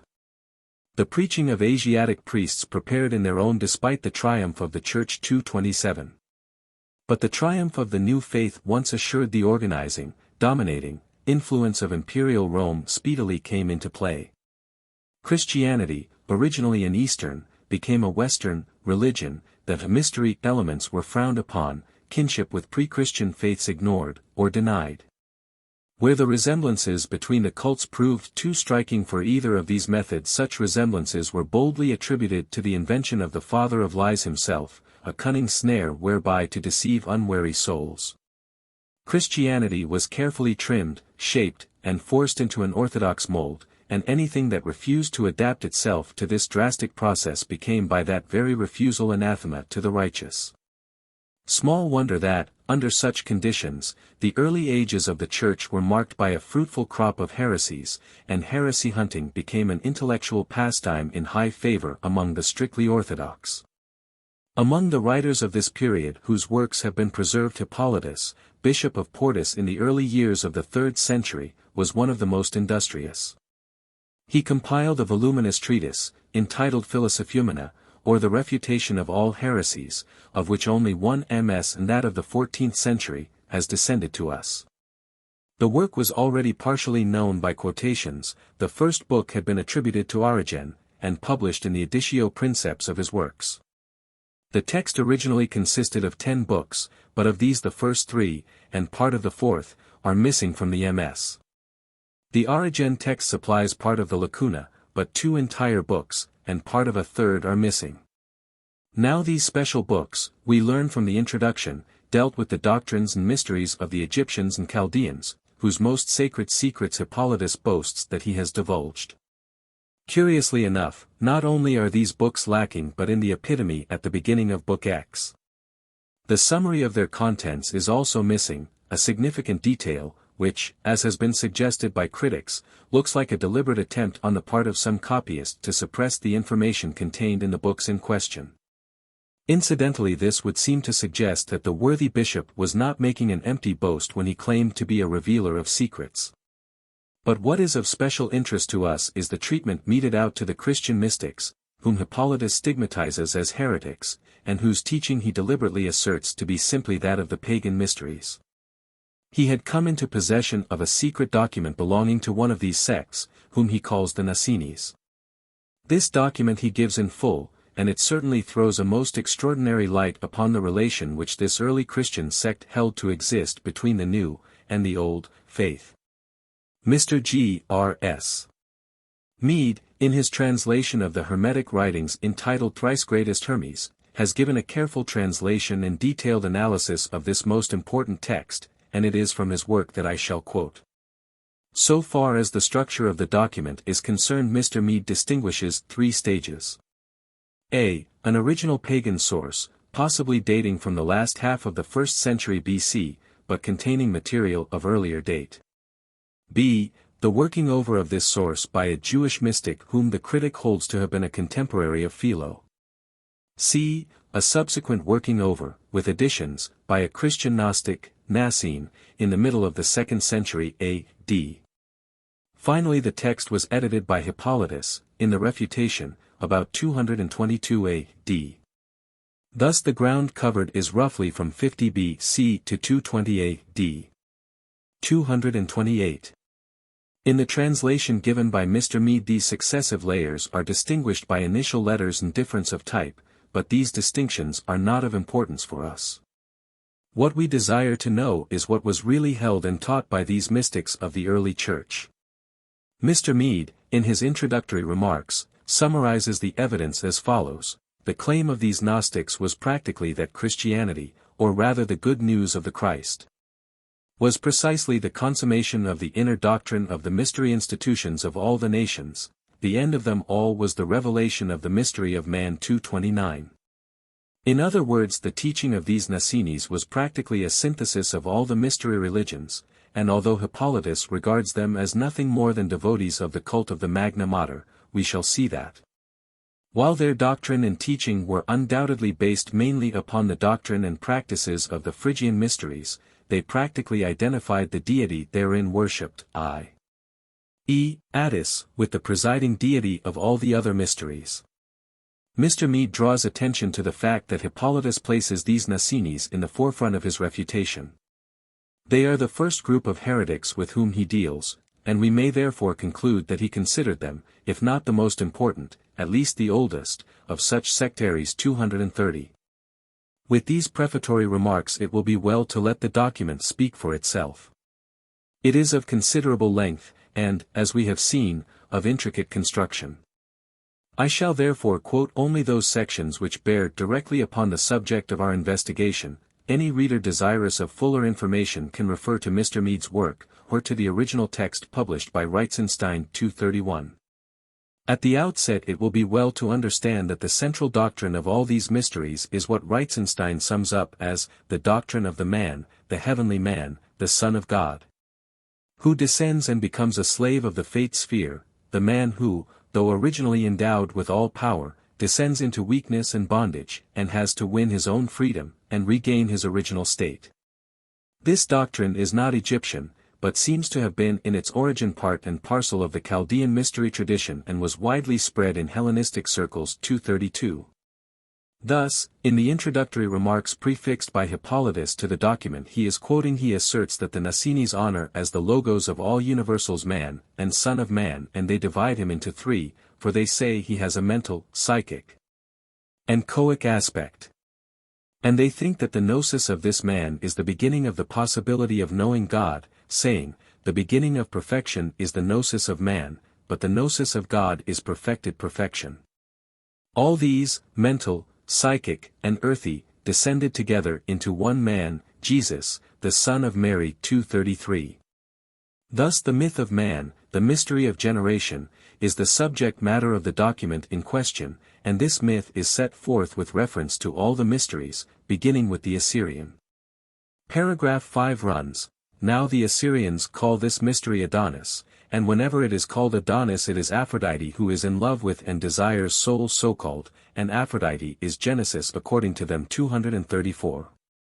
But in the next section the writer jumps from the Assyrian to the Phrygian mysteries, saying, but if the mother of the gods emasculates Attis, she too regarding him as the object of her love, it is the blessed nature above of the supercosmic and Ionian spaces which calls back the masculine power of soul to herself 235. In a note to this Mr. Mead quotes from the life of Isidorus, I fell asleep and in a vision Attis seemed to appear to me, and on behalf of the Mother of Gods to initiate me into the feast called Hilario. A mystery which discloses the way of our salvation from Hades. Throughout the document reference is continually made to the Phrygians and their doctrine of man. The Eleusinian mysteries are then treated of as subsequent to the Phrygian, after the Phrygians, the Athenians, but the teaching is represented as being essentially identical. We have then a passage of great interest for our investigation, in which the mysteries are sharply divided into two classes, and their separate content clearly defined. There are, the little mysteries, those of the fleshly generation, and after men have been initiated into them they should cease for a while and become initiated in the great, heavenly, mysteries for this is the gate of heaven. And this is the house of God, where the good God dwells alone, into which house no impure man shall come 236. Hippolytus remarks that these Naassene say that the performers in theaters, they too, neither say nor do anything without design, for example, when the people assemble in the theater. And a man comes on the stage clad in a robe different from all others, with lute in hand on which he plays, and thus chants the great mysteries, not knowing what he says. Whether blessed child of Kronos, or of Zeus, or of great Rhea. Hail Attis! Thou mournful song of Rhea! Assyrians call thee thrice longed for Adonis. All Egypt calls thee Osiris. The wisdom of Hellas names thee men's heavenly horn. The Samothracians call thee august Adama. The Haemonians, Charybdis. The Phrygians name thee Papa sometimes. At times again dead, or God, or unfruitful, or Ipolos. Or green reaped wheat ear. Or the fruitful that amygdalas brought forth. Man, Piper Attis. This is the Attis of many forms, of whom they sing as follows. Of Attis will I sing, of Rhea's beloved. Not with the booming of bells. Nor with the deep-toned pipe of Idaean curetes. But I will blend my psalm with Phoebus' music of the lyre. Evoi, Evan, for thou art Pan, thou Bacchus art, and shepherd of bright stars 237. On this Hippolytus comments, for these and such like reasons these Naassenes frequent what are called the mysteries of the Great Mother, believing that they obtain the clearest view of the universal mystery from the things done in them. And after all this evidence of elaborate syncretism, this practical identification of all the mystery gods with the vegetation deity Adonis Attis, we are confronted in the concluding paragraph. After stating that, the true gate is Jesus the Blessed, with this astounding claim, from the pen of the latest redactor, and of all men we alone are Christians, accomplishing the mystery at the third gate 238. Now what conclusions are to be drawn from this document which, in its entirety, Mr. Mead regards as the most important source we have for the higher side, regeneration, of the Hellenistic mysteries? First of all, does it not provide a complete and overwhelming justification of those scholars who have insisted upon the importance of these vegetation cults, a justification of which, from the very nature of their studies, they could not have been aware? Sir James Fraser, and those who followed him, have dealt with the public side of the cult, with its importance as a recognized vehicle for obtaining material advantages. It was the social, rather than the individual, aspect which appealed to them. Now we find that in the immediate pre- and post-Christian era these cults were considered not only most potent factors for assuring the material prosperity of land and folk, but were also held to be the most appropriate vehicle for imparting the highest religious teaching.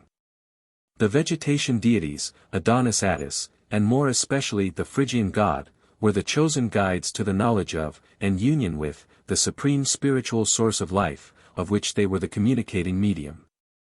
We must remember that though the document before us is, in its actual form, the expression of faith of a discredited, Christian Gnostic sect, the essential groundwork upon which it is elaborated belongs to a period anterior to Christianity. And that the ode in honor of Attis quoted above not only forms part of the original source, but is, in the opinion of competent critics, earlier than the source itself. I would also recall to the memory of the reader the passage previously quoted from Cumont, in which he refers to the use made by the Neoplatonist philosophers of the Attis legend as the mold into which they poured their special theories of the universe, and of generation 239. Can the importance of a cult capable of such far-reaching developments be easily exaggerated? Secondly, and of more immediate importance for our investigation, is it not evident that we have here all the elements necessary for a mystical development of the Grail tradition?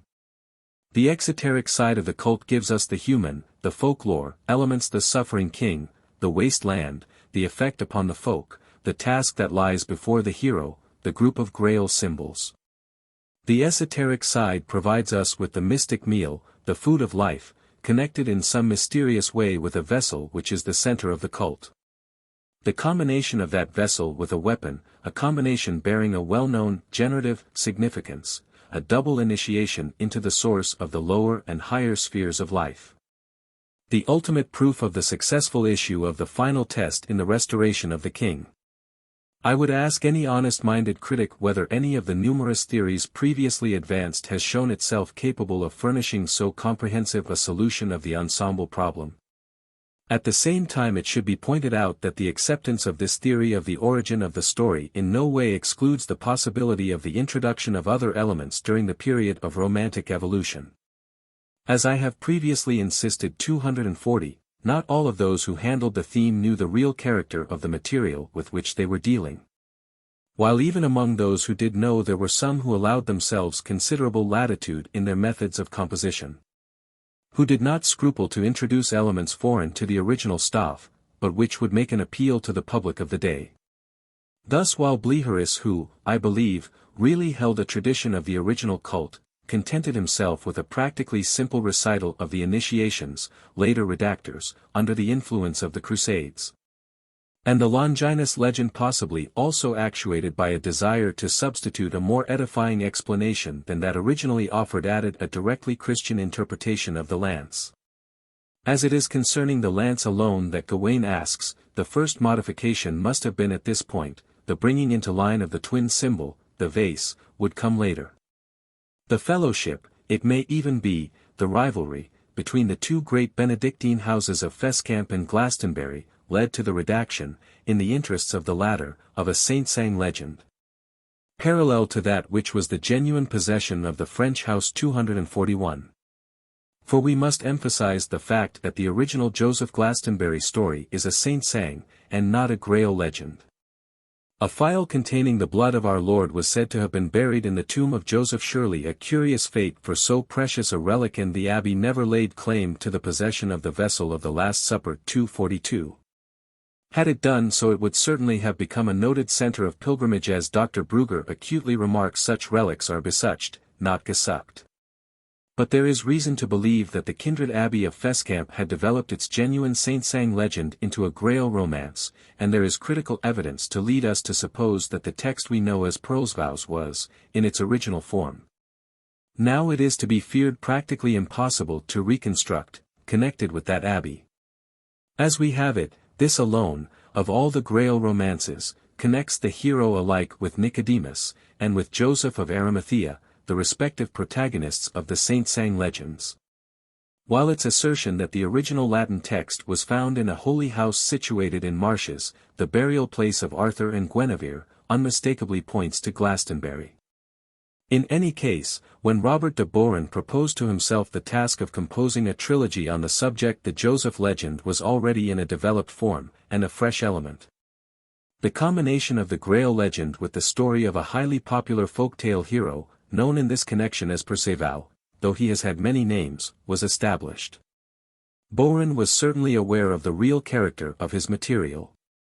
He knew the Grail cult as Christianized mystery, and, while following the Romance development, handled the theme on distinctively religious lines, preserving the mystery element in its threefold development, and equating the vessel of the mystic feast with the Christian Eucharist. From what we now know of the material, it seems certain that the equation was already established, and that Boron was simply stating in terms of romance what was already known to him in terms of mystery. In face of the evidence above set forth, there can no longer be any doubt that the mystic feast of the nature cults really had, and that at a very early date, been brought into touch with the sacrament of the Eucharist. But to Chrétien de Troyes the story was romance, pure and simple. There was still a certain element of awe connected with Grail, and Grail feast, but of the real meaning and origin of the incidents he had, I am convinced, no idea whatever. Probably many modifications were already in his source, but the result so far as his poem is concerned is that he duplicated the character of the Fisher King. He separated both, father and son, from the wasted land, transferring the responsibility for the woes of land and folk to the quester, who, although his failure might be responsible for their continuance, never had anything to do with their origin. He bestowed the wound of the Grail King, deeply significant in its original conception and connection, upon Perceval's father, a shadowy character, entirely apart from the Grail tradition. There is no trace of the initiation elements in his poem, no Perilous chapel, no welding of the sword. We have here passed completely and entirely into the land of romance, the doors of the temple are closed behind us. It is the story of Perceval le Gaulois, not the ritual of the Grail, which fills the stage, and with the story of Perceval there comes upon the scene a crowd of folktale themes, absolutely foreign to the Grail itself. Thus we have not only the central theme of the lad reared in woodland solitude, making his entrance into a world of whose ordinary relations he is absolutely and ludicrously ignorant, and the traditional illustrations of the results of that ignorance, such as the story of the Lady of the Tent and the stolen ring. But we have also the sinister figure of the Red Knight with his witch mother, the 3 drops of blood upon the snow, and the ensuing love trance. Pure folktale themes, mingled with the more chivalric elements of the rescue of a distressed maiden, and the vanquishing in single combat of doughty antagonists, giant, or Saracen. One and all of them elements offering widespread popular parallels, and inviting the unwary critic into paths which lead him far astray from the goal of his quest, the Grail Castle. I dispute in no way the possible presence of Celtic elements in this complex. The lance may well have borrowed at one time features from early Irish tradition, at another details obviously closely related to the Longinus legend. It is even possible that, as Burdak insists, features of the Byzantine liturgy may have colored the representation of the Grail procession, although, for my own part, I consider such a theory highly improbable in view of the facts that, a. Chrétien's poem otherwise shows no traces of Oriental influence. b. The spear in the Eastern Rite is simply a small spear-shaped knife. c. The presence of the lights is accounted for by the author of Son de Naassene on the ground of a nativity legend, the authenticity of which was pointed out by the late M. Gaston Paris. d. It is only in the later prose form that we find any suggestion of a Grail chapel, whereas were the source of the story really to be found in the Mass, such a feature would certainly have had its place in the earliest versions. But in each and all these cases the solution proposed has no relation to other features of the story, it is consequently of value in, and per se, only, and cannot be regarded as valid evidence for the source of the legend as a whole. In the process of transmutation from ritual to romance, the kernel, the Grail legend proper, may be said to have formed for itself a shell composed of accretions of widely differing provenance. It is the legitimate task of criticism to analyze such accretions, and to resolve them into their original elements, but they are accretions, and should be treated as such, not confounded with the original and essential material. After upwards of 30 years spent in careful study of the Grail legend and romances, I am firmly and entirely convinced that the root origin of the whole bewildering complex is to be found in the vegetation ritual. Treated from the esoteric point of view as a life cult, and in that alone. Christian legend, and traditional folk tale, have undoubtedly contributed to the perfected romantic corpus, but they are in truth subsidiary and secondary features. A criticism that would treat them as original and primary can but defeat its own object. Magnified out of proportion, they become stumbling blocks upon the path, instead of signposts towards the goal. Chapter 12. Mithra and Attis. The fact that there was, at a very early date, among a certain sect of Christian Gnostics, a well-developed body of doctrine, based upon the essential harmony existing between the old faith and the new, which claimed by means of a twofold initiation to impact to the inner circle of its adherents the secret of life, physical and spiritual, being, in face of the evidence given in the previous chapter, placed beyond any possible doubt. We must now ask, is there any evidence that such teaching survived for any length of time, or could have penetrated to the British Isles, where, in view of the priority of the Bleherus Gawain form, the Grail legend, as we know it, seems to have originated? I think there is at least presumptive evidence of such preservation and transmission. I have already alluded to the close connection existing between the Attis cult and the worship of the popular Persian deity, Mithra, and have given quotations from Cumont illustrating this connection. It will be worth while to study the question somewhat more closely, and discover, if possible, the reason for this intimate alliance. On the face of it, there seems to be absolutely no reason for the connection of these cults. The two deities in no way resemble each other, the stories connected with them have no possible analogy, the root conception is widely divergent. With the character of the deity we know as Adonis, or Attis, we are now thoroughly familiar. In the first instance, it seems to be the human element in the myth which is most insisted upon. He is a mortal youth beloved by a great goddess. Only after his tragic death does he appear to assume divine attributes, and, alike in death and resurrection, become the accepted personification of natural energies. Baudissin, Adonis und Esmen, remarks that Adonis belongs to einer Klasse von Wesen sehr unbestimmter Arter, while über den Menschen aber unter den großen Göttern stehen, und weniger Individualität besitzen als dies 243. Such a criticism applies of course equally to Attis. Mithra, on the other hand, occupies an entirely different position. Cumont, in his Mystères de Mithra, thus describes him: he is le génie de la lumière céleste. Il n'est le soleil, ni la lune, ni les étoiles, mais la de ces mille oreilles, et de ces du milieu Illinois surveille le monde 244. His beneficent activities might seem to afford a meeting ground with the vegetation goods il don l'accroissement, il don l'abondance, il don les troupeaux Illinois don la progéniture et la vie 245. This summary may aptly be compared with the lament for Tammuz, quoted in chapter 3. But the worship of Mithra in the form in which it spread throughout the Roman Empire, Mithra as the god of the imperial armies, the deity beloved of the Roman legionary, was in no sense of this concrete and material type. This is how Cumont sums up the main features. Mithra is the mediator, who stands between le Dieu inaccessible, et inconnaissable, que regne dans les sphères éthérées, et le genre humain que s'agite ici bas. Il est le logos émané de Dieu, et participant à sa toute puissance, que après avoir forme le monde comme demiurge continue à veiller sur lui. The initiates must practice a strict chastity, la résistance à la sensualité et un des aspects du combat contre le principe du mal, le dualisme mithrique servait de fondement à un moral très pur et très efficace 246. Finally, Mithraism taught the resurrection of the body. Mithra will descend upon earth, and will revive all men. All will issue from their graves, resume their former appearance and recognize each other. All will be united in one great assembly, and the good will be separated from the evil. Then in one supreme sacrifice Mithra will immolate the divine bull, and mixing its fat with the consecrated wine will offer to the righteous the cup of eternal life 247.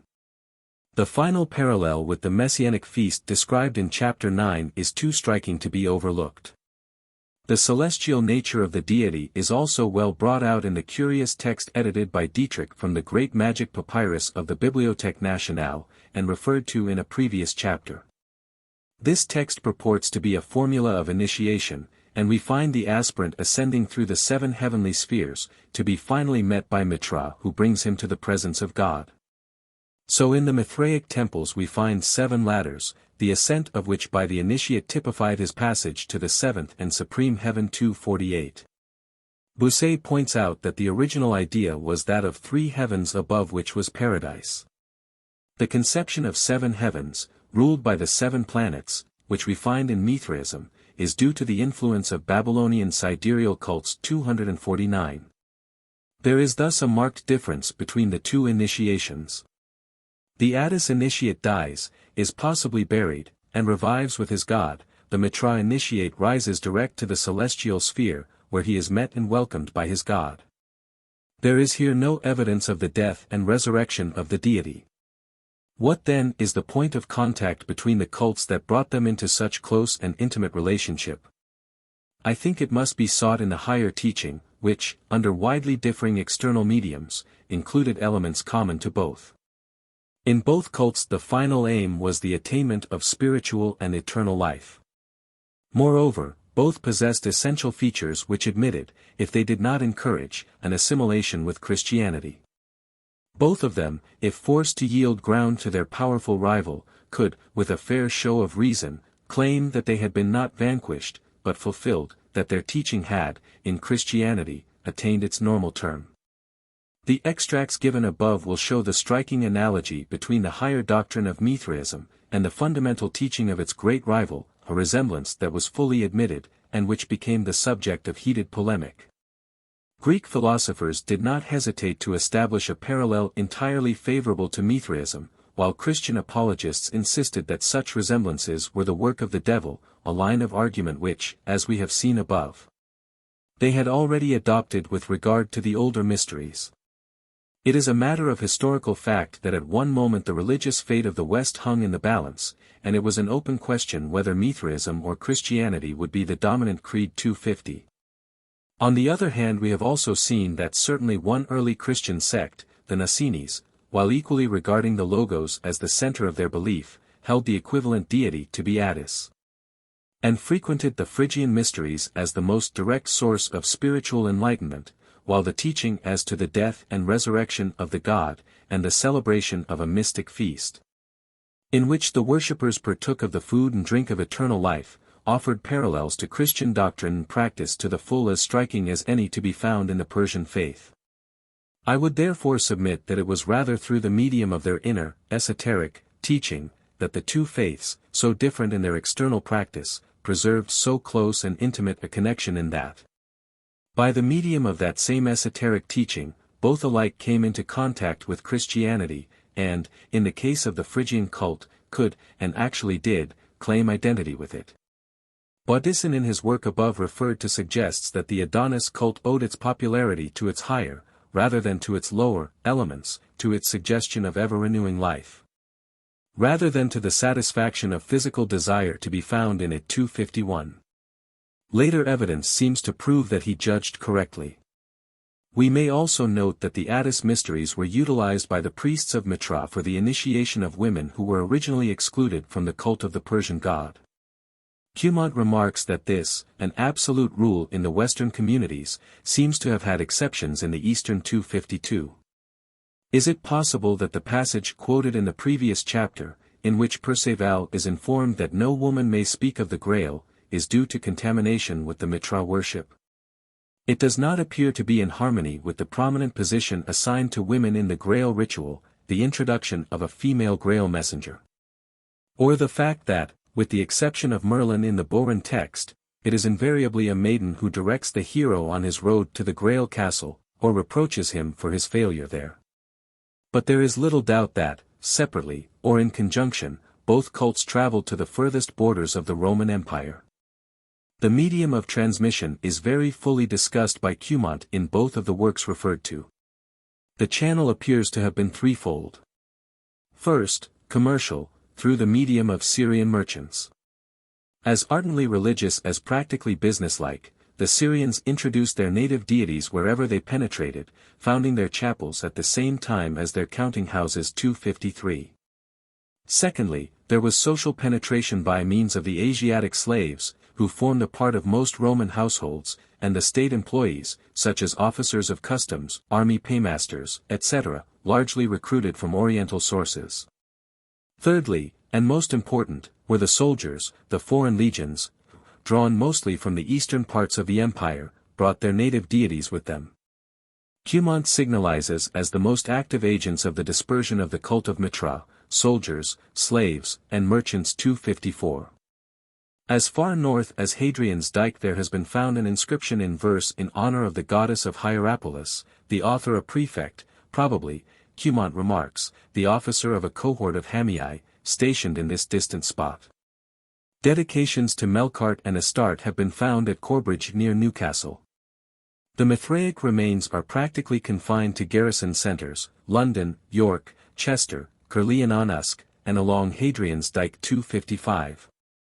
From the highly interesting map attached to the study, giving the sites of ascertained Mithraic remains, there seems to have been such a centre in Pembrokeshire. Now in view of all this evidence, is it not at least possible that the higher form of the Attis cult, that in which it was known and practiced by early Gnostic Christians, may have been known in Great Britain? Scholars have been struck by the curiously unorthodox tone of the Grail romances, their apparent insistence on a succession quite other than the accredited apostolic tradition, and yet, according to the writers, directly received from Christ himself. The late M. Paulin Paris believed that the source of this peculiar feature was to be found in the struggle for independence of the early British Church.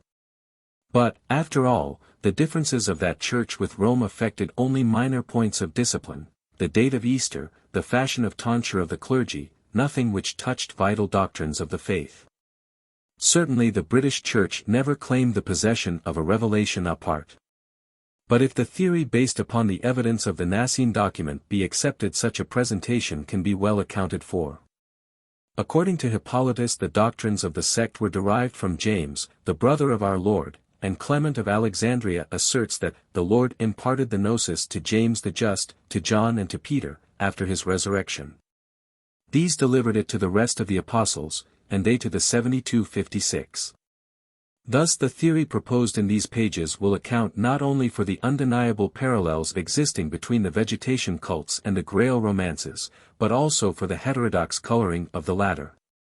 Two elements which at first sight would appear to be wholly unconnected, and quite incapable of relation to a common source.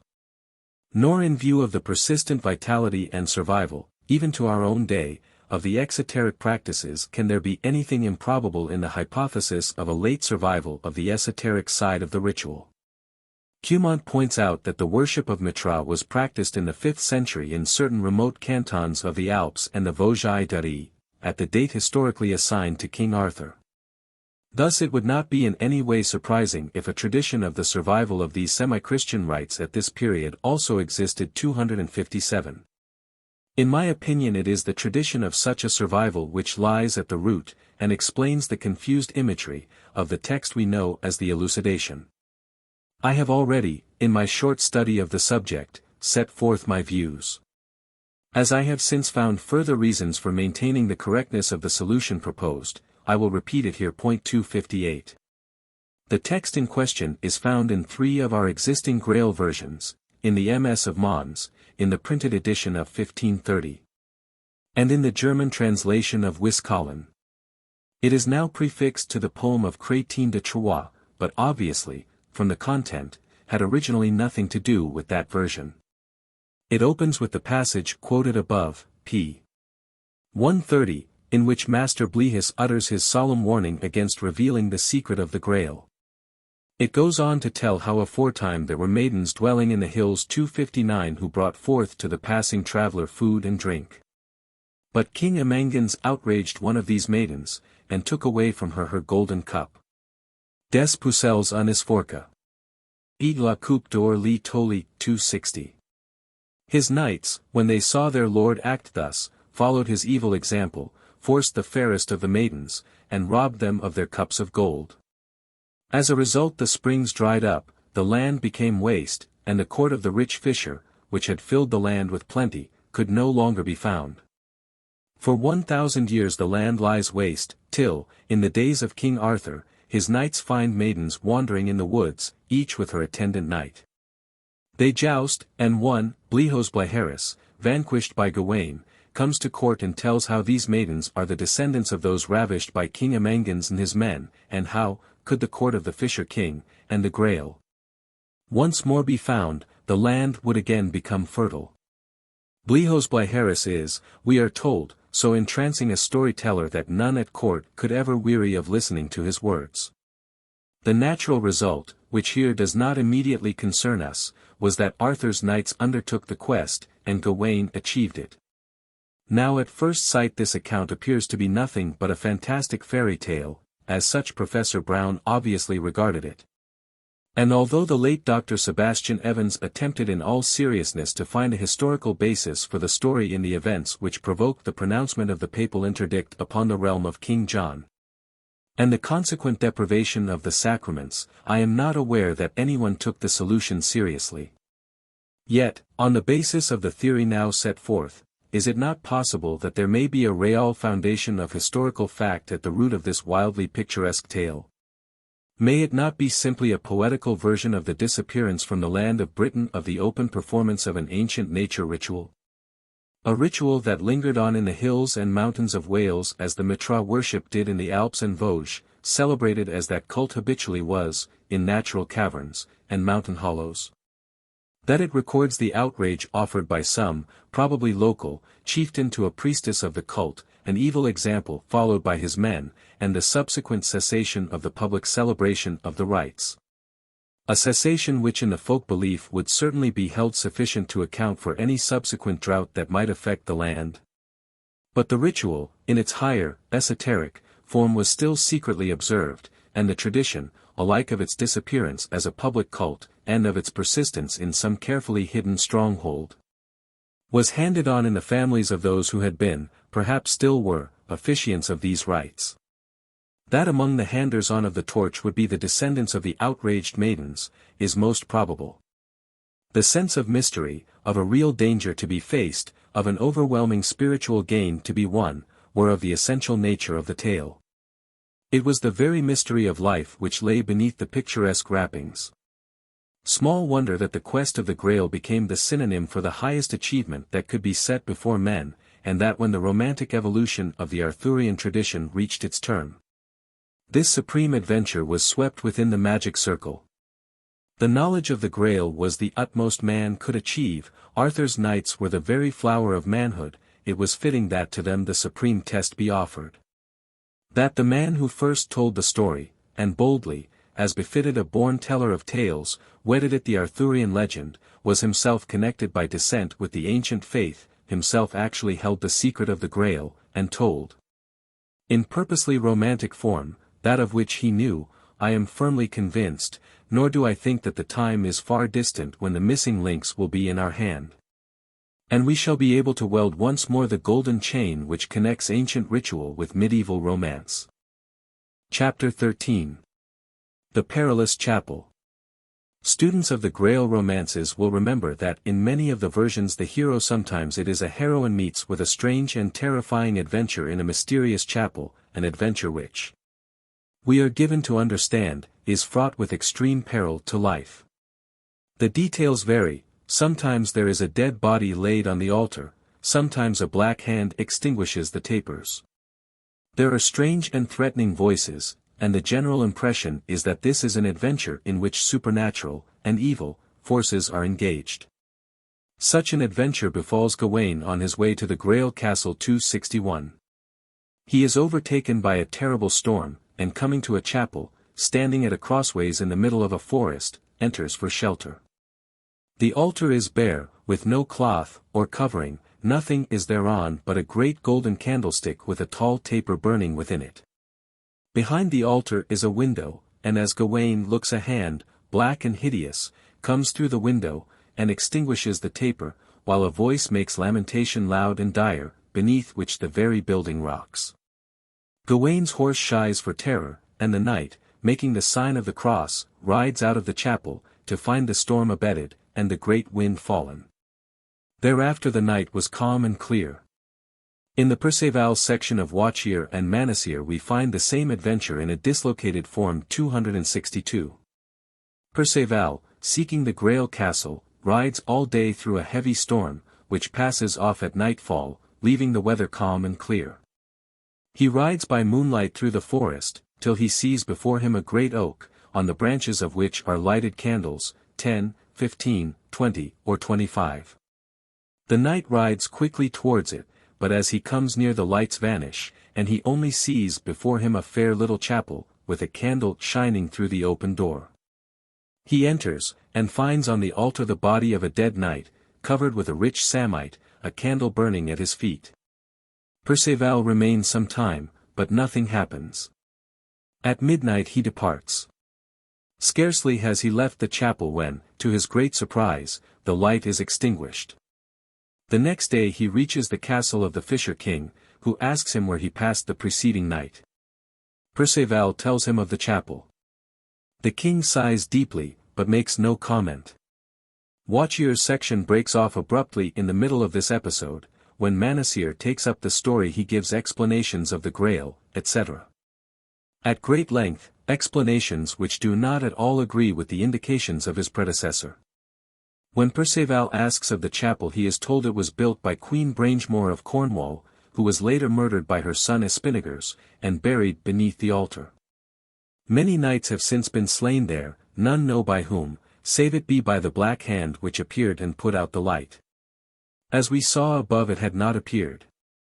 The enchantment can only be put an end to if a valiant knight will fight the black hand, and, taking a veil kept in the chapel, will dip it in holy water, and sprinkle the walls, after which the enchantment will cease. At a much later point Manasseh tells how Perceval, riding through the forest, is overtaken by a terrible storm. He takes refuge in a chapel which he recognizes as that of the Black Hand. The hand appears, Perceval fights against and wounds it. Then appears a head, finally the devil in full form who seizes Perceval as he is about to seek the veil of which he has been told. Perceval makes the sign of the cross, on which the devil vanishes, and the knight falls insensible before the altar. On reviving he takes the veil, dips it in holy water, and sprinkles the walls within and without. He sleeps there that night and the next morning, on waking, sees a belfry. He rings the bell, upon which an old man, followed by two others, appears. He tells Perceval he is a priest, and has buried 3,000 knights slain by the Black Hand. Every day a knight has been slain, and every day a marble tomb stands ready with the name of the victim upon it. Queen Brangemore founded the cemetery, and was the first to be buried within it. But according to the version given earlier she was buried beneath the altar. We have here evidently a combination of two themes, Perilous Chapel and Perilous Cemetery, originally independent of each other. In other MSS. The Watchier adventure agrees much more closely with the Manasseh sequel, the hand appearing, and extinguishing the light. Sometimes the hand holds a bridle, a feature probably due to contamination with a Celtic folk tale, in which a mysterious hand, here that of a giant, steals on their birth night a child, and a full 263. These Perceval versions are manifestly confused and dislocated, and are probably drawn from more than one source. In the quest Gawain and Hector de Maris come to an old and ruined chapel where they pass the night. Each has a marvelous dream. The next morning, as they are telling each other their respective visions, they see a hand, showing unto the elbow, and was covered with red samite, and upon that hung a bridle, not rich. And held within the fist a great candle that burnt right clear, and so passed afore them, and entered into the chapel, and then vanished away, and they wist not where. 264. This seems to be an unintelligent borrowing from the Perceval version.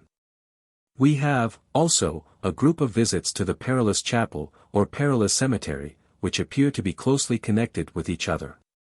In each case the object of the visit is to obtain a portion of the cloth which covers the altar, or a dead body lying upon the altar. The romances in question are the Pearl's Vows, the Prose Lancelot, and the Chevalier du Espes 265. The respective protagonists being Perceval's sister, Sir Lancelot, and the young Queen of Garatigan, whose city has been taken by King Rhys and who dares the venture to win her freedom. In the first case the peril appears to lie in the cemetery, which is surrounded by the ghosts of knights slain in the forest, and buried in unconsecrated ground. The Lancelot version is similar, but here the title is definitely Perilous Chapel. In the last version there is no hint of a cemetery. In the Lancelot version there is a dead knight on the altar, whose sword Lancelot takes in addition to the piece of cloth. In the poem a knight is brought in, and buried before the altar. The young queen, after cutting off a piece of the altar cloth, uncovers the body, and buckles on the sword. There is no mention of a hand in any of the three versions, which appear to be late and emasculated forms of the theme. The earliest mention of a perilous cemetery, as distinct from a chapel, appears to be in the Chastel or Gellas section of the Perceval, a section probably derived from a very early stratum of Arthurian romantic tradition. Here Arthur and his knights, on their way to the siege of Chastel or Gellas, come to the Vergier de Sepultures, where they eat with the hermits, of whom there are 100 and more. Enemy Eloist or Pachi dire. Les merveilles del chime tire. Car si sont divers sidi grands. Chuil ne homterians vivens. Capoist pa quidier any croire. KCE fust angst chose voir 266. But there is no hint of a perilous chapel here.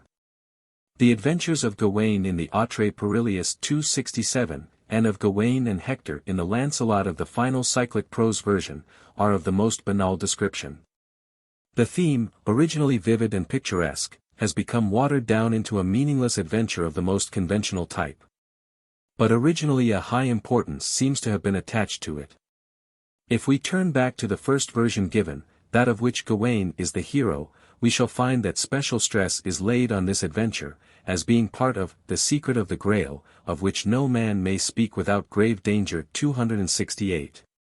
We are told that, but for Gawain's loyalty and courtesy, he would not have survived the perils of that night. In the same way Perceval, before reaching the Fisher King's castle, meets a maiden, of whom he asks the meaning of the lighted tree, chapel, etc. She tells him it is all part of the saint's secret of the Grail 269. Now what does this mean?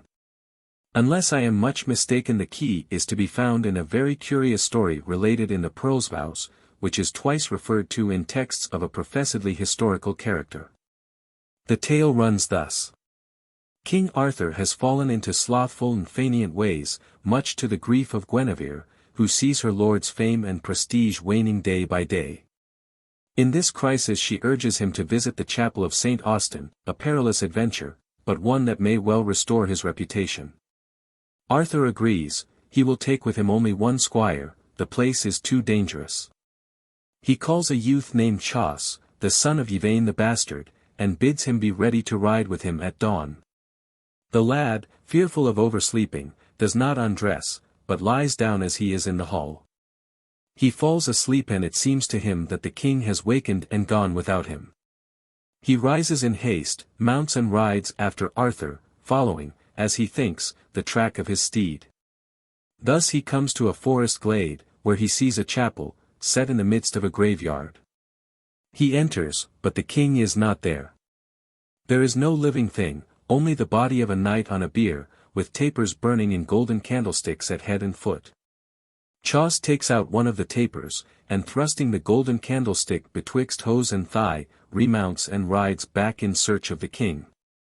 Before he has gone far he meets a man, black, and foul-favored, armed with a large two-edged knife. He asks, has he met King Arthur? The man answers, no, but he has met him, Chas, he is a thief and a traitor, he has stolen the golden candlestick, unless he gives it up he shall pay for it dearly. Chas refuses, and the man smites him in the side with the knife. With a loud cry the lad awakes, he is lying in the hall at Cardoyle, wounded to death, the knife in his side and the golden candlestick still in his hose. He lives long enough to tell the story, confess, and be shriven, and then dies. Arthur, with the consent of his father, gives the candlestick to the church of St. Paul, then newly founded, for he would that this marvelous adventure should everywhere be known, and that prayer should be made for the soul of the squire 270. The pious wish of the king seems to have been fulfilled, as the story was certainly well known, and appears to have been accepted as a genuine tradition. Thus the author of the Histoire de Folk Fitzwarren gives a resume of the adventure, and asserts that the chapel of St. Austin referred to was situated in folk's patrimony, i.e. in the tract known as the Blanche Lande, situated in Shropshire, on the border of North Wales. As source for the tale he refers to Le Graal, Le Livre de le Saint Vassal, and goes on to state that here King Arthur recovered sa bounty sa valor when he had lost his knighthood and fame. This obviously refers to the Perilous romance, though whether in its present, or in an earlier form, it is impossible to say. In any case, the author of the Histoire evidently thought that the chapel in question really existed, and was to be located in Shropshire 271. But John of Glastonbury also refers to the story, and he connects it with Glastonbury 272. Now how can we account for so wild, and at first sight so improbable, a tale assuming what we may term a semi-historical character, and becoming connected with a definite and precise locality? A feature which is, as a rule, absent from the Grail stories. At the risk of startling my readers, I must express my opinion that it was because the incidents recorded were a reminiscence of something which had actually happened, and which, owing to the youth, and possible social position, of the victim, had made a profound impression upon the popular imagination. For this is the story of an initiation, or perhaps it would be more correct to say the test of fitness for an initiation, carried out on the astral plane, and reacting with fatal results upon the physical. We have already seen in the Naassene document that the mystery ritual comprised a double initiation, the lower, into the mysteries of generation, i.e., of physical life. The higher, into the spiritual divine life, where man is made one with God 273. Some years ago I offered the suggestion that the test for the primary initiation, that into the sources of physical life, would probably consist in a contact with the horrors of physical death, and that the tradition of the Perilous chapel, which survives in the Grail romances in confused and contaminated form, was a reminiscence of the test for this lower initiation 274. This would fully account for the importance ascribed to it in the Bleherus Gawain form, and for the asserted connection with the Grail. It was not till I came to study the version of the Perilous, with a view to determining its original provenance, that I recognized its extreme importance for critical purposes. The more one studies this wonderful legend, the more one discovers significance in what seem at first to be entirely independent and unrelated details.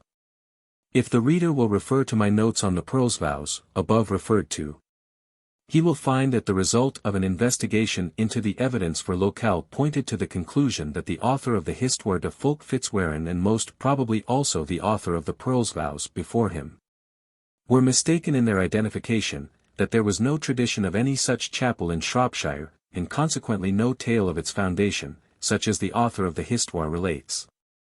But I was also able to show that further north, in Northumberland, there was also a Blanche Land, connected with the memory of King Arthur, numerous dedications to St. Austin, and a tradition of that saint driving out the local demons closely analogous to the tale told of the presumed Shropshire site. I therefore suggested that inasmuch as the Perilous represented Arthur as holding his court at Cardoyle, Carlisle, the northern Blancheland, which possessed a chapel of St. Austin, and lay within easy reach, was probably the original site rather than the Shropshire Blanche Lande, which had no chapel, and was much further away. Now, in view of the evidence set forth in the last chapter, is it not clear that this was a locality in which these semi-pagan, semi-Christian, rites, might, prima facie, be expected to linger on? It is up here, along the northern border, that the Roman legionaries were stationed. It is here that we find monuments and memorials of their heathen cults. Obviously this was a locality where the demon-hunting activities of the saint might find full scope for action. I would submit that there is at least presumptive evidence that we may here be dealing with the survival of a genuine tradition. And should any of my readers find it difficult to believe that, even did initiations take place, and even were they of a character that involved a stern test of mental and physical endurance, and I imagine most scholars would admit that there was, Possibly, more in the original institutions, than, let us say, in a modern admission to Freemasonry, yet it is a far cry from pre-Christian initiations to medieval romance, and a connection between the two is a rash postulate. I would draw their attention to the fact that, quite apart from our Grail texts, we possess a romance which is, plainly, and blatantly, nothing more or less than such a record. I refer, of course, to Owain Miles, or the Purgatory of St. Patrick, where we have an account of the hero, after purification by fasting and prayer, descending into the netherworld, passing through the abodes of the lost, finally reaching paradise, and returning to earth after 3 days, a reformed and regenerated character. 275. Then with his monks the prior anon, with crosses and with gonfanon, went to that hole forthright, through which knight Owain went below. There, as of burning fire the glow, they saw a gleam of light. And right amidst that beam of light, he came up, Owain, God's own knight. By this knew every man, that he in paradise had been, and purgatory's pains had seen, and was a holy man. Now if we turn to Bossuet's article Himmelfahrt der Seele, to which I have previously referred, p. 157, we shall find abundant evidence that such a journey to the worlds beyond was held to be a high spiritual adventure of actual possibility, a venture to be undertaken by those who, greatly daring, felt that the attainment of actual knowledge of the future life was worth all the risks, and they were great and terrible, which such an enterprise involved. Bossuet comments fully on St. Paul's claim to have been caught up into the third heaven, and points out that such an experience was the property of the rabbinical school to which Saul of Tarsus had belonged, and was brought over by him from his Jewish past. Such experiences were rare in Orthodox Christianity. 276.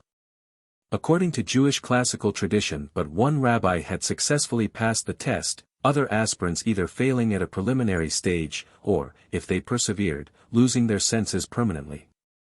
The practice of this ecstatic ascent ceased among Jews in the 2nd century AD. Bossuet also gives instances of the soul leaving the body for 3 days, and wandering through other worlds, both good and evil, and also discusses the origin of the bridge which must be crossed to reach paradise. Both features characteristic of the Owain poem. 277. In fact, the whole study is of immense importance for a critical analysis of the sources of the romance in question. And here I would venture to beg the adherents of the Celtic school to use a little more judgment in their attribution of sources. Visits to the otherworld are not always derivations from Celtic fairy lore. Unless I am mistaken, the root of this theme is far more deeply embedded than in the shifting sands of folk and fairy tale. I believe it to be essentially a mystery tradition. The otherworld is not a myth, but a reality, and in all ages there have been souls who have been willing to brave the great adventure, and to risk all for the chance of bringing back with them some assurance of the future life.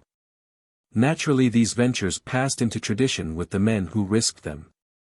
The early races of men became semi-mythic, their beliefs, their experiences, receded into a land of mist, where their figures assumed fantastic outlines, and the record of their deeds departed more and more widely from historic accuracy.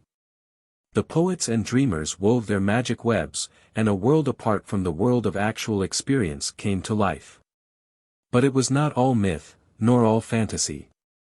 There was a basis of truth and reality at the foundation of the mystic growth, and a true criticism will not rest content with wandering in these enchanted lands, and holding all it meets with for the outcome of human imagination. The truth may lie very deep down, but it is there, and it is worth seeking, and Celtic fairy tales, charming as they are, can never afford a satisfactory, or abiding, resting place. I, for one, utterly refuse to accept such as an adequate goal for a life's research. A path that leads but into a Celtic twilight can only be a by-path, and not the king's highway. The Grail romances repose eventually, not upon a poet's imagination, but upon the ruins of an august and ancient ritual, a ritual which once claimed to be the accredited guardian of the deepest secrets of life. Driven from its high estate by the relentless force of religious evolution, for after all Adonis, Attis, and their congeners, were but the half-gods who must needs yield place when the gods themselves arrive, it yet lingered on. Openly, in folk practice, in fast and feast, whereby the well-being of the land might be assured. Secretly, in cave or mountain fastness, or island isolation, where those who craved for a more sensible, not necessarily sensuous, contact with the unseen spiritual forces of life than the orthodox development of Christianity afforded, might, and did, find satisfaction. Were the Templars such? Had they, when in the East, come into touch with a survival of the Naassene, or some kindred sect? It seems exceedingly probable. If it were so, we could understand at once the puzzling connection of the order with the Knights of the Grail, and the doom which fell upon them. That they were held to be heretics is very generally admitted, but in what their heresy consisted no one really knows. Little credence can be attached to the stories of idol worship often repeated. If their heresy, however, were such as indicated above, a creed which struck at the very root and vitals of Christianity, we can understand at once the reason for punishment, and the necessity for secrecy. In the same way we can now understand why the Church knows nothing of the Grail.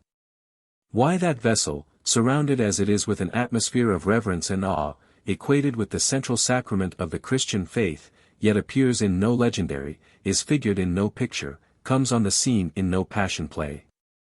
The Church of the 11th and 12th centuries knew well what the Grail was, and we, when we realize its genesis and true lineage, need no longer wonder why a theme, for some short space so famous and so fruitful a source of literary inspiration, vanished utterly and completely from the world of literature. Were Grail romances forbidden? Or were they merely discouraged? Probably we shall never know, but of this one thing we may be sure: the Grail is a living force, it will never die. It may indeed sink out of sight, and, for centuries even, disappear from the field of literature, but it will rise to the surface again, and become once more a theme of vital inspiration, even as, after slumbering from the days of Malory, it woke to new life in the 19th century, making its fresh appeal through the genius of Tennyson and Wagner. Chapter 14. The Author. Having now completed our survey of the various elements which have entered into the composite fabric of the Grail legend, the question naturally arises: where, and when, did that legend assume romantic form? And to whom should we ascribe its literary origin? On these crucial points the evidence at our disposal is far from complete, and we can do little more than offer suggestions towards the solution of the problem. With regard to the first point, that of locality, the evidence is unmistakably in favor of a Celtic, specifically a Welsh, source. As a literary theme, the Grail is closely connected with the Arthurian tradition. The protagonist is one of Arthur's knights, and the hero of the earlier version, Gawain, is more closely connected with Arthur than are his successors, Perceval and Galahad. The Celtic origin of both Gawain and Perceval is beyond doubt. And the latter is not merely a Celt, but is definitely Welsh. He is always Lee Gallois. Galahad I hold to be a literary, and not a traditional, hero. He is the product of deliberate literary invention, and has no existence outside the frame of the later cyclic redactions. It is not possible at the present moment to say whether the quest was composed in the British Isles, or on the continent, but we may safely lay it down as a basic principle that the original Grail heroes are of insular origin, and that the Grail legend, in its romantic, and literary, form is closely connected with British pseudo-historical tradition. The beliefs and practices of which, if the theory maintained in these pages be correct, the Grail stories offer a more or less coherent survival can be shown, on the evidence of historic monuments, and surviving folk customs, to have been popular throughout the area of the British Isles. While, with regard to the higher teaching of which I hold these practices to have been the vehicle, Pliny comments upon the similarity existing between the ancient Magian Gnosis and the Druidical Gnosis of Gaul and Britain, an indication which, in the dearth of accurate information concerning the teaching of the Druids, is of considerable value. 278. As we noted in the previous chapter, an interesting parallel exists between Wales, and localities, such as the Alps, and the Vosges. where we have definite proof that these mystery cults lingered on after they had disappeared from public celebration.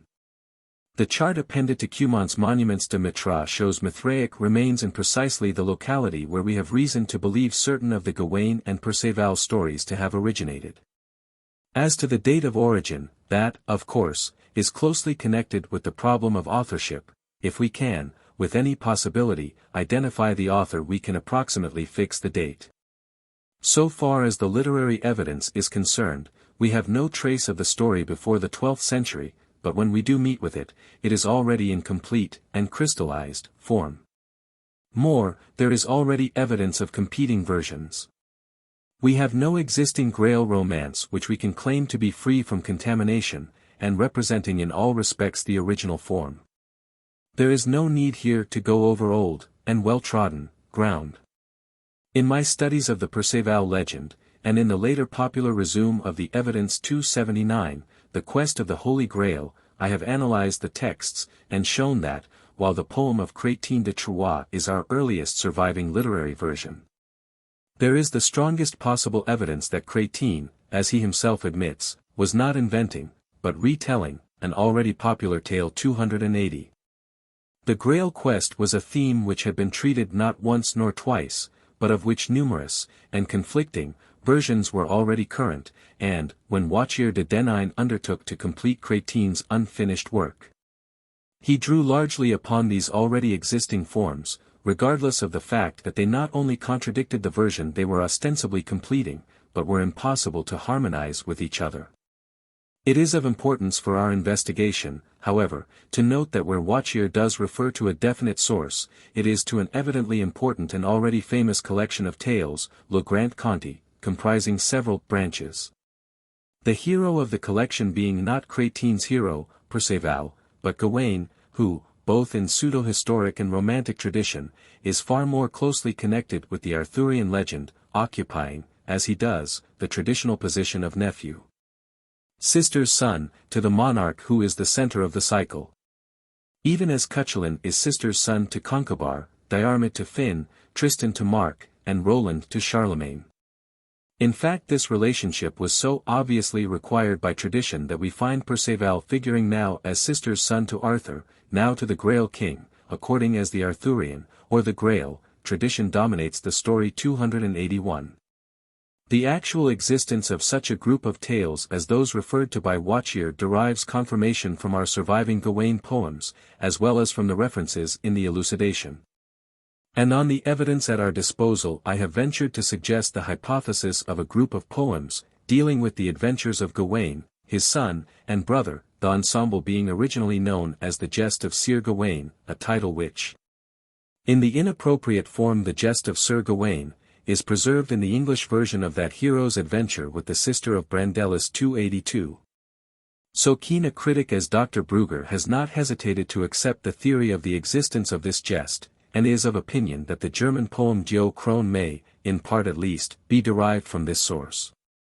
The central adventure ascribed to Gawain in this group of tales is precisely the visit to the Grail castle to which we have already referred, and we have pointed out that the manner in which it is related, its directness, simplicity, and conformity with what we know of the mystery teaching presumably involved, taken in connection with the personality of the hero, and his position in Arthurian romantic tradition, appear to warrant us in assigning to it the position of priority among the conflicting versions we possess. At 2 points in the retelling of these Gawain tales Wachier definitely refers to the author by name, Bleherus. On the second occasion he states categorically that this Bleherus was of Welsh birth and origin, naiti ingenuus en Gauls, and that he told the tale in connection with which the statement is made to a certain Comte de Poitiers, whose favourite story it was. He loved it above all others, which would imply that it was not the only tale Bleherus had told him 283. As we have seen in a previous chapter, the elucidation prefaces its account of the Grail quest by a solemn statement of the gravity of the subject to be treated, and a warning of the penalties which would follow on a careless revelation of the secret. These warnings are put into the mouth of a certain Master Blehus, concerning whom we hear no more. A little further on in the poem we meet with a knight, Blehos Bleherus, who, made prisoner by Gawain, reveals to Arthur and his court the identity of the maidens wandering in the woods, of the Fisher King, and the Grail. And is so good a storyteller that none can weary of listening to his tales. 284. Again, in the fragmentary remains of Thomas's Tristan we have a passage in which the poet refers, as source, to a certain Brary, who knew all the feats, and all the tales, of all the kings, and all the counts who had lived in Britain. 285.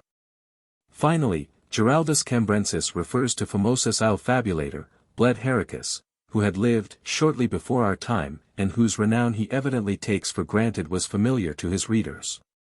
Now are we to hold that the Bleheris who, according to Wachier, had told tales concerning Gawain, and Arthur's court, one of which tales was certainly the Grail adventure. The master Blehis, who knew the Grail mystery, and gave solemn warning against its revelation, the Blehos Bleheris, who knew the Grail, and many other tales, the Brary, who knew all the legendary tales concerning the princes of Britain. And the famous storyteller bled Heracus, of whom Giraldus speaks, are distinct and separate personages, or mere inventions of the separate writers, or do all these passages refer to one and the same individual, who, in that case, may well have deserved the title Famosus il Fabulator? With regard to the attitude taken up by certain critics, that no evidential value can be attached to these references, I would point out that when medieval writers quote an authority for their statements they, as a rule, refer to a writer whose name carries weight, and will impress their readers. They are offering a guarantee for the authenticity of their statements. The special attribution may be purely fictitious, but the individual referred to enjoys an established reputation. Thus, the later cyclic redactions of the Arthurian romances are largely attributed to Walter Map, who, in view of his public position, and political activities, could certainly never have had the leisure to compose one half of the literature with which he is credited. In the same way Robert de Boron, Chrétien de Troyes, Wolfram von Eschenbach, are all referred to as sources without any justification in fact. Nor is it probable that Wachier, who wrote on the continent, and who, if he be really Wachier de Denine, was under the patronage of the Count of Flanders, would have gone out of his way to invent a Welsh source.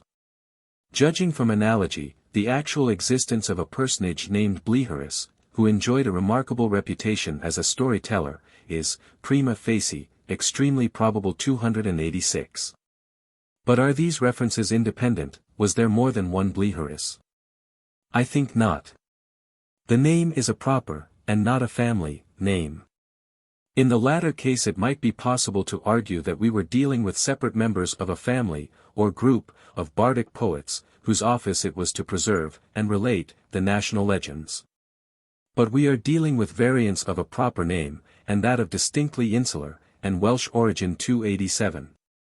The original form, Bledry, was by no means uncommon in Wales. From that point of view there might well have been 4 or 5, or even more, of that name, but that each and all of these should have possessed the same qualifications.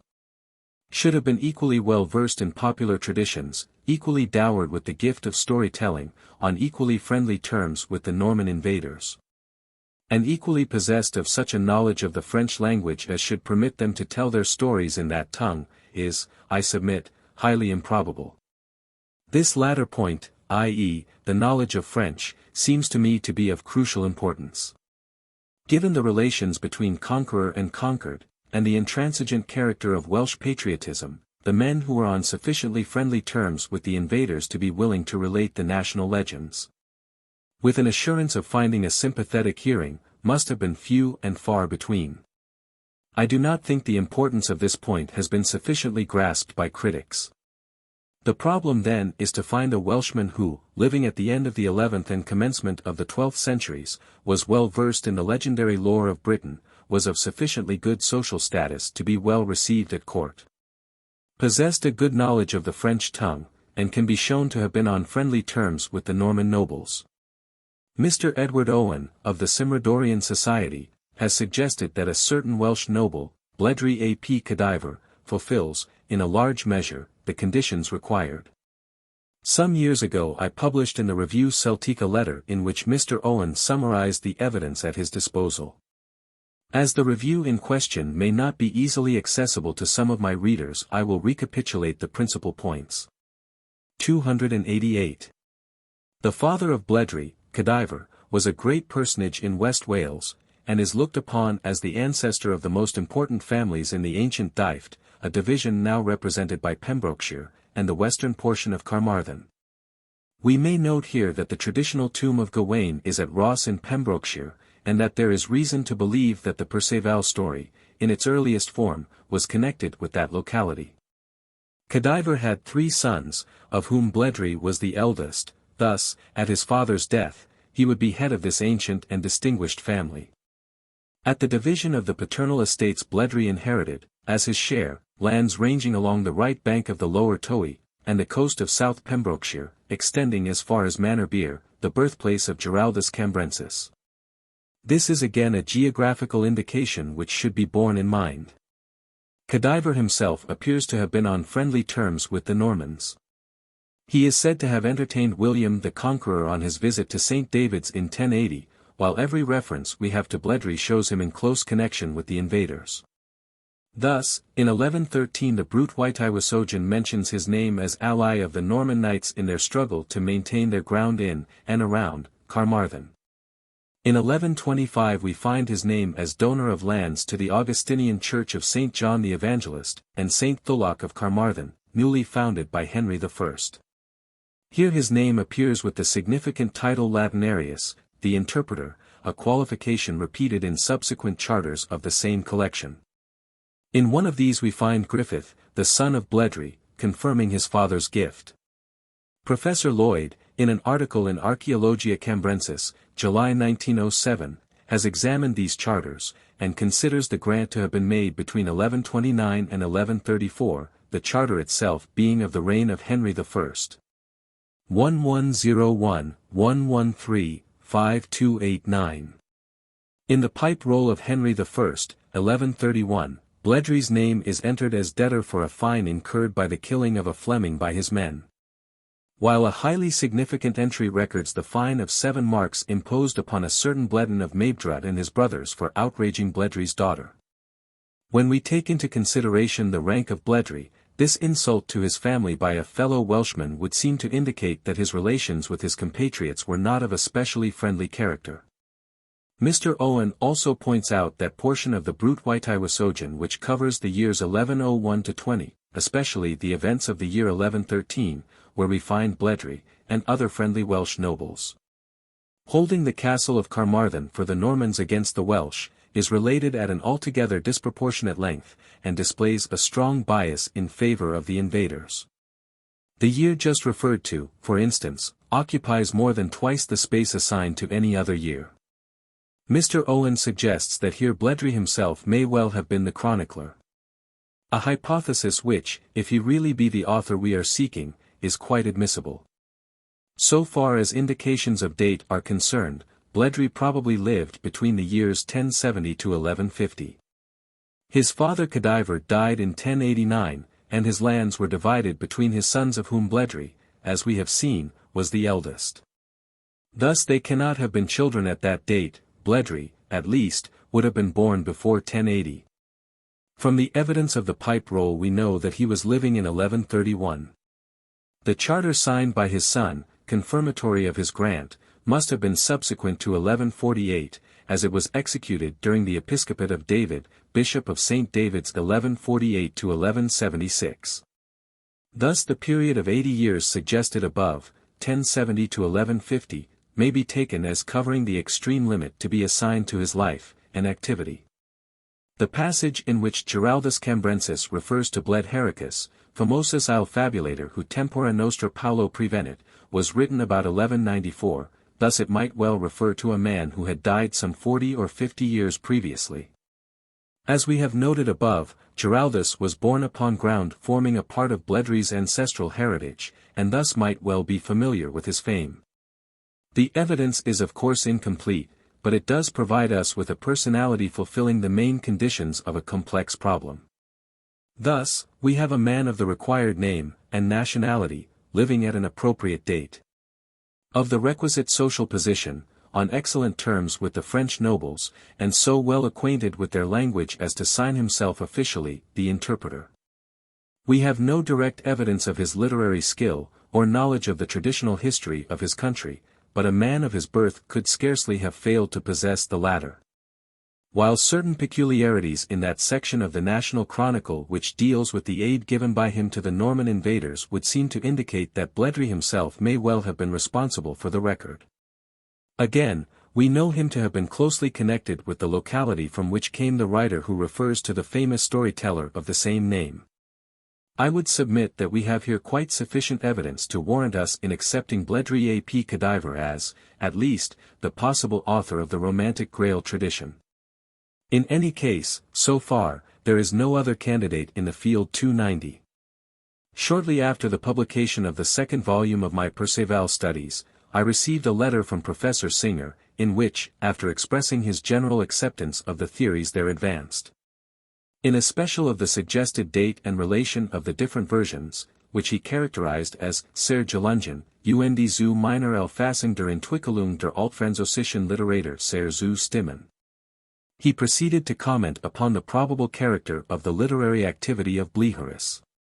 His remarks are so interesting and suggestive that I venture to submit them for the consideration of my readers. Professor Singer points out that in Eilhard von Oberg's Tristan we find the name in the form of Pleherin attached to a knight of Mark's court. The same name in a slightly varied form, Fellerin, occurs in the Tristan of Heinrich von Freiburg. Both poems, Professor Singer considers, are derived from a French original. Under a compound form, Blihos, or Blio, Bligharis, he appears, in the Gawain Grail compilation, as a knight at Arthur's court. Now Brere Blihis Bligharis is referred to as authority alike in the Tristan, Grail and Gawain tradition, and Professor Singer makes the interesting suggestion that these references are originally due to Bligharis himself, who not only told the stories in the third person, a common device at that period, v. Cratein's Eric, and Gerbert's continuation of the Perceval, but also introduced himself as eyewitness of, an actor, in a subordinate role, in, the incidents he recorded. Thus in the Tristan he is a knight of Mark's, in the elucidation in the Gawain stories a knight of Arthur's, court. Professor Singer instances the case of Dares in the De Excidio Troji, and Bishop Pilgrim of Passau in the Lost Nibelungias of his secretary Conrad, as illustrations of the theory. If this be the case, such a statement as that which we find in Wachier, regarding Bligharis's birth and origin, would have emanated from Bligharis himself, and simply been taken over by the later writer from his source. He incorporated the whole tale of the shield as it stood, a quite natural and normal proceeding 291. Again, this suggestion would do away with the necessity for postulating a certain lapse of time before the storyteller Bligharis could be converted into an Arthurian knight. The two roles, Gewarsman und Mithendelnden, as Professor Singer expresses it, are coincident in date. I would also suggest that the double form, Blihos Bligharis, would have been adopted by the author himself, to indicate the identity of the two, Blihis, and Bligharis. It is worthy of note that, when dealing directly with the Grail, he assumes the title of Master, which would seem to indicate that here he claimed to speak with special authority.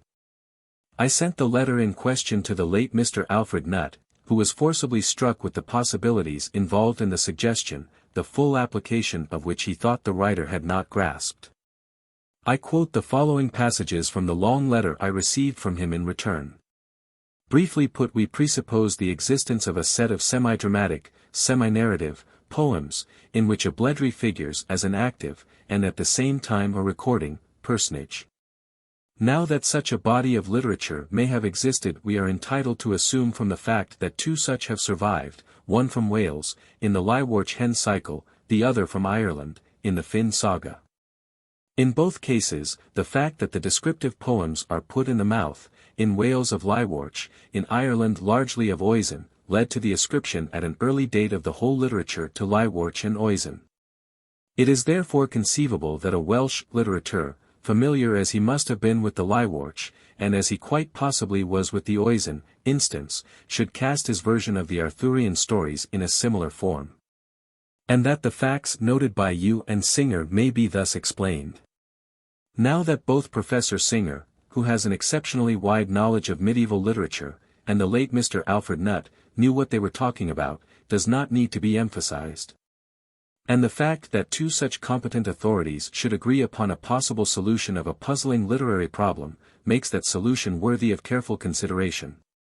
It would certainly have the merit of simplifying the question and deserves to be placed upon record. But while it would of course be far more satisfactory could one definitely place, and label, the man to whom we owe the original conception which gave birth and impetus to this immortal body of literature. Yet the precise identity of the author of the earliest Grail romance is of the accident, rather than the essence, of our problem. Whether Bleherus the Welshman be, or be not, identical with Bledry ap Cadaver, interpreter, and friend of the Norman nobles. The general hypothesis remains unaffected and may be thus summarized. The Grail story is not du fond and comble the product of imagination, literary or popular. At its root lies the record, more or less distorted, of an ancient ritual, having for its ultimate object the initiation into the secret of the sources of life, physical and spiritual. This ritual, in its lower, exoteric, form, as affecting the processes of nature, and physical life, survives today, and can be traced all over the world, in folk ceremonies, which, however widely separated the countries in which they are found, show a surprising identity of detail and intention. In its esoteric, mystery form it was freely utilized for the imparting of high spiritual teaching concerning the relation of man to the divine source of his being, and the possibility of a sensible union between man and God. The recognition of the cosmic activities of the Logos appears to have been a characteristic feature of this teaching, and when Christianity came upon the scene it did not hesitate to utilize the already existing medium of instruction, but boldly identified the deity of vegetation, regarded as life principle, with the God of the Christian faith. Thus, to certain of the early Christians, Attis was but an earlier manifestation of the Logos, whom they held identical with Christ. The evidence of the Naassene document places this beyond any shadow of doubt, and is of inestimable value as establishing a link between pre-Christian and Christian mystery tradition. This curious synthetic belief, united as it was with the highly popular cult of Mithra, traveled with the foreign legionaries, adherents of that cult, to the furthest bounds of the Roman Empire.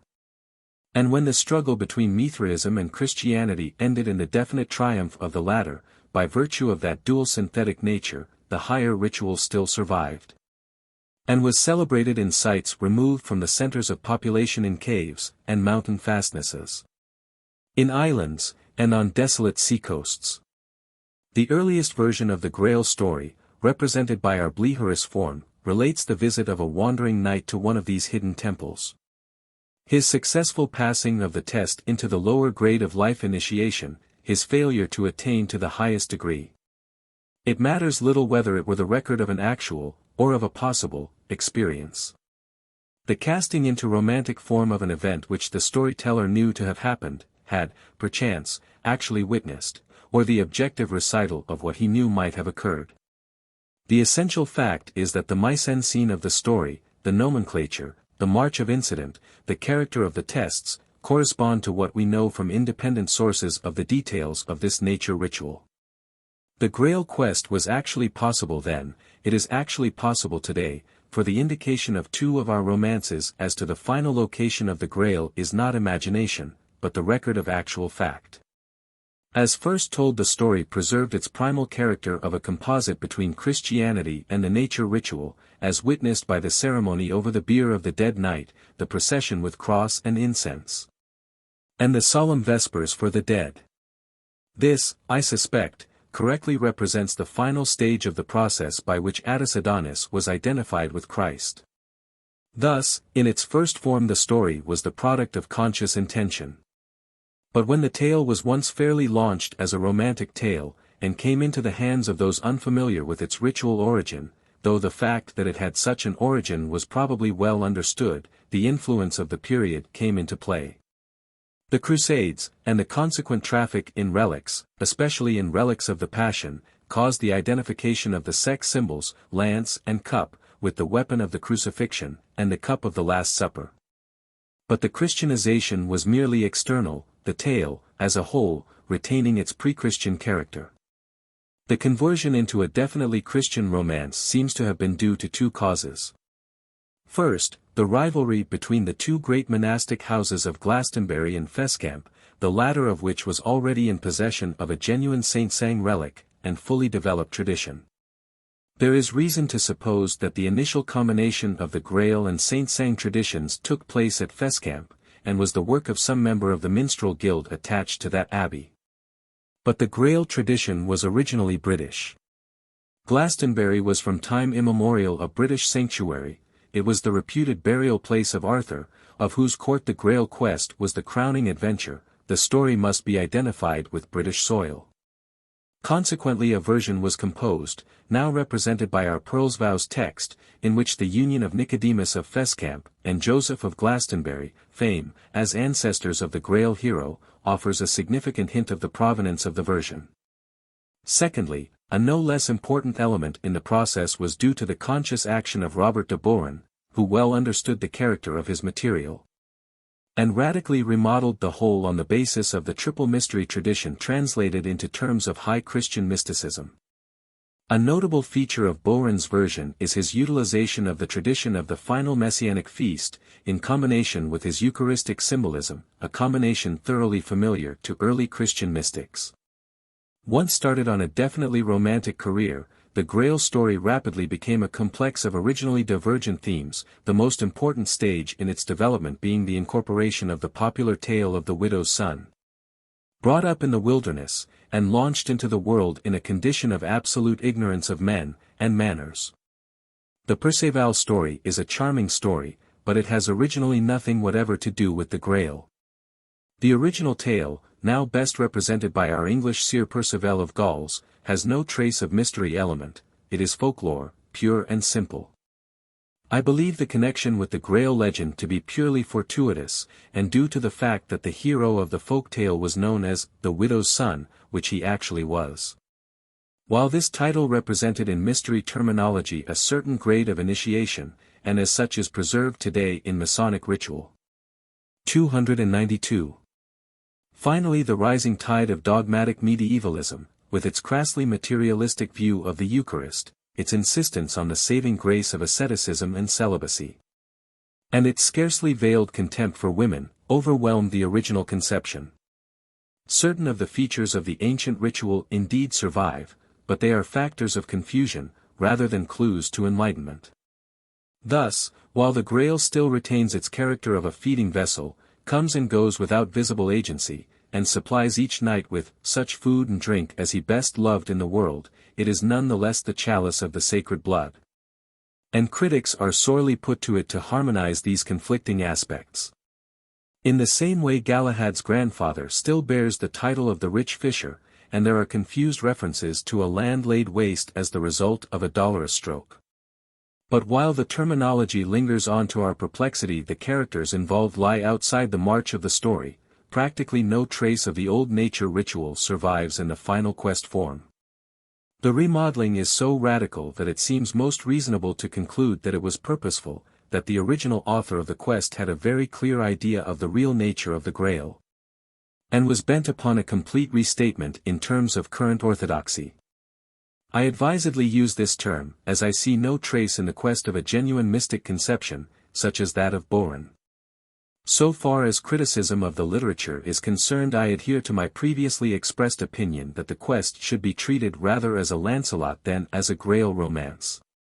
It is of real importance in the evolution of the Arthurian romantic cycle, as a factor in determining the true character and origins of the Grail legend. It is worse than useless. What remains of the original features is so fragmentary, and so distorted, that any attempt to use the version as basis for argument, or comparison, can only introduce a further element of confusion into an already more than sufficiently involved problem. I am also still of opinion that the table of descent given on page 283 of Volume 2 of my Perceval studies, represents the most probable evolution of the literature. At the same time, in the light of further research, I should feel inclined to add the Grail section of Sonde de Naassene as deriving from the same source which gave us Kayet's poem, and the Pearl's Vows 293. As evidence for a French original combining important features of these two versions, and at the same time retaining unmistakably archaic elements which have disappeared from both. I hold this section of the poem to be of extreme value for the criticism of the cycle. While there are still missing links in the chain of descent, versions to be reconstructed, writers to be identified, I believe that in its ensemble the theory set forth in these pages will be found to be the only one which will satisfactorily meet all the conditions of the problem.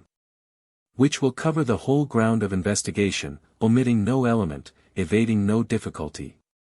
Which will harmonize apparently hopeless contradictions, explain apparently meaningless terminology, and thus provide a secure foundation for the criticism of a body of literature as important as it is fascinating.